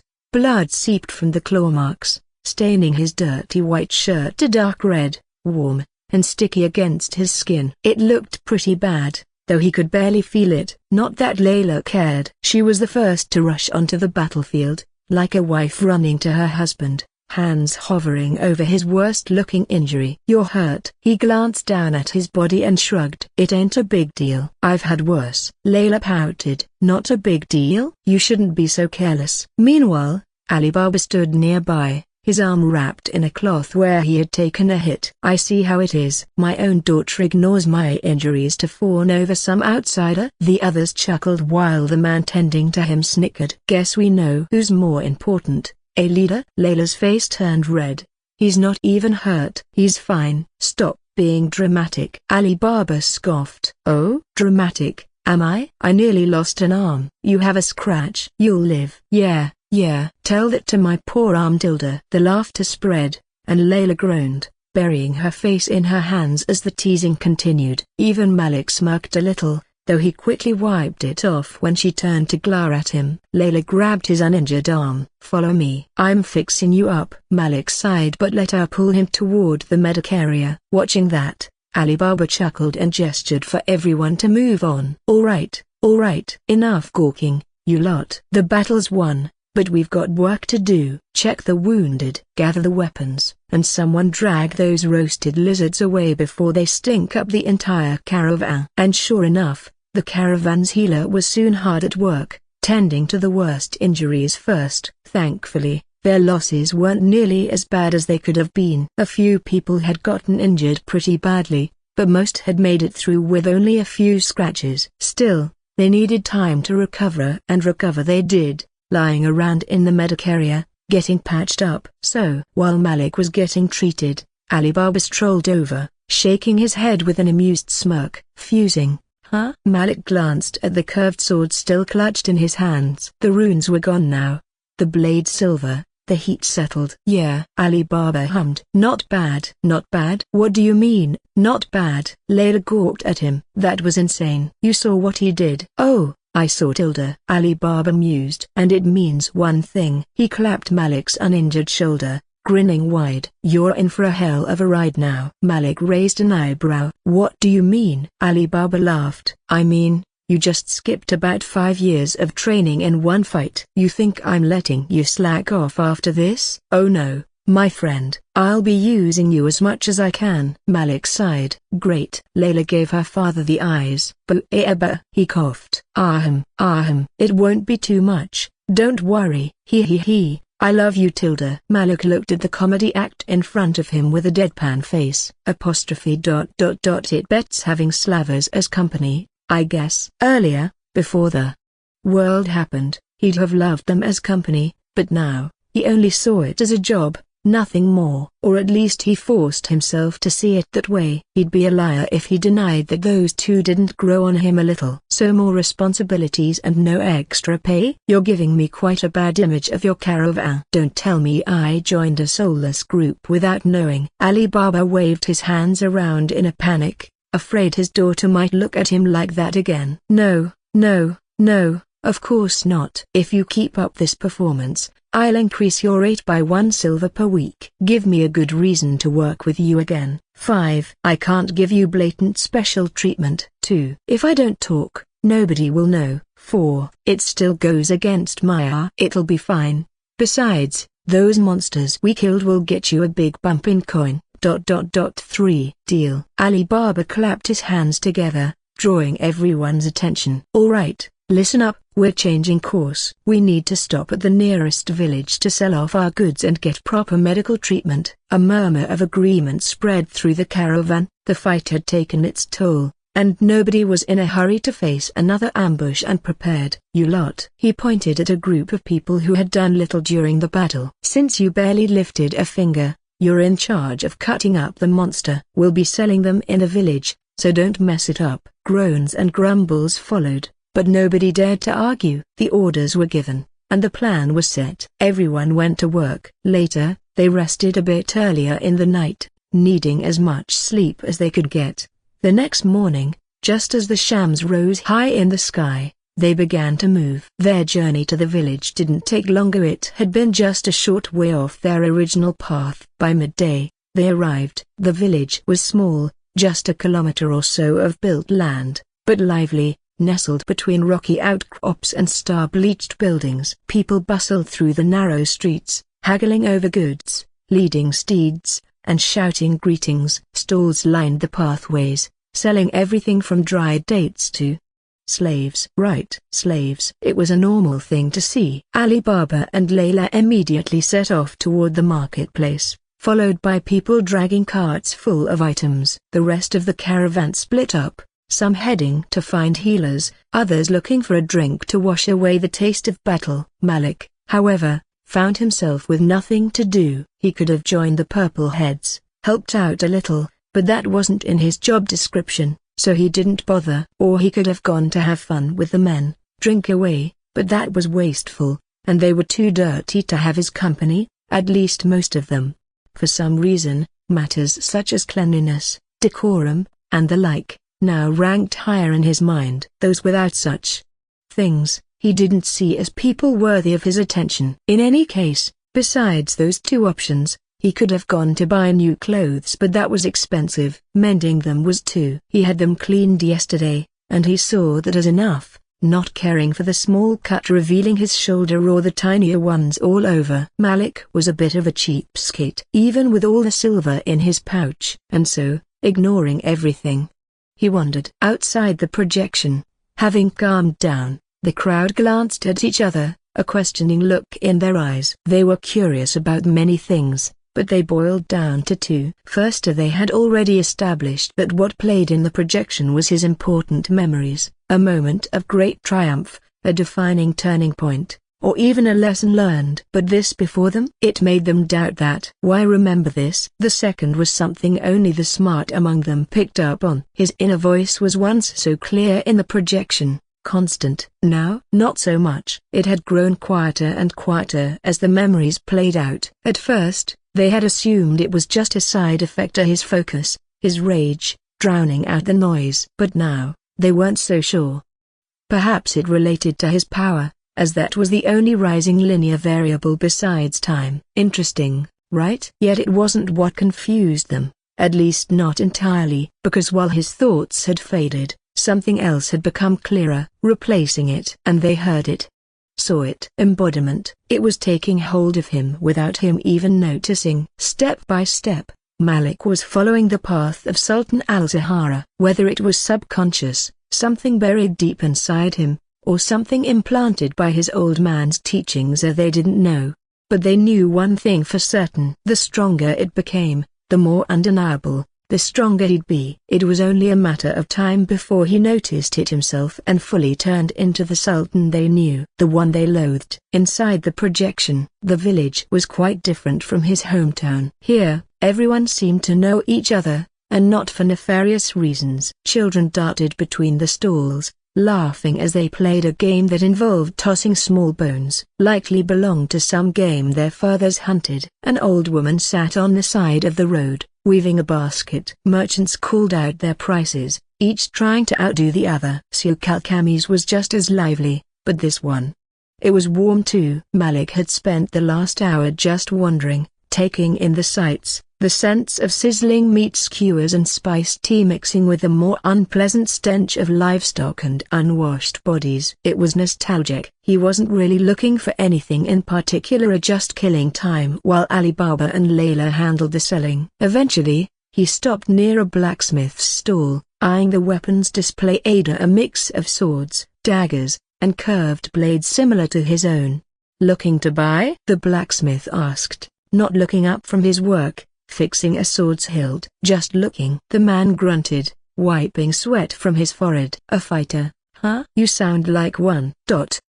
Malik didn't respond. He had nothing to say to that. He didn't even know how he sounded like a fighter. "If you've got no business here, you'd better go. I've no interest in talking to rude kids." Glancing at the weapons for one last time, he shrugged his shoulders and moved on, not interested in mending whatever misunderstanding his silence had caused.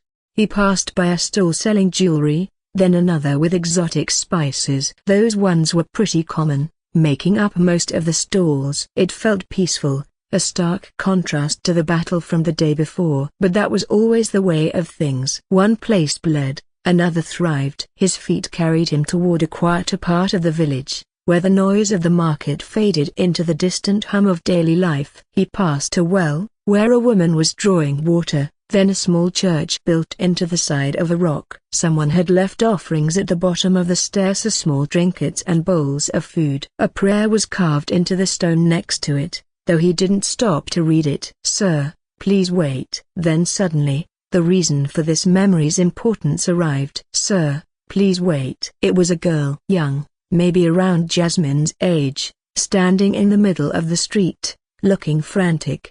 Have you seen my kid? Malik blinked. You have a kid? You? She immediately shook her head. I said that wrong. I meant the orphanage kids. Oh, that made more sense. They lost. Yes.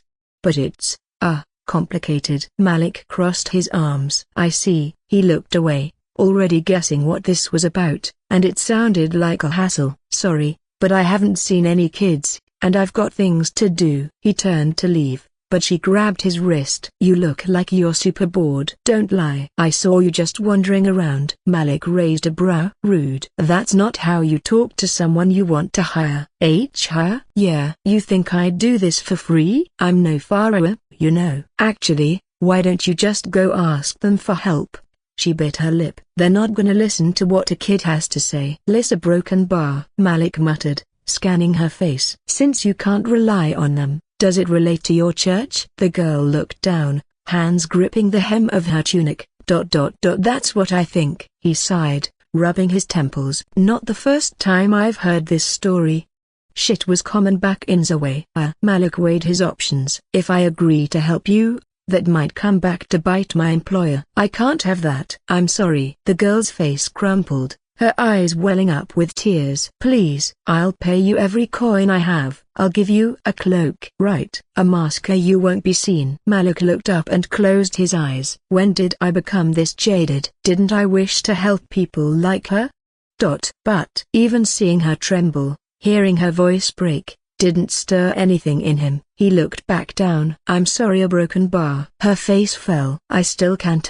Before he could finish, Layla slammed into him from behind, nearly knocking him forward. We agree. Malik stepped away and turned to look down at her with a blank stare. I thought I'd surprise you. No, I heard you. I just chose to ignore you. She shook her head and met his eyes, unfazed. Never mind that. You weren't going to give up on kids, were you? Malik waved her off. I was going to do exactly that. He thought it but didn't say it. Instead, he reached down and lightly tapped the girl's head. You heard her. We'll do it. The girl's face lit up. Thank you so much. She jumped in place, beaming, and threw her arms around him in a hug. Malik didn't react. He just let her do what she wanted, while Layla watched with an expression that looked suspiciously like jealousy. After that, they walked down another part of the village, the girl leading the way. I'm Huda, by the way. What's your name, mister? He paused for a moment, his eyes scanning her from top to bottom. She had black hair and brown eyes, not the crimson he'd never forget, yet he couldn't deny that Huda would be around her age by now. Still, there was no way it could be her, right? It can't be. Outside the projection, they all turned to Huda, their gazes practically screaming a question. The obvious one. She felt their stares but refused to meet them, her head locked to the projection, a sad smile on her face. The second time we met was in our Manor's mansion. Patting Crimson's fluff, she buried her face in it, letting his warmth settle her nerves. He still remembers me. She didn't want the others to notice that she was happy. Giddy even. She didn't want the others to notice how her heart squeezed at the thought, how her eyes teared up. He. Inside the projection, 12 children in a broken bar. Huda's voice was steady now as she explained the situation. All gone after being baptized by our church. Malik clicked his tongue. Yeah, too many to be counted as lost. Definitely kidnapped. The church sold them off. She nodded grimly. Yes, that's what we think. Any witnesses? None. A broken bar. Unfortunately, as she answered,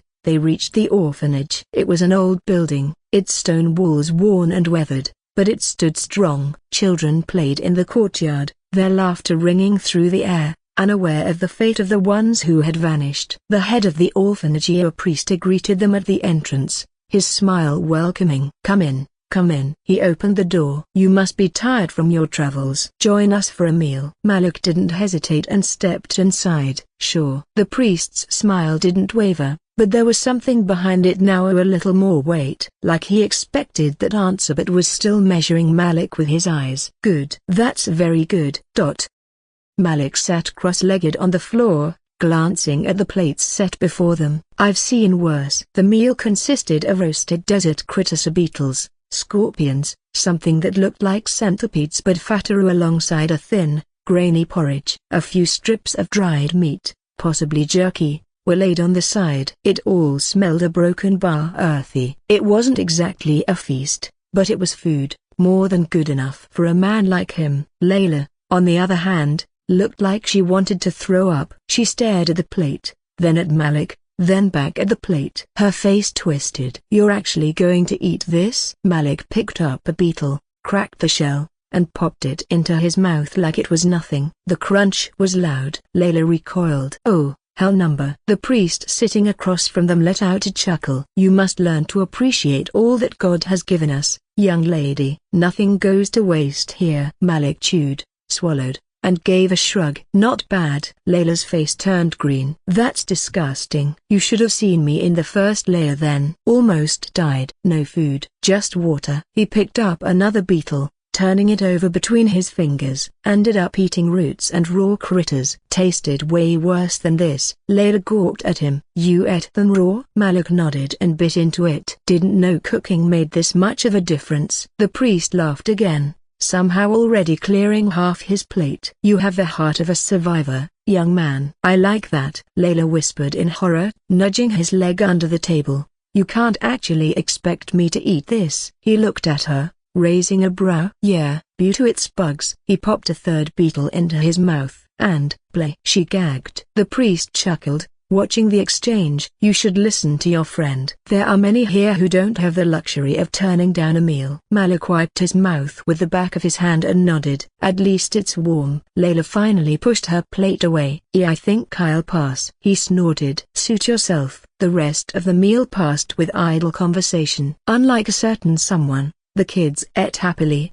chatting about nothing in particular. Huda stayed close, sitting beside Malik like he was some kind of protective wall. She ate quickly but quietly, eyes flicking between him and the priest. Eventually, with the plates all clean, the priest clapped his hands together. "All right, children, go play now. The adults need to talk." The kids groaned but obeyed, some still licking their fingers as they ran outside. All except one, Huda. She stayed put, hands curled into fists in her lap. The priest looked at her, smile never fading. Now, you should go outside too." She didn't move. The priest exhaled through his nose but didn't push further. Instead, he turned to Malik. "So, will you help us with the children?" Malik leaned back in his chair and glanced at Layla, who was already staring at him, waiting for his answer. She looked like she wanted to say something but held back. He let out a slow breath. "Depends." The priest tilted his head. Before that, tell me, should I be calling you father?" "No. Just think of me as the priest." "Sure, and well, my involvement depends on how much trouble this is gonna bring." The priest chuckled. "Ah, a man who thinks ahead. I respect that." Malik tapped his fingers against his arm. "The girl said 12 kids disappeared after being baptized. That's not getting lost." "That's deliberate." The priest nodded. "That's correct." "And someone from the church sold them?" The priest didn't answer immediately. His smile thinned, but it was still there, like a mask. "That is what we suspect." "To who?" "I don't know." Figured. Malik glanced at Huda. She was staring at the table, hands gripping the fabric of her pants. "I can't leave them like this." He looked back at the priest. "If I do this, I do it my way." "And no church politics." The priest studied him for a long moment. Then, slowly, he nodded. "Thank you." Layla puffed out her chest. "See, I was correct in agreeing. This'll be a nice little adventure." Malik didn't respond to that. He just looked back at the priest. "Do you have a map?" The priest's smile returned. "I believe I do." "Let me go get it." The priest returned with the map, carefully unfolding it on the table. All the children vanished 3 days after their baptism, always at night. His fingers smoothed out the worn parchment, revealing a detailed depiction of the region. No one ever saw the culprit. Whoever it was snuck in without a sound, left no clues, and took them away like a ghost. Layla frowned. "That's ridiculous." "No footprints, no dragged furniture, no one sign of forced entry?" The priest shook his head. "Nothing." It was as if the kids just ceased to exist. "As you know, we reported this to the faraway, but they refused to help. Claimed the children must have run away. That we weren't taking good enough care of them." Malik let out a snicker. shaking his head. "That's almost hilarious. So the church is just telling you to shut up, huh?" The priest sighed, his shoulders slumping. "That's what it seems like.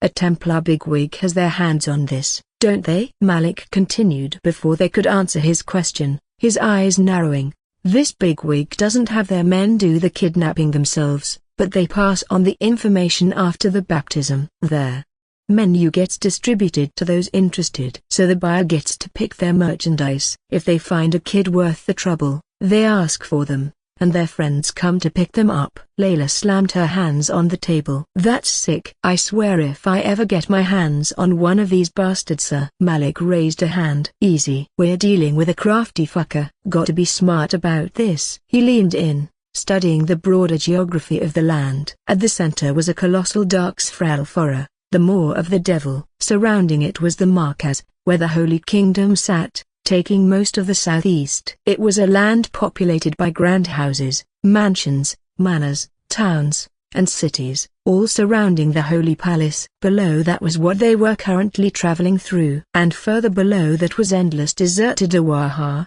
an unforgiving wasteland filled with dunes, canyons, and towering glass monoliths, remnants of a forgotten war, jutted from the sand like jagged teeth. To the east lay the dark continent, Layla's home, separated by vast bodies of water. The 10 seas, a stretch so treacherous that even the most seasoned of sailors hesitated to cross. There, towering ziggurats were common, houses of worship of all kinds, and tombs, all were under the cover of a gigantic forest, likely a result of divine intervention. Those lands were commonly known as the first to house humankind. The north mirrored the south, except instead of desert, it was a frozen wasteland, an abyss of eternal night. An unfathomably large storm sat in its center, a never-ending one. To the west, however, were relatively lush grasslands, where most of the planet's population thrived. The only place untouched by the planet's cruelty, making it quite curious. Wanted. May had fought over that land, and an empress took hold. Scheherazade. That too was common knowledge, yet that wasn't what Malik focused on. Next to the main map was a much smaller one. It originated from a dot in the southern region, one that indicated their current location. This map focused entirely on the village, displaying its buildings in detail. Malik tapped it. Quite remote for a trafficking operation. "Before I start, you got questions to ask?" The priest flinched but nodded. I do. Broken bar, why us?" Malik glanced at Layla before answering. "Ain't it obvious? Like those from the east, you're seen as a liability for them. It's just because they look different or were born in a different land. With you, it's because you messed with their money. The taxes they pay end up reaching you, no matter how little, and that irks them. Instead of hating the village caliph, the one cutting into their profits, they hate you, knowing their heads would be cut otherwise. And they do so even though they all know that you're doing a great thing." Layla smiled at him while the priest exhaled shakily. "I understand a broken bar, but what does that mean for us now? Since the disappearances began, how many caravans have passed through? Besides us, of course." The priest furrowed his brows, thinking. "None that I know of." Malik nodded. "Then the kids are being stored somewhere nearby." Layla raised a brow. "Couldn't they have just sold them right away?" He shook his head. "Depends. But I wouldn't bet on it. Judging by the state of the orphanage, even the best-looking kid here isn't high value. They wouldn't be worth selling one at a time. The slavers need to move them in bulk to make a profit. That means they're stockpiled somewhere, pretty secret but accessible, waiting for a carriage." Layla and the priest stared at him in disbelief. Huda too looked thrown off, almost twice as much as them. "Why do a broken bar know so much about this?" Malik shrugged. "Had slavers as roommates once. You pick things up. Guess you never know when things might be good for you." The priest softly nodded at Layla and cleared his throat, clearly unsettled. "In that case, broken bar, there are some abandoned buildings around. Here, and here." He pointed at 4 different locations on the village map. "There are more, but those are regularly used by the homeless." Malik's eyes lingered on the spots, then he pointed at a building slightly northwest of the cluster. "This is the church, right?" "Yes," the priest confirmed, and Layla suddenly perked up, eyes lighting with realization. Before Malik could She pointed to the closest building near the church. Then it has to be this one. The priest looked at them, confused while Huda seemed shocked, gasping. Ignoring their reactions, Malik simply gestured towards Layla, giving her the chance to explain. It's obvious, no? Hauling cargo makes a lot of noise, and in this case, it's kids. They aren't exactly quiet. Even if they're knocked out, they aren't easy to move. As he said, if they're stockpiling them, it has to be somewhere close enough to get them out quickly, but also somewhere people wouldn't question odd noises. And what better place than right next to the church? Malik stood up, cracking his neck. We're hitting that place tonight. Get prepared. Oh, and go get me your pouch. I ain't doing this for free. The area near their target was a dead zone near plain and simple. Just one street over, life carried on like normal. But here, it was like the village itself had given up. Sand clung to the cracked streets, piling up in doorways, blown in by winds that whispered through shattered windows. Not a soul lingered. No stray felines, no beggars. Nothing. The silence was thick, only broken by the occasional rattling of some forgotten sign. Maybe the locals knew something. Maybe they could feel it, like a wound on the village's skin, a cancer. And no one wanted to get too close, especially not at night. Malik, the priest, and Layla were the only ones who dared, or, well, bothered to do so. Though Layla almost couldn't. After hours of begging and promised assurances, she had barely gotten permission from her father. At the end, even after accepting her going, he stopped her outside the inn, telling her to stay, but she'd somehow wormed her way into this little adventure anyway. There was no stopping her once she got an idea in her head, and Malik didn't even begin trying. Either way, she fell under his protection, and if she got gravely injured, a little dying would certainly help. Unless that happened again, there was no need to worry. Malik couldn't be that unlucky, could he? The three stood outside the building in question, a two-story wreck with boarded-up windows and a door barely hanging on by rusted hinges. But more importantly, there were footprints, belonging to small feet. Dozens of them. Some old, some fresh, all leading inside. The three exchanged glances and nodded. No words were needed. Malik stepped up first, tapping the door lightly with his knuckles. He pressed his ear against it, listening. Silence. He gave it one more knock, stepped back, and unsheathed his curved sword. Crack! It cleaved through the door like it was paper, splitting it clean in half. The unhinged half clattered to the ground, sending up a cloud of dust, and though it looked loud, it wasn't all that bad, so they continued as normal. Malik squeezed through first, blade low, eyes scanning every shadow, and nothing. No guards. No movement. Just a musty stink and something worse, something chemical. Tap, tap. His boots tapped softly against the stone floor. A signal. Hearing it, they squeezed in as well, keeping low. Once inside, they hugged the walls and crept forward, following Malik's every move. The building was quiet, but the deeper they went, the stronger that acrid smell became. And then, faintly, ill. An unintelligible whisper. Malik barely had time to react before Layla bolted forward. Damn it! Exclamation mark. He lunged after her, fingers just brushing her sleeve before she slipped out of reach, rounding the corner. Why the hell is she so fast? Isn't she a non-combatant? Cursing under his breath, he took off after her, the priest right behind him, feet barely making a sound on the stone. The hallway twisted into another and another until it reached an open area. Once he stepped in, the stench hit him like a wall, so thick it felt like oil in his throat, turning each breath into something foul. But that wasn't what grabbed his attention. It was Layla. She stood frozen at the entrance, fingers digging into her mouth like she was trying to stop herself from screaming. Her whole body shook, her eyes locked on something ahead. Malik followed her gaze, and there they were. 15 bodies huddled together in the farthest corner of the room, piled on top of each other like discarded dolls. Then, all of a sudden, for a second or just a second, their forms glitched. Their faces weren't their own. They were his. Sinbad. All of them. Necks slit, blood pooling beneath them, seeping into the stone like the earth itself was drinking deep. Their dead eyes, all 15 of them, locked onto Malik. His breath hitched. He shook his head hard. A number. No, that's not real. And just like that, they were gone. Back to their original forms. After a shaky breath, he stepped forward and kneeled beside the nearest child. Lowering his right hand, he pressed 2 fingers to the boy's neck. He's a beat, alive, still alive. The priest did the same, checking another. He's breathing. Layla crouched by a girl no older than 10. She is too. It was a relief, but only a small one. The kids weren't dead, but they weren't healthy either. Their breathing was too slow, their bodies too slack. Drugged.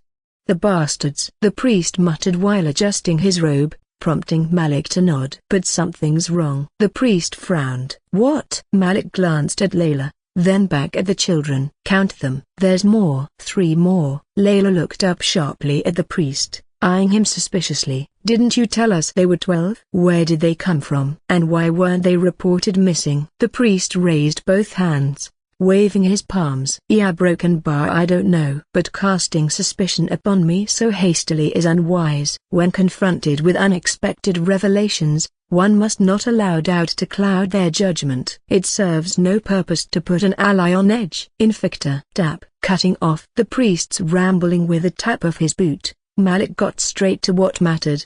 Enough. Forget all that. Just think for a second. If they're all knocked out a broken bar, then whose whisper did we just hear? The annoyed Layla and the priest glanced at him and then at each other, only now realizing that they overlooked the very thing that led them here.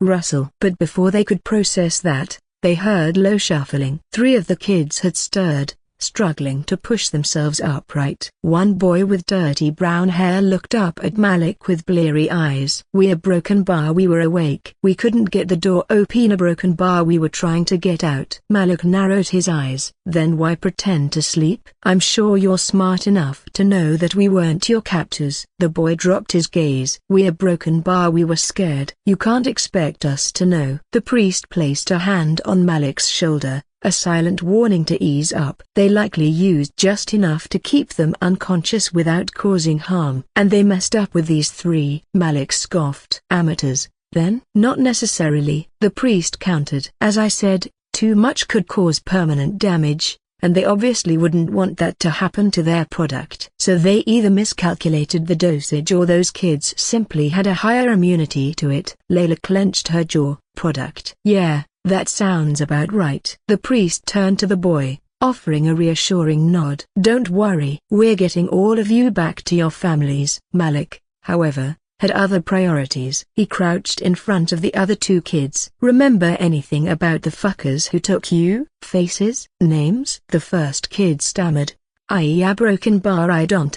Layla smacked Malik on the head. Language. He ignored her. So? The boy swallowed hard. I don't. A broken bar, please don't hurt me. Malik turned to the other. You? Yeah, I was sleeping. A broken bar, I just woke up here. Broken bar, I don't know what's going on. He glanced at the priest. You think bandits have access to this kind of drug? The priest shook his head. Number. This is organized. A faction is involved. Oh. A religious one? A broken bar likely. But not the faction itself. They're militias, and not their top brass. No, double digits aren't worth their time. This reeks of extremism. Malik nodded. Yeah, too much work for common bandits, too little for a full-fledged faction. Sounds like bottom-feeding extremists to me. Those dregs are too low on the food chain to think about doing things in a roundabout way. Layla snickered. Some bigwig in this church allying with extremists. How nice, Tilda. The priest smirked. And if we leak this to the factions, their own people will kill them before we even have to. Now that's an idea. Malik turned back to the kids. What do you think? Isn't calling those types of organizations militias sullying the word? Ain't they just glorified cults? Tell me. They hesitated. Yeah, broken bar, I don't know. Layla flicked his forehead. Stop scaring them. Malik caught her hand before she could retract it. List the cults for me. She huffed but complied. Templar have the Paladins. 12ers have Nasr al-Sultan and Hashashin. Originists have the Zealots. There are others I think, but those are the most publicly known ones. Malik released her and turned to the most nervous of the 2 boys, staring him down. What do you think? Which cult is it? The kid trembled, saying nothing, and Malik's golden eyes narrowed further in response. Tough one, huh? Templar is the obvious choice. Always figured them for this kinda filth.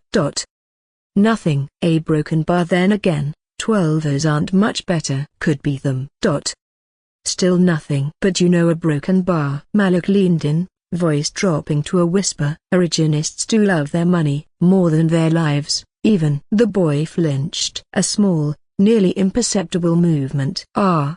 You almost had it. Swing. Steel flashed. A dull thud followed. Then, Layla's scream tore through the room. Outside the projection, the second Malik's blade cut clean through the kid's neck. The world just stopped. For a breath, everything hung in that thin silence. Then, it detonated. Not just the Holy Palacia, no, it felt like the entire damn world shook. A ripple, a shockwave of sound. Like all the planet's inhabitants flinched at what just happened. Of course, the loudest triple was right here in the hall. Pandemonium. Many screamed, hands gripping their heads like they couldn't believe what just happened. Some gasped so hard you'd think they'd swallowed their own tongues. And then, predictably, there were the ones who saw red. The righteous. He killed a child. A stain upon the Sultan's name. He truly is Shaitan's spawn, a devil. May hellfire consume him. The outrage came loud and fast, voices roaring over each other, fueled by shock and anger. Dumb Magi jostled, their disgust written all over their faces. For some, this was the perfect excuse to spit venom, joining the tide even though they cared not for what Malik had done. Eventually, with the loud mouths exhausted of breath, a few of the smarter ones seized the opportunity to tear into him as well. They'd been waiting for this exact moment and nothing would stop them from letting out all they kept behind lock and key. Ha! And you praise this man? Typical of the Sultan's ilk. Not even the Slavers would do something so vile. You see now? You see? This is who he truly is. A killer, a monster, a beast in human skin. No. Worse, even beasts know mercy. He didn't hesitate, not even for a second. What kind of man kills a child? Not a man, a devil. And you all defend him? You sit here and watch and still act like he's worthy of the Sultan's name? Disgusting. Disgraceful. Shame upon you. Upon all of us. Never must I see Anya.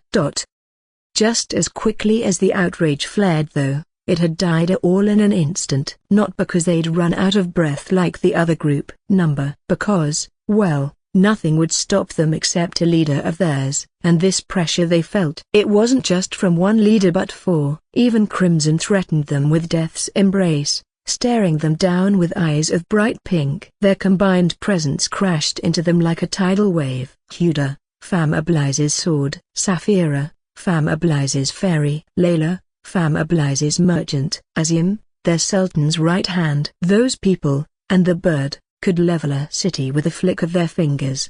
Or talons. The crowd, in all their screaming, seemed to have momentarily forgotten that they, no matter what rank or position, were insects beneath their feet. Many a Magi shrank back, even the bravest of them. Of course, their resentment didn't disappear, but it was shoved back in and locked away once again. And now that they had quietened, those genuine of the Lota, the ones who had actually been paying attention, had revealed what they pieced together.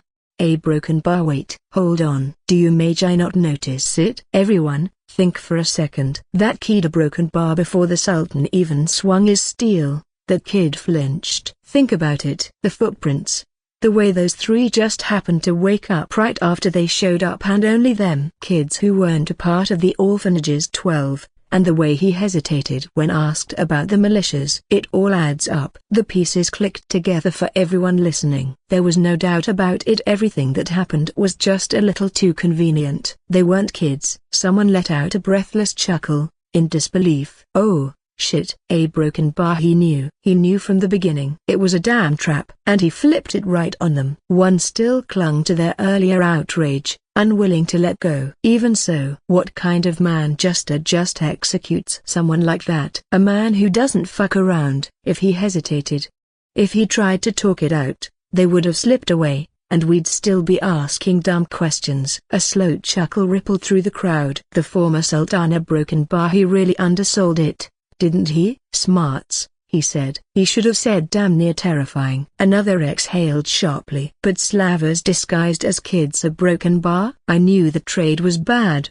but I didn't think it was that deep. More common than you'd think. An older man muttered. You ever wonder why the Sultan banned it even though many before him didn't, even though it's accepted in all religions? He saw just how low it'd get firsthand. Whispered prayers escaped a few younger Magi's lips. Others clenched their jaws, feeling quite a bit somber, imagining the lives of those slaves back then. Each group reacted differently, and yet, amongst all this, one thing stood out the most. Not a single Magi of the big three militias spoke up. Not any of the paladins. Not any of Nasir al-Sultan. Not any of the zealots. The silence of those under Templar was especially unexpected. They, not so long ago, screamed their lungs out, repeatedly chanting all hail. But since then, and now, they remained silent. This was a bad day for them all. Inside the projection, the other two kids scrambled back in horror, and the priest staggered, eyes wide. The boys no.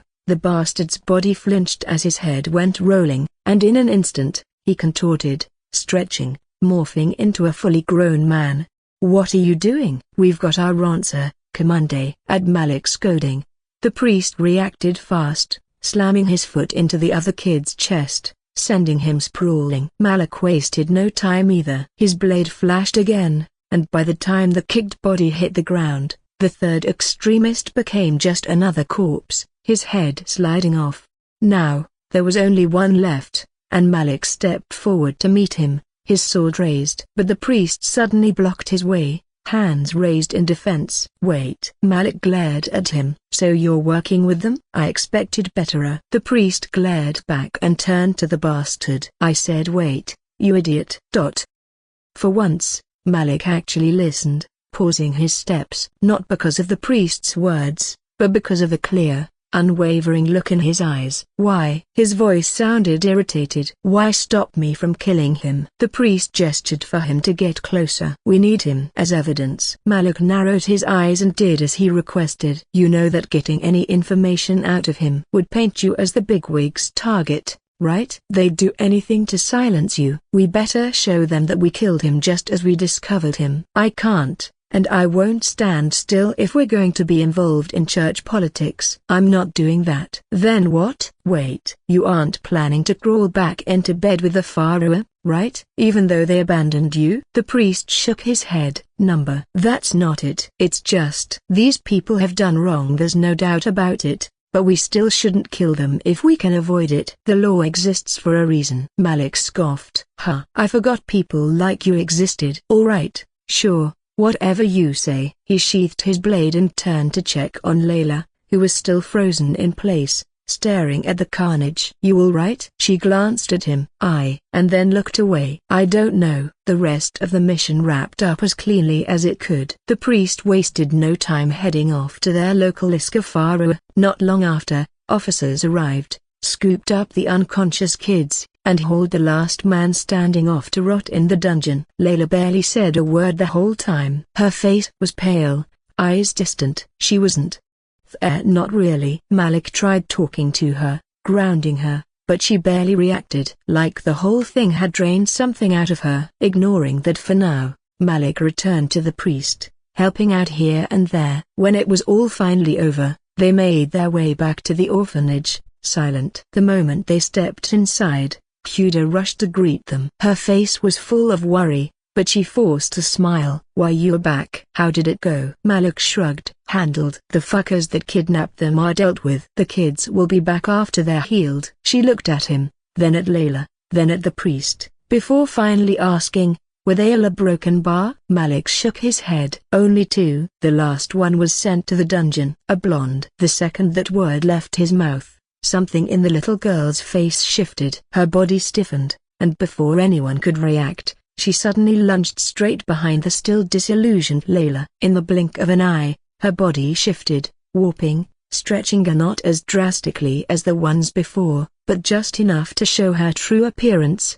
Her hand darted into her sleeve, and when she pulled it out, a small dagger was pressed against Layla's throat. If you want her alive, Cuda snarled, her voice losing all warmth. Have them release him. Now. What are you doing? Layla stammered, snapping out of it, panic finally hitting her. Malik, meanwhile, just sighed and glanced at the priest. You knew? The priest looked genuinely disturbed. She was brought here 2 months ago. I swear, I didn't know. Malik nodded, then turned his attention back to the woman. So, out of everyone in this village, you thought I'd be the easiest to fool? Just cause my clothes are a little torn up?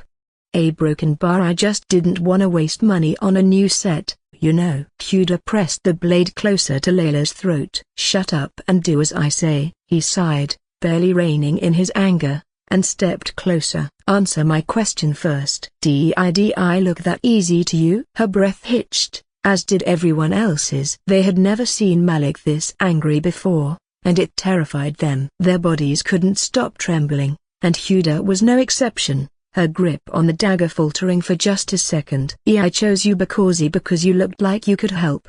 She barely stammered those words out, eyes darting around like a cornered rat. Because Malik blinked. What? She swallowed hard. Well, you looked like the kind of person who could handle himself. His eyes narrowed. Isn't that the opposite of what you want? Why pick someone strong? Her lips trembled, but then her expression twisted into something uglier. Something full of regret, and not for what she did, but for failing to pull it off.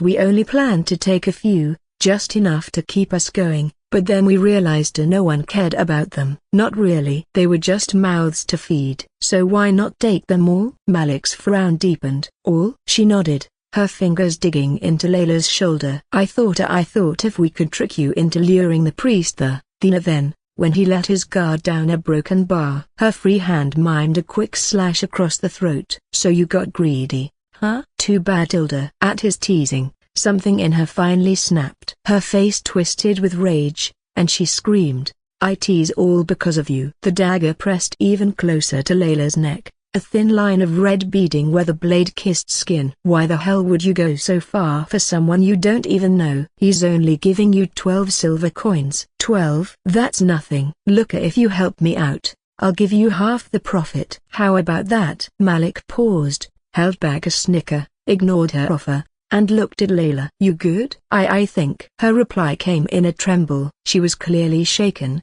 but her thoughts seemed to have cleared up. That was enough for him. Ticked off, Huda had the dagger spill more blood, cutting a deeper wound. If you won't cooperate, then shut up. Malik sighed, rubbing the back of his neck. Okay, let's calm down. He raised his hands in surrender, his stance loose and unthreatening. Then, ever so casually, he stepped towards the orphanage doors. Slow. A step, then another. That's better. Huda followed, dragging Layla with her. She was so focused on Malik, so determined to keep him in her sights, that she didn't notice Layla's right hand inching toward her own.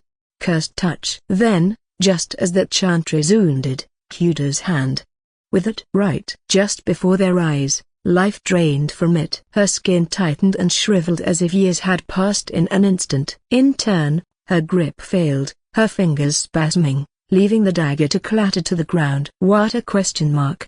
Before Huda could even process what had happened, Layla snapped her head back, slamming it into her face right on the nose with a sharp crack. A yelp of pain, a stumble, and that was all Layla needed to twist away from her grasp. Malik didn't waste the opportunity. With the same casual ease as swatting a fly, he stepped forward and backhanded Huda straight across the face. The impact sent her crumpling to the ground, out cold before she even hit the floor. Silence. Malik turned to Layla, the corner of his mouth quirking up. How's this for adventure? She let out a short, bitter chuckle, still catching her breath. It really wasn't what I had in mind. He raised both his hands, spreading them wide to his left and right. Then welcome to the real world. Outside the projection. The moment the projection paused, the crowd burst into noise. Man does not play. I swear on my ancestors, I thought that bitch was about to cut Madame Layla's throat. Yeah, but even back then Our Lady was the best, haha. She's not a heroine that needs saving. Forget all that. Did you hear what she said? We nearly guessed everything correctly. And they almost got away with it. Imagine if it wasn't him they tried fooling. Haha, I know. While they went on and on, Layla stared at the projection, lost in thought. She barely heard the crowd, barely felt their eyes on her. She was somewhere else, somewhere in the past. It had been a quest, a little adventure, to do some good. That was what she told herself. Save the kids, deal with the kidnappers. Simple. But that wasn't the whole truth, was it? Layla wanted to help, yes. But if she was honest with herself or broken bar, a selfish part of Hero 1 she didn't want to admit existed had been excited to go because of him. Malik. She wanted to see him in action, wanted to be close to him, to be involved in whatever crazy, impossible, and thrilling life he seemed to have lived. And what happened? Layla got exactly what she wished for. It terrified her. Back then, she had thought herself strong, thought herself capable. But when it all came down to it, when blood was spilled, when the reality of life and death pressed against her throat, she froze. Malik hadn't. He had been so broken but decisive, so unflinching, like her life meant nothing to him. And that? It hit her like a slap to the face. Not the fact that he didn't seem to care about her.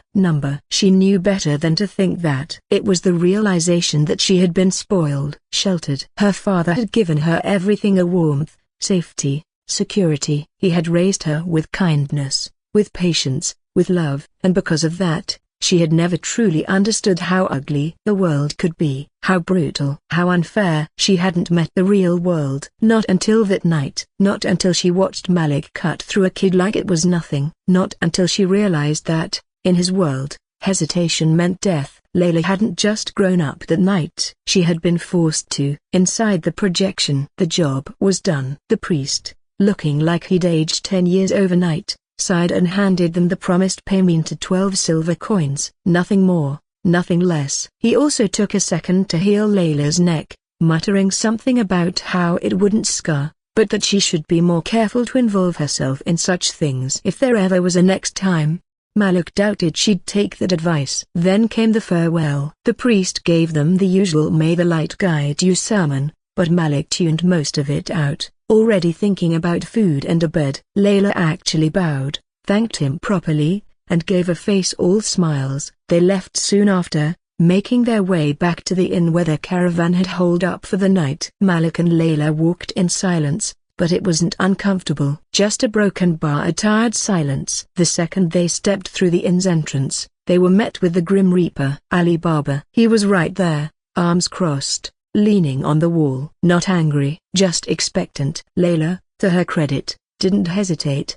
She spilled everything. The quest, the imposters, the priest, the orphanage, everything. She didn't downplay her own mistakes either, which surprised Malik. He half expected her to gloss over the whole "almost got my throat slit" part, but no, she laid it all out. So Malik stood back, waiting for the scolding. The whole "what were you thinking?" speech, maybe even one for himself too, or something about being a bad influence or dragging her into danger, that he didn't listen to his warning, unnecessarily involving himself with her. But instead, Ali Baba just let out a deep sigh, rubbed his temples, and looked at him. Thank you for teaching her a little about the world." Malik blinked. That was not what he expected. He scratched his head. No problem. And that was that. Malik grabbed a piece of bread and then headed straight for his room, too drained to stick around. Eating it while walking, he crashed onto the bed and was out before his head even fully hit the pillow. Morning came. They got up, packed their things, and made a final sweep through the market, picking up what they ordered yesterday. Fresh supplies, dried rations, water skins, everything they'd need for the road ahead. Layla seemed steadier. Maybe not completely okay, but she wasn't as shaken anymore. With their carts heavier, their pouches lighter, they regrouped with the caravan. The carriages were packed, the steeds were fed, and the path was mapped. With the first light of dawn warming their backs, they set off. From there, the journey stretched into days, weeks, then months. The road blurred into a never-ending cycle of dusty trails, campfires, and starry nights. 1,000 nights moved steadily, passing through villages, trading goods, updating maps, and ensuring they had enough supplies to make it to the next stop. They, of course, involved themselves in the occasional quest, but none were too dangerous. Malik made sure of that. He couldn't risk her life. His curse was unreliable. In turn, that made everything feel a tad peaceful. Despite the occasional man he killed or the horde of monsters he annihilated, he had never lived like this before and never had the luxury of a somewhat predictable routine. It felt strange, almost unnatural. And then there was Layla. From the moment they left the first village, she stuck to him like glue. If he was walking, she was right there. If he was sharpening his curved sword, she sat beside him, watching with wide, fascinated eyes. If he was eating, she'd take bites off his skew like it was the most natural thing in the world. And if he was trying to relieve himself, she'd be nearby, standing guard, or at least, that was what she claimed. Malik had given up trying to shake her off. "Can't you bother someone else?" he grumbled one evening as she sat next to him, legs crossed, arms wrapped around her knees. "Nope. I might collapse from Malik deficiency." She rested her chin on her knees. "You're the most interesting person here. Plus, you're handsome. And I like you." Ali Baba snorted at that, passing by with a knowing look. Malik just sighed. Though, much to her frustration, she didn't always get him. In what seemed to be random intervals, he would completely disappear for hours, and none of them knew where or why. Malik would meet up with the owl at those times, as it was following them for a reason he had yet to know. He'd sometimes see it, or rather, him, float with a few birds different from its kin, seemingly wanting to bed anything his pink eyes landed on. Over time, Malik started learning more about the people in the caravan. He grew closer to the scouts and a few guards that Ali Baba trusted. Those ones actually bothered to clean themselves. The others are newly hired guards like Hema weren't worth being remembered. Even the one that kept pestering him since that night at the campfire, asking about tips on how to get with the ladies or something along those lines. Ali Baba, though, seemed to remember every Ania, even those he didn't really care about. Despite being the leader, he was surprisingly hands-on. He handled business deals personally, scouted the best trade opportunities, and even made sure to train some of the younger guards himself. And Malik learned those things too. His learning didn't stop at trade routes and people, it turned inward as well. This piece gave him time to think, to reflect on himself, or who he was, who he had been, and who he would become. For one, Malik learned the hard way that sleep wasn't something his body just did anymore. Sleep had conditions. Rules. Rule 1, he had to be completely, utterly, mind-numbingly exhausted, physically, mentally, spiritually, all of it. If even a fraction of his brain had energy left, his hallucinations would creep in, vivid and merciless. And when he did sleep, it was a mess. Tossing, turning, muttering things he wouldn't remember in the morning. Sometimes, he cried, not that he believed it at first, until Layla, ever the nosy little shit, hesitantly pointed it out, her usual teasing nowhere to be found. And the worst part? The screaming. That one, he did believe, because it wasn't just some whispery nightmare thing, it was violent, like his lungs were trying to rip themselves out of his throat. At first, he had no idea. He never woke up to his own voice, just to Layla staring at him like he was about to explode, or Ali Baba giving him that heavy, knowing look. "Malik, you should talk about it." Malika, drop it. Layla didn't. Of course she didn't. But she did change tactics. Her solution? Absolute terrorism. If he woke up grumpy, she teased him about whatever nonsense he muttered in his sleep. If he looked extra haunted, she'd dramatically throw herself in his lap, loudly declaring that he needed some softness in his life. If he flinched at a sudden sound, "Oh no, don't tell me the mighty Malik is scared of the wind now." It was relentless. Ali Baba took the more subtle route, cracking jokes at Malik's expense while keeping a steadying hand on his shoulder when no one was looking. Slowly, painfully slowly, it worked. The nights stopped feeling like death traps waiting to snap shut. Sure, he still slept like a man waiting for a knife to the ribs. Sure, he still woke up at the slightest sound, hand already gripping his weapon before his brain even caught up. But the screaming? It was quiet now. Malik also learned that Ali Baba was a much better fighter than he let on. When monsters attacked the caravan, which happened at least a few times a week, the young dad was right in the thick of it, killing everything around him with a wave of his staff. And Malik? He found himself enjoying the battles more than he should have. The rush of combat, the way his curved sword felt in his hands, the satisfaction of cutting down threats so it was exhilarating to the point that he'd forget about his little trauma for a while. He was growing addicted to it. Layla, of course, never strayed far from his side. Even in battle. Stay back, he'd tell her. Not a chance, she'd reply, gripping a dagger she barely knew how to use. It was frustrating, but also a broken bar oddly comforting. Ali Baba took note of it, too. One night, after a particularly rough fight with a pack of hounds, he sat Malik down by the fire. You ever thought about settling down? Malik stared at him. What? You know what I mean. Ali Baba smirked, glancing over at Layla, who was busy cleaning her dagger nearby. Girl follows you around like a shadow. Jumps at you every chance she gets. Can't you just accept her? Malik sighed slowly. Didn't you warn me not to get involved? But you are involved. My words lost their meaning the very night I said them. You know I can't hurt my daughter like that. Yeah. But well, either way, I'm not a broken bar built for that. Ali Baba hummed. And yet, she sticks around anyway.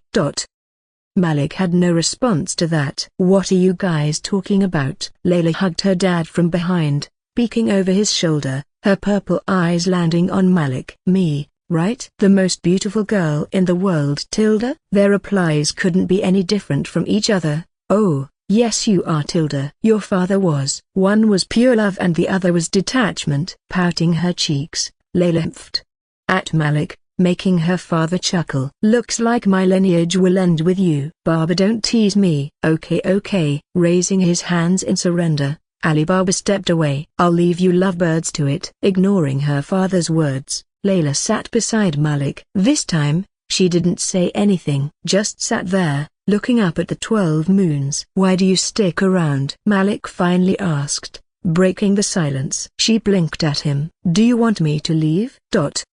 He didn't answer. She grinned. That's what I thought. He rolled his eyes but didn't push her away. The days continued, and their journey south remained mostly peaceful, a strange warm monotony. Every village they passed by had its own stories, its own people with their struggles and triumphs. Malik listened, observed, and for the first time in a long time, felt a part of something. He found himself feeling lighter, even if he didn't want to admit it. But peace never lasted long. They had crossed a significant distance in their travels, and were set to arrive at another village. Once they went past the mountain roads. According to Ali Baba, the passageway was of varying length. Some had considerable width, and the others not so much. So they had to adjust every time it changed. At around the halfway point, they finally entered a wide clearing, the roads showing history of the travelers that had crossed this road before them.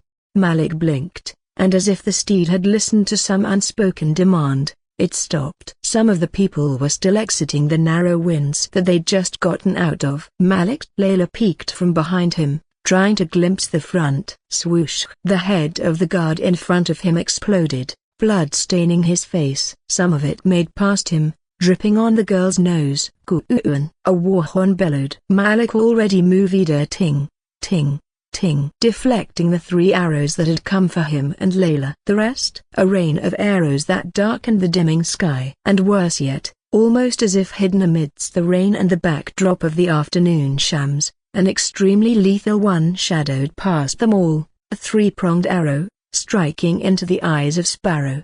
The mighty steed stomped and whined, throwing Ali Baba off. Then as if its strings had been cute, a thud. Dead. A beat. Another. It was as if time had frozen. But the rain did not. It came in waves. It fell. Tragedy fell. Fire. The smarter, more experienced ones quickly raised their shields, blocking out most of the projectiles. The weaker, dumber, and naive ones, the ones who were still a little wet behind their ears, they stared at death itself. Shields up, you morons! Ali Baba's desperate shout roused some of them. Yet, it wasn't enough. Half of them faced the same fate the guard before Malik had. One of the younger guards, likely only a few years older than him, gawked up at the sky, eyes wide in terror before an arrow pierced through his head.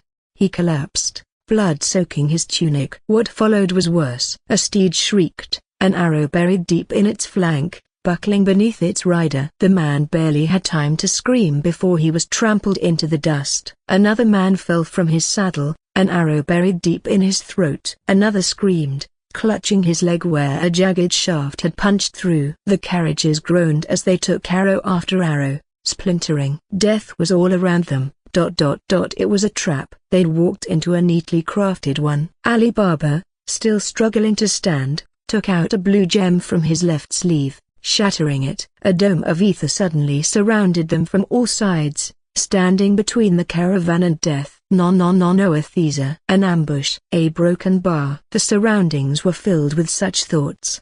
Crack. The dome shattered. One-time use. Time limit. Such thoughts roamed around the golden-haired child's mind. Ambush. Calculated. Elemental attacks breaking through. The rain followed right after. A broken bar might take a blink. A broken bar. Let's figure this shit out first. Malik's grip on the reins had tightened, his curved sword raised high. He needed just a second to activate his ability, but even that he wasn't given. Layla, behind him, sat frozen, her hands gripping his cloak, fingers trembling. Again. She was terrified. In the beginning, he seemed to have it under control, but then came another three-pronged arrow, one that targeted them and only them. It hit hard and fast, rumbling his entire body and shooting off his steel into the ground. Now, he had nothing to defend himself with, and more were still coming. Malika! She didn't even get to finish his sudden movement, pausing her words. With instinct, not thought, he twisted in the saddle, yanked her into his arms, and wrapped her in his cloak. Just as he did that, thwip, a single tracking arrow meant for her throat sank deep into his shoulder. Ugh! A burst of burning pain radiated through his body, and yet, he didn't flinch. He had to keep her safe. That was the only thing that mattered. His pain, his body breaking down, none of that meant shit. Malik. Layla's scream was muffled against his chest, her hands clutching him, desperate, and still the arrows kept falling. 1, 2, 3. Each one punched through flesh, sinking deep, rattling against bone. By now, he looked ridiculous, like some cursed, half-dead porcupine. And yet death wasn't coming for them. At least not yet. Ali Baba raised his staff high into the air. Death wall. The words boomed like thunder, and a pulse of black ether exploded outward, a wave of decay ripping across the land. Incoming arrows withered mid-air, their wood rotting into dust, their steel tips crumbling into blackened fragments. But not all enjoyed such a fate. A few arrows made it past the wave, striking wagons and grazing flesh.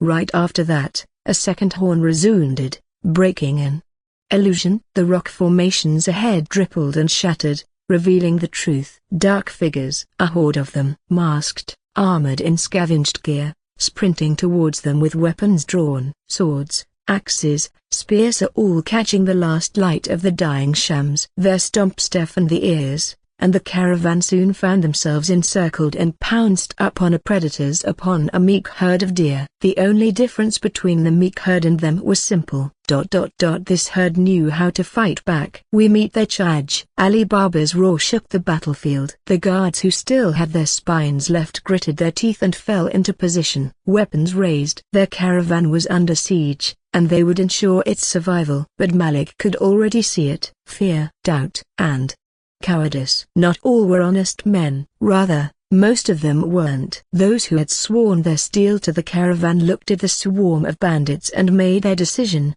bolting without a second thought. Some even tossed aside their weapons. They just ran, leaving the caravan to fend for itself. Worthless bastards. Malik snarled. He swung off his steed and grabbed Layla, ignoring her yelp of protest. Malik, let go. You're injured, she thrashed, trying to plant her feet while he dragged her to the nearest carriage. You can't do this to me. He yanked the door open and shoved her inside. Malika! The door slammed shut. Click. He locked it. Stay here. His voice was cold, final. Fists pounded against the wood. Malik, I can help. You're not a fighter. Neither are they. That made him pause. He looked at the scattered remains of their defense. At the few remaining fighters, standing firm but horribly outnumbered. At the merchants, are the ones who couldn't fight. Their children were shoved in carriages, behind crates. Women clutched whatever they could find, knives, skewers, even their own fists are joining their men. And the guards who were paid to fight? Mostly all were running. Willful traitors, a broken bar, all fucking cowards. One of them, the same annoying mercenary he never bothered to learn the name of,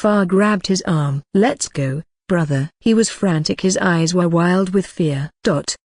Malik didn't move. Let's just go, man. This shit is a lost cause. The guard shook him violently, pleading. Why even bother with these hexbloods? He shouldn't have said that. He really shouldn't have. It snapped something inside Malik. He didn't know the exact meaning of those words, but he had a solid guess. That was enough. Swing. His curved sword flashed, a wet, gurgling choke. Silence. The man staggered, his hands flying to his throat, fingers weakly grasping at the deep wound. Blood spilled in thick, bubbling streams. His eyes wide, unfocused. They were no longer looking at Malik. They were looking through him. Then, he fell. Malik exhaled slowly and turned to the battle. Ali Baba was at the front, alone, locked in a fight with bandits twice his size. Magi, staff flashing, deflecting, countering, killing one after another. But for how long? Malik swung his left hand to his back and pulled out all the arrows. Without a single grunt, he stepped forward. I'll kill you all. Outside the projection, not a whisper sounded as the projection paused. Malik standing there, sword dripping, his voice like steel grinding against stone.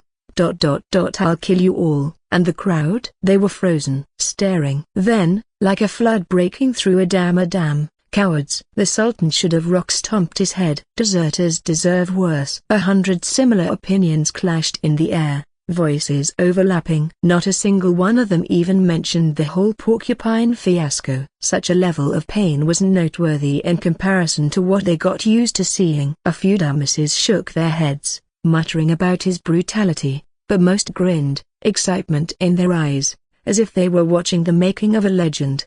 Layla. The front wasn't so excited, though. Layla, answer me. Saphira's voice was soft. Careful.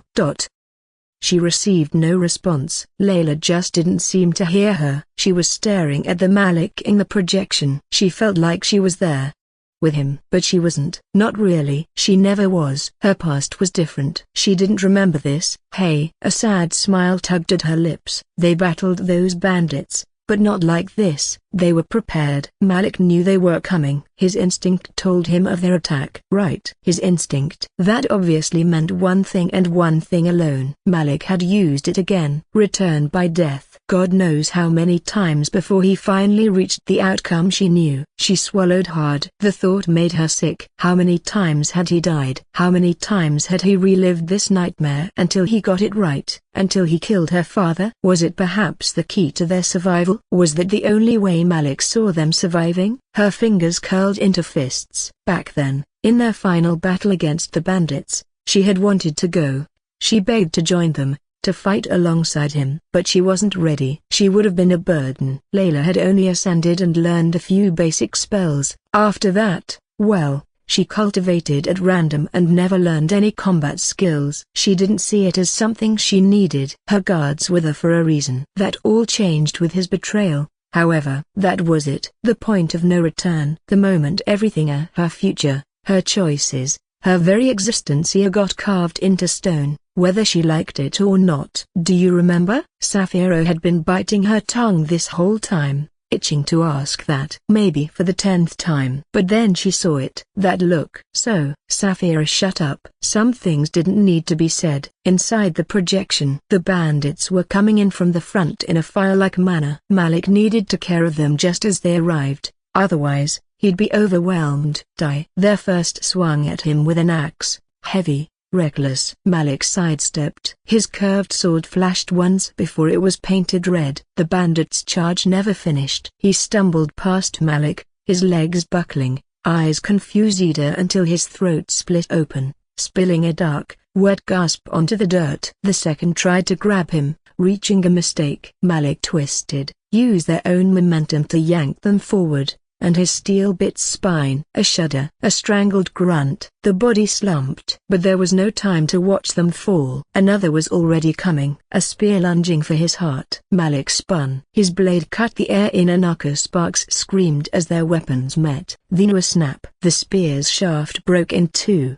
Before the wielder could blink, Malik drove his sword through their gut and ripped it free, flame bursting from the wound. 3 dead. The fourth swung a sword the size of a cleaver. A bad swing. Too much strength, not enough control. Malik ducked. The weapon whooshed overhead. He punished the mistake. A low sweep, his curved blade carving through the bandit's thigh. Tendon severed, bone scraped. A scream. Malik rose, sword wreathed in fire, and plunged it through their chest. 4. A dagger whipped toward him from the side. Malik barely tilted his head, and it missed by a hair. He caught the wrist, twisted, and heard a snap, then shoved the same dagger into their eye. 5. A club crashed down. Malik raised his sword, one hand bracing the flat, catching the blow like an iron pillar. Surprisingly, the sheer force sent shockwaves through his arms. But he did not falter, driving his knee into the bastard's ribs. He heard the crunch, felt the breath rush from their lungs. Then he stepped forward and slammed his blade through their collarbone,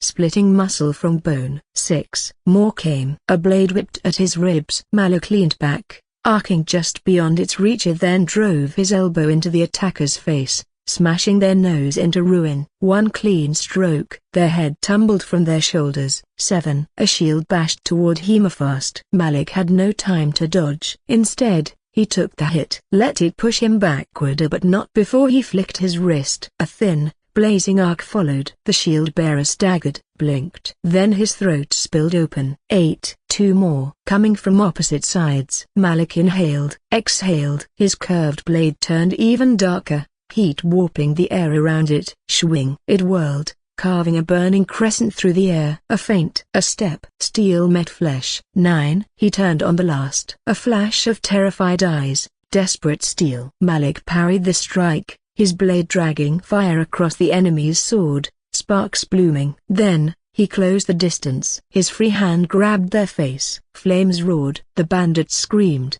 or at least tried to, but not for long. 10. Malik let the charred husk drop, his breath steady, and, slowly, he turned. The battlefield wasn't empty. Far from it. The bandits seemed endless in number. Yet he wasn't affected by that. Not in the least. Calmly, he raised his sword and brought his left hand to his lower back. Scorched grace. The steel got even hotter, its runes pulsing. You will fall.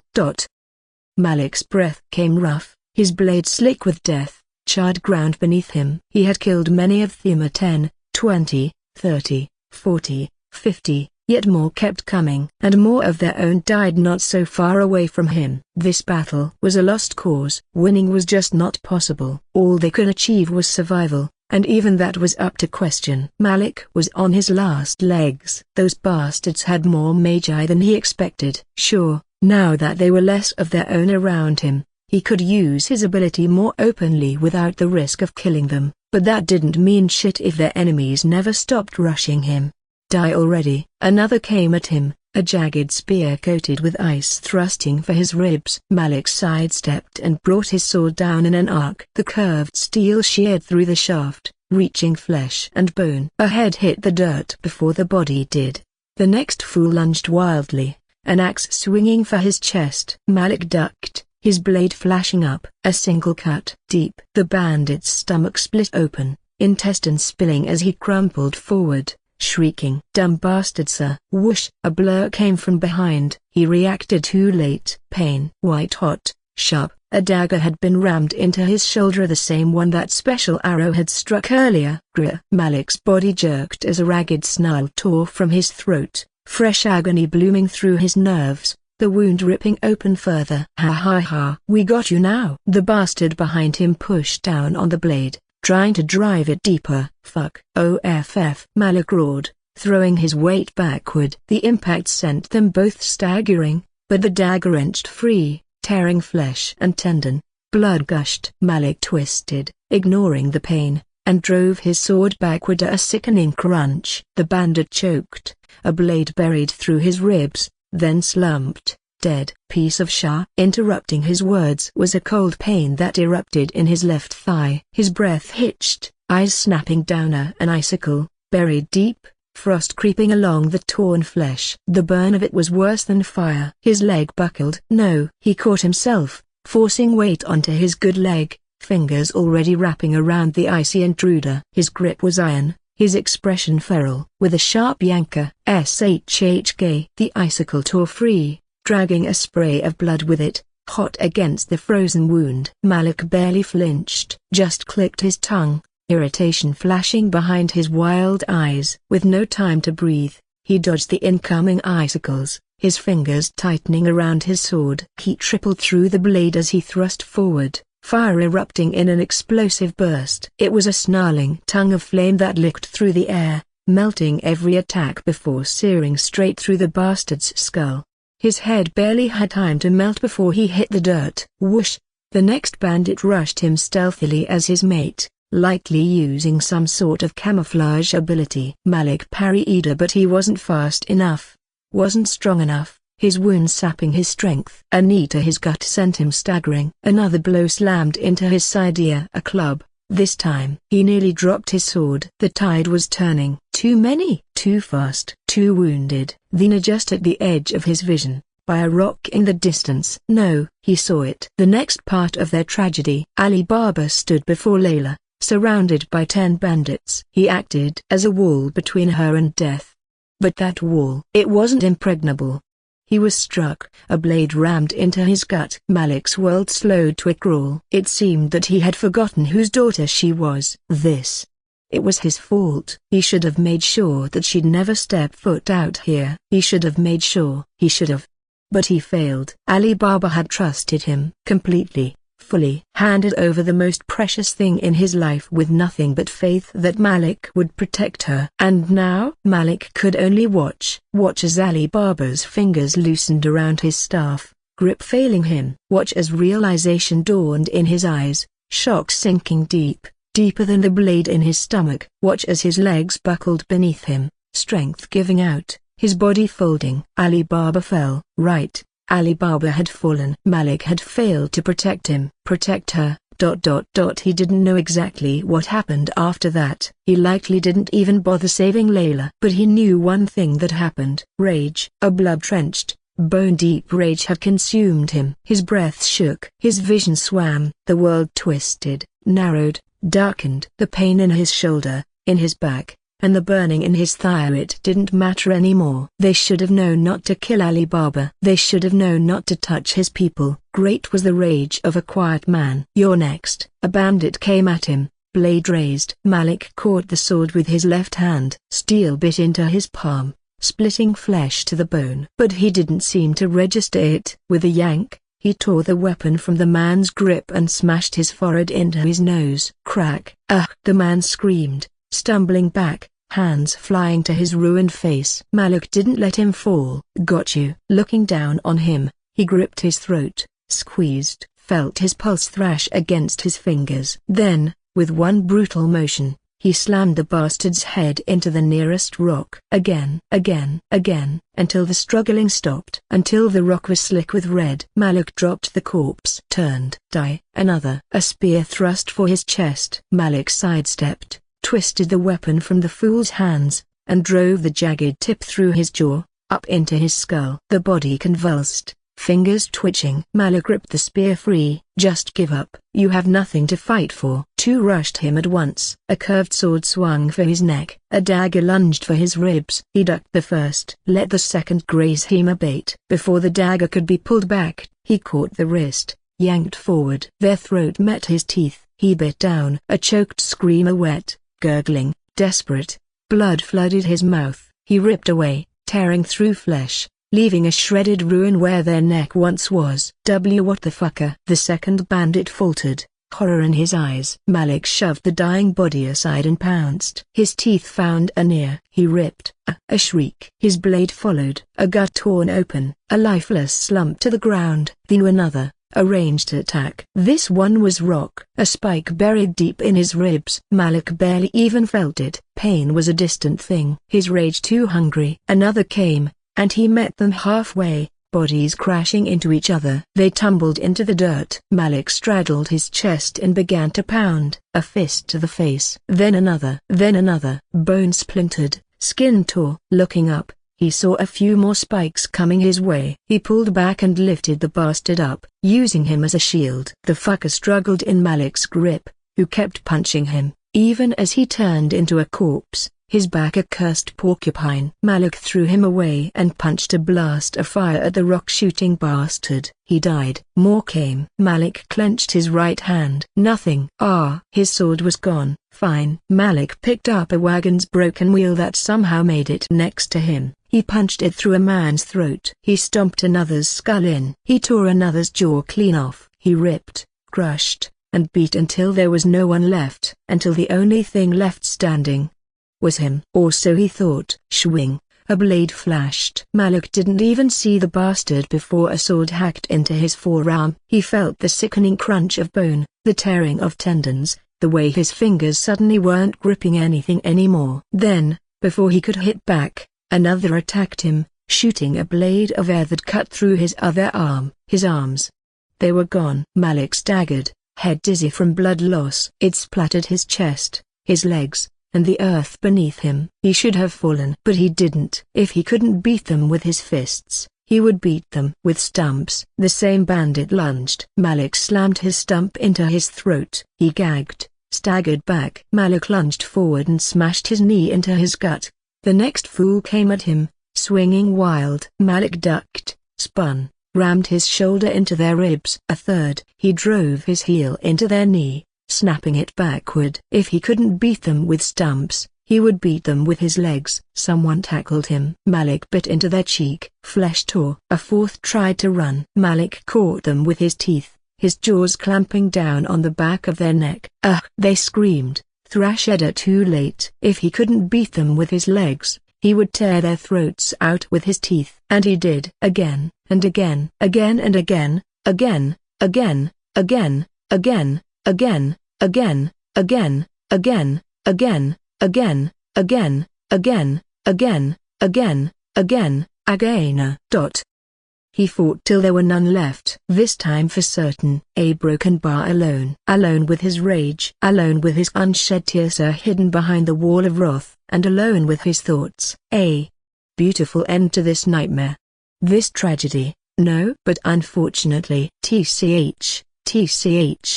Broken bar. There was more. Such a bad brother I had. Tilda. The world didn't torture him enough. Jasmine. Because he. Jasmine. Hey. Jasmine Tilda was alone with them. You don't wanna say anything? At the words of the first to broken bar, the illusion of his second burial just stared at him. His leaning against a rock, head held up, stuck, looking at her, him, them. She stared at his eyes. One of them hollowed. A bandit from the caravan attack party had come to support and managed to pull his left eyeball out before he found his neck, half torn apart by Malik's teeth. That one died due to blood loss, and Malik lost all of his teeth. Well, not all of them. Some were still there, just a broken bar jutting out of his empty eye socket instead of his mouth. Another found itself buried like a tombstone on the cheek below his right eye. His jaw hung from one side, the tendons the only thing keeping them together. Jasmine stared at his arms next, finding them a broken bar. Well, not them. Only their remains are spread across the entire battlefield. His left leg had been split from the middle, the tear traveling like an earthquake through his muscles. His stomach was the only thing left pristine in his body. His ribs, dusted with sand, scorched under the sun. And yet amidst all of that, Jasmine spoke. He won't listen to us for quite a while. Sinbad simply stared at him. Amidst all of that, one thought. Only one thought crawled in his mind. Click-click-click. Some critters made clicking noises. How could I? So complacent. A critter is something that looked like a combination between a slug and dragonfly. So flew up. How could I? It landed in his eye socket. Malik welcomed it. How could I? The pain that he'd forgotten. How could I? The nightmares that Layla and Ali Baba had melted. How could I? The heart that flickered silently amidst her constant advances. How could I? That frozen, absolute,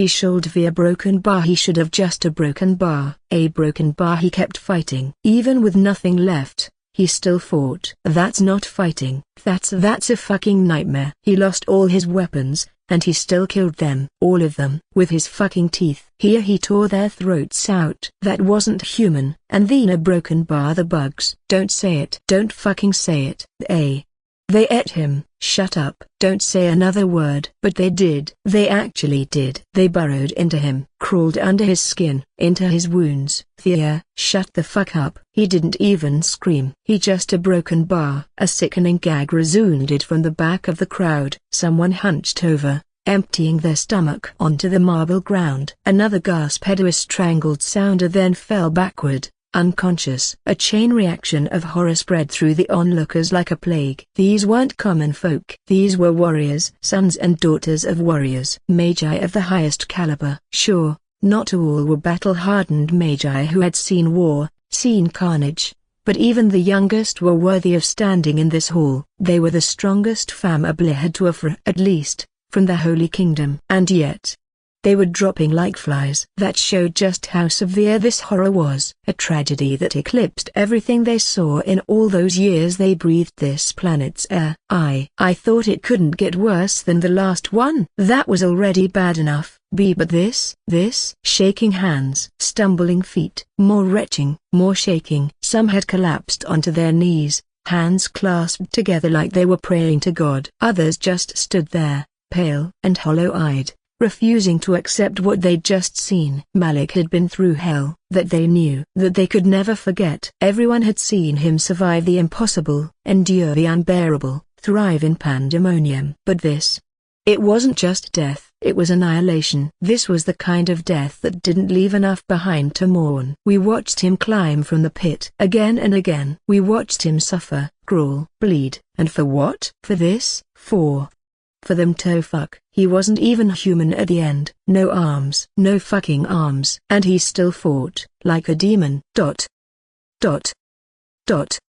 Silence again. Months. They had watched nearly 2 years of his life. His struggles. His victories. His defeats. His pain. His fleeting moments, or peace. The slow build-up. The climb. And then, like a cart rolling downhill, it all came crashing down. Too fast. Too sudden. This was beyond words. Beyond anything. Because how do you describe something like that? How do you explain watching a man, broken and bleeding, tear apart his enemies with nothing but his teeth? How do you describe the horror of seeing him stand, defying every law of life and death, only to be consumed by the earth itself? How do you put into words the way his body twitched even as they ate him alive? You don't. You can't. You could only feel it, which was why Huda had collapsed. 1 second, she was standing shaking, pale, tears falling like a waterfall. The next, her body locked up and she crumpled like a puppet with its strings cut. Her body hit the ground, still trembling as if the pain had yet to stop searing through her nerves. Crimson wasn't far behind. A rough hoot left the owl as he staggered and joined his little new friend, slumping down softly before his massive head lolled to the side. No one was surprised seeing them get knocked out. It was only of course that they did. They had felt it directly. The pain. Malik's suffering had bled into their very souls and forced them to bear a sliver. It was too much. Unlike them, Layla had not fainted, but she wished she had. She was on her knees, doubled over, her body racked with violent tremors. Her hands clutched her sides, nails digging into flesh as she fought to keep her stomach from emptying itself onto the ground. But it was useless. A dry heave shook her frame. Then another. She vomited. Her throat burned, her eyes wide, horrified, disbelieving. Blurg. No, a broken bar. No, a broken bar. No, a broken bar. Her voice was thin, weak, breaking. Saphira was beside her, sobbing, her hands pressed against her face as though trying to block out the images, the sounds, the sheer horror of it all.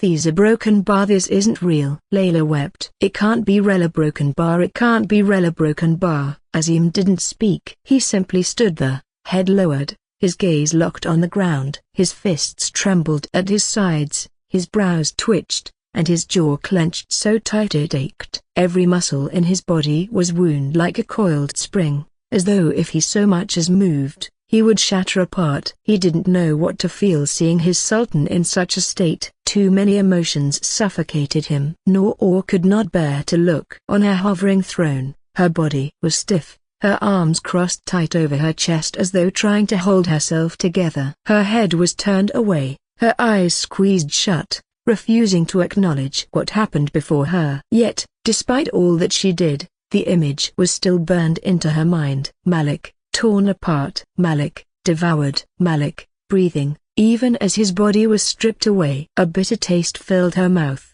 Damn it, a broken bar grow stronger. I'll read you a broken bar. I can't a broken bar. I can't continue seeing you like this. Roy was the only one still looking at the projection. Her face was blank, her gaze steady, unreadable. She did not flinch, did not cry, did not look away. Miss Informer was just silent. Zafar, a broken bar. The hero. He was frozen. His breath came slow, shallow, his face had turned pale, his hands opening, closing, as though searching for something to grasp onto, something to ground him in the face of the sheer horror he had just witnessed.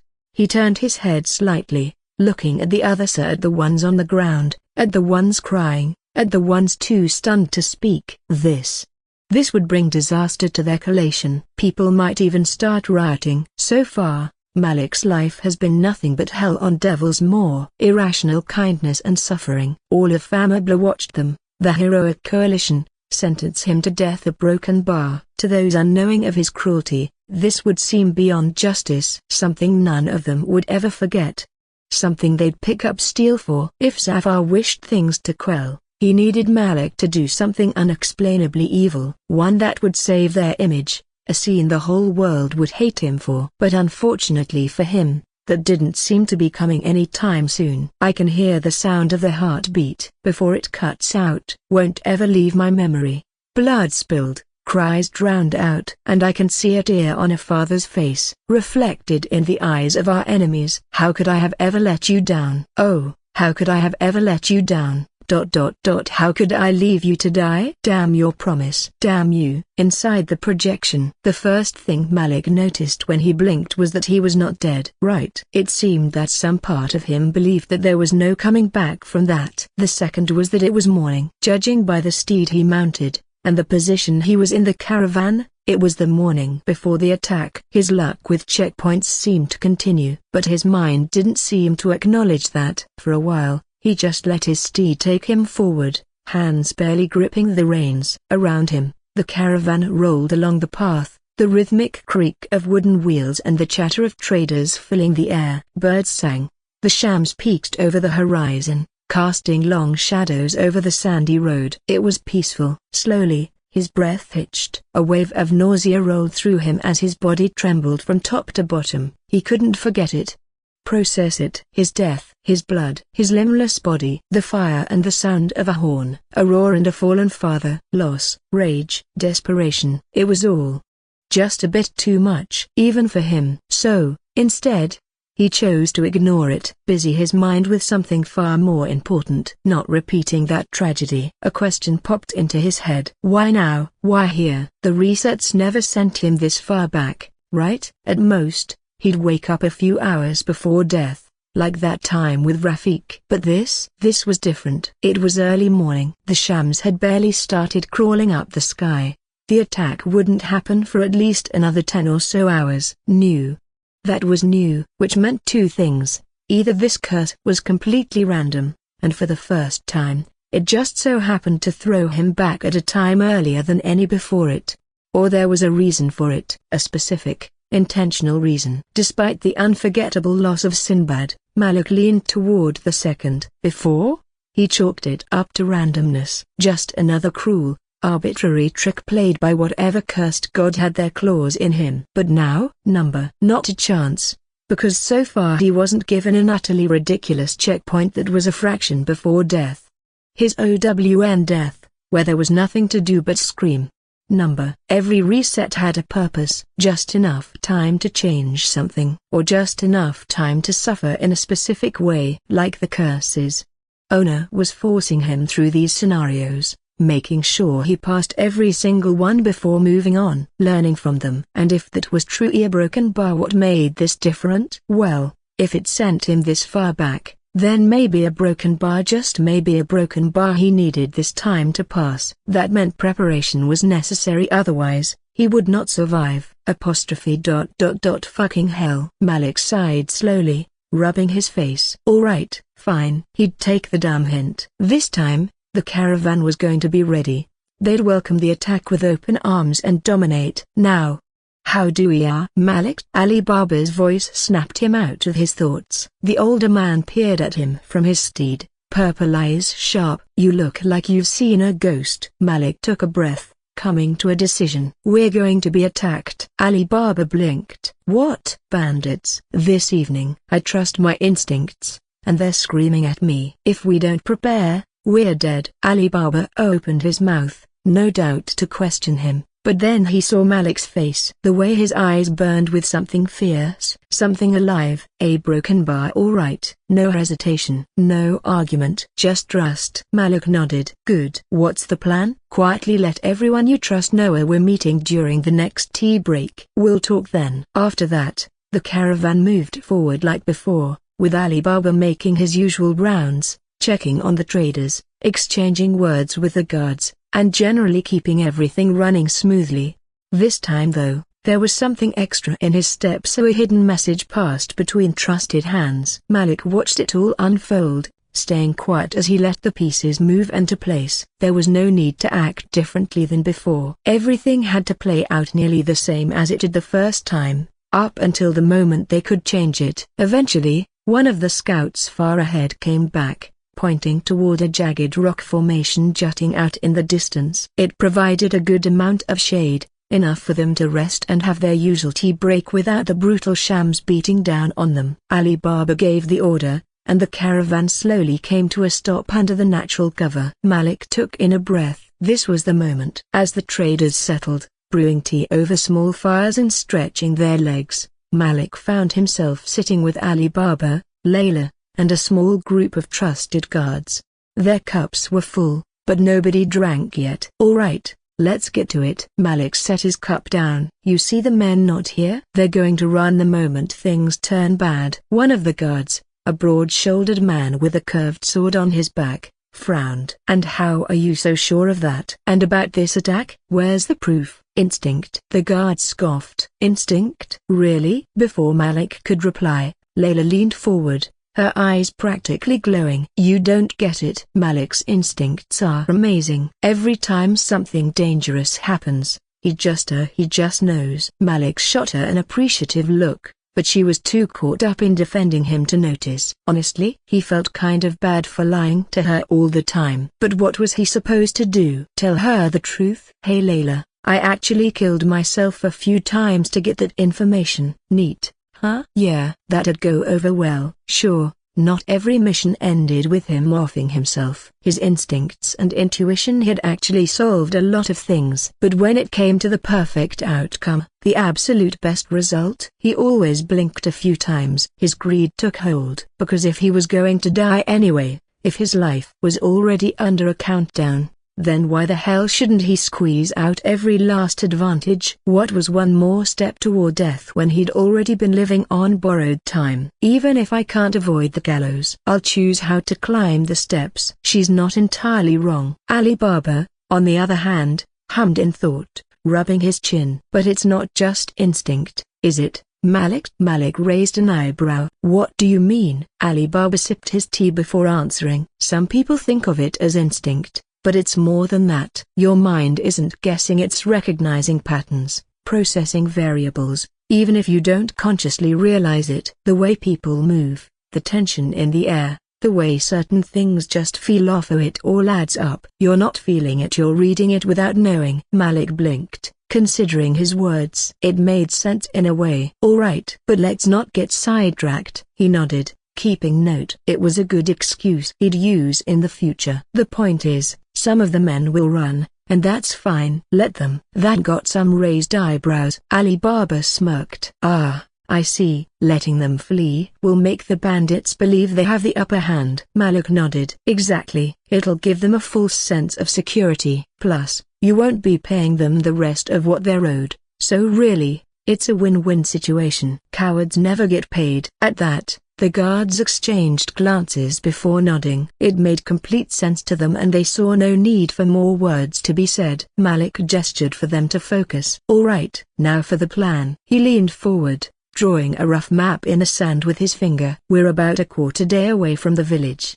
Before we reach it, we'll enter a mountainous region. That's where we'll make camp, pretend to rest, but in reality, we'll be preparing." One of the guards nodded. "Fortifications?" "Exactly. We need to set up traps along the front end of our perimeter to control the flow of the fight. They'll likely attack under the cover of an illusion, but if we dictate where they engage, we can manage it." Another guard chimed in. "We could set up false supplies in the open, make them think we're more vulnerable than we are." A second added, "The mountain paths are narrower if we're forcing them to approach from one route. Then we better bombard them with our abilities." A third countered, "But then they'll retreat into the crevices to take cover." A fourth shook his head. "That's not a bad thing. It's where we set our traps." Ali Baba grinned. "Good. What about the steeds?" "Can't risk them being killed." Malik gestured behind him. "We'll have the traders lead them away at the furthest edge of the camp." Layla, who had been listening intently,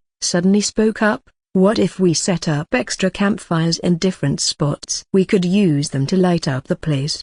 Show them how many we killed." Malik stared at her for a second, then nodded. "Not bad. That could mess with them a little. Make them hesitate. It'd also make it seem like we have more people than we do." Ali Baba clapped his hands together. "Then we have our plan." Malik looked around the group. "We still have time. If anyone has anything else, now's the time to say it." The guards exchanged a few more ideas of where to position themselves, how to use the carriages as barriers, potential ambush points, and what they needed to look out for. By the end of it, their plan was solid. And as the meeting wrapped up, everyone finally reached for their tea, drinking in silence, the weight of what was coming settling over them. Though most doubted there'd be an attack so close to a village, they weren't about to mess around. It was their duty to protect 1,000 knights, and they'd be damned if they took light of it. "All's gonna be different this time." Malik clenched his fists. He would make sure of it. The caravan followed the plan exactly, subtly adjusting their route without raising suspicion. Under the pretense of setting up camp, they stopped just at the entrance of the mountainous pass. Under the cover of routine, they were keyed up placing traps and setting up kill zones, ensuring key points were rigged with fiery runes courtesy of their only arcanist. They spent quite a bit of time ensuring everything was placed where they'd be most useful. The traders, women, and children were quietly instructed to stay low and remain silent when the time came. Layla, ever stubborn, wanted to fight. "Again, you're not a fighter." Malik rejected her bluntly. "I'm a trumpeter of death." "You think I forgot that?" "The answer is still number. You are a Magi, yes, but you are not a fighter." That stung. She hated it. But it was true. A broken bar. "Fine." She folded her arms, scowling. "But I won't hide in some carriage." "Do what you want, just don't throw your life away." He didn't have time to argue.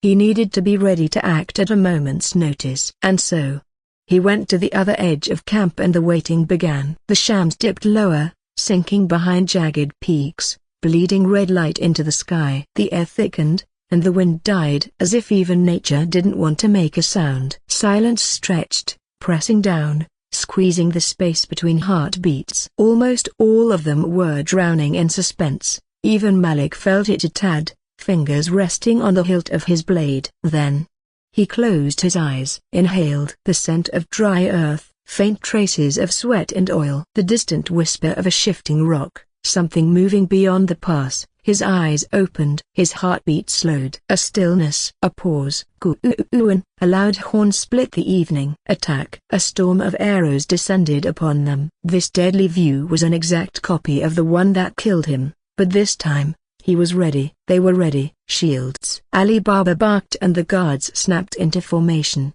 shields rising in unison to form a barrier. Those without shields ducked behind cover, pressing against the carriages, the rock formations or anywhere that could keep them from getting skewered.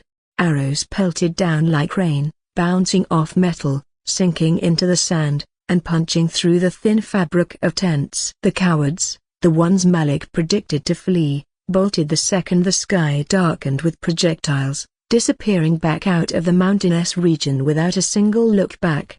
Malik didn't care. He wasn't about to waste his time on them. Like last time, he stood slightly behind the formation, but unlike the others, he didn't duck or hide. Instead, he moved fluid, a step here, a shift there, a twist, a turn, avoiding each arrow like he was dancing with death. Blind, right, blind. His glowing eyes stayed locked onto the horizon, not on the arrows themselves, seemingly waiting on something, and soon, it showed itself, a pause in the rain. Now, at his signal, Ali Baba raised his staff high in the air. Return fire.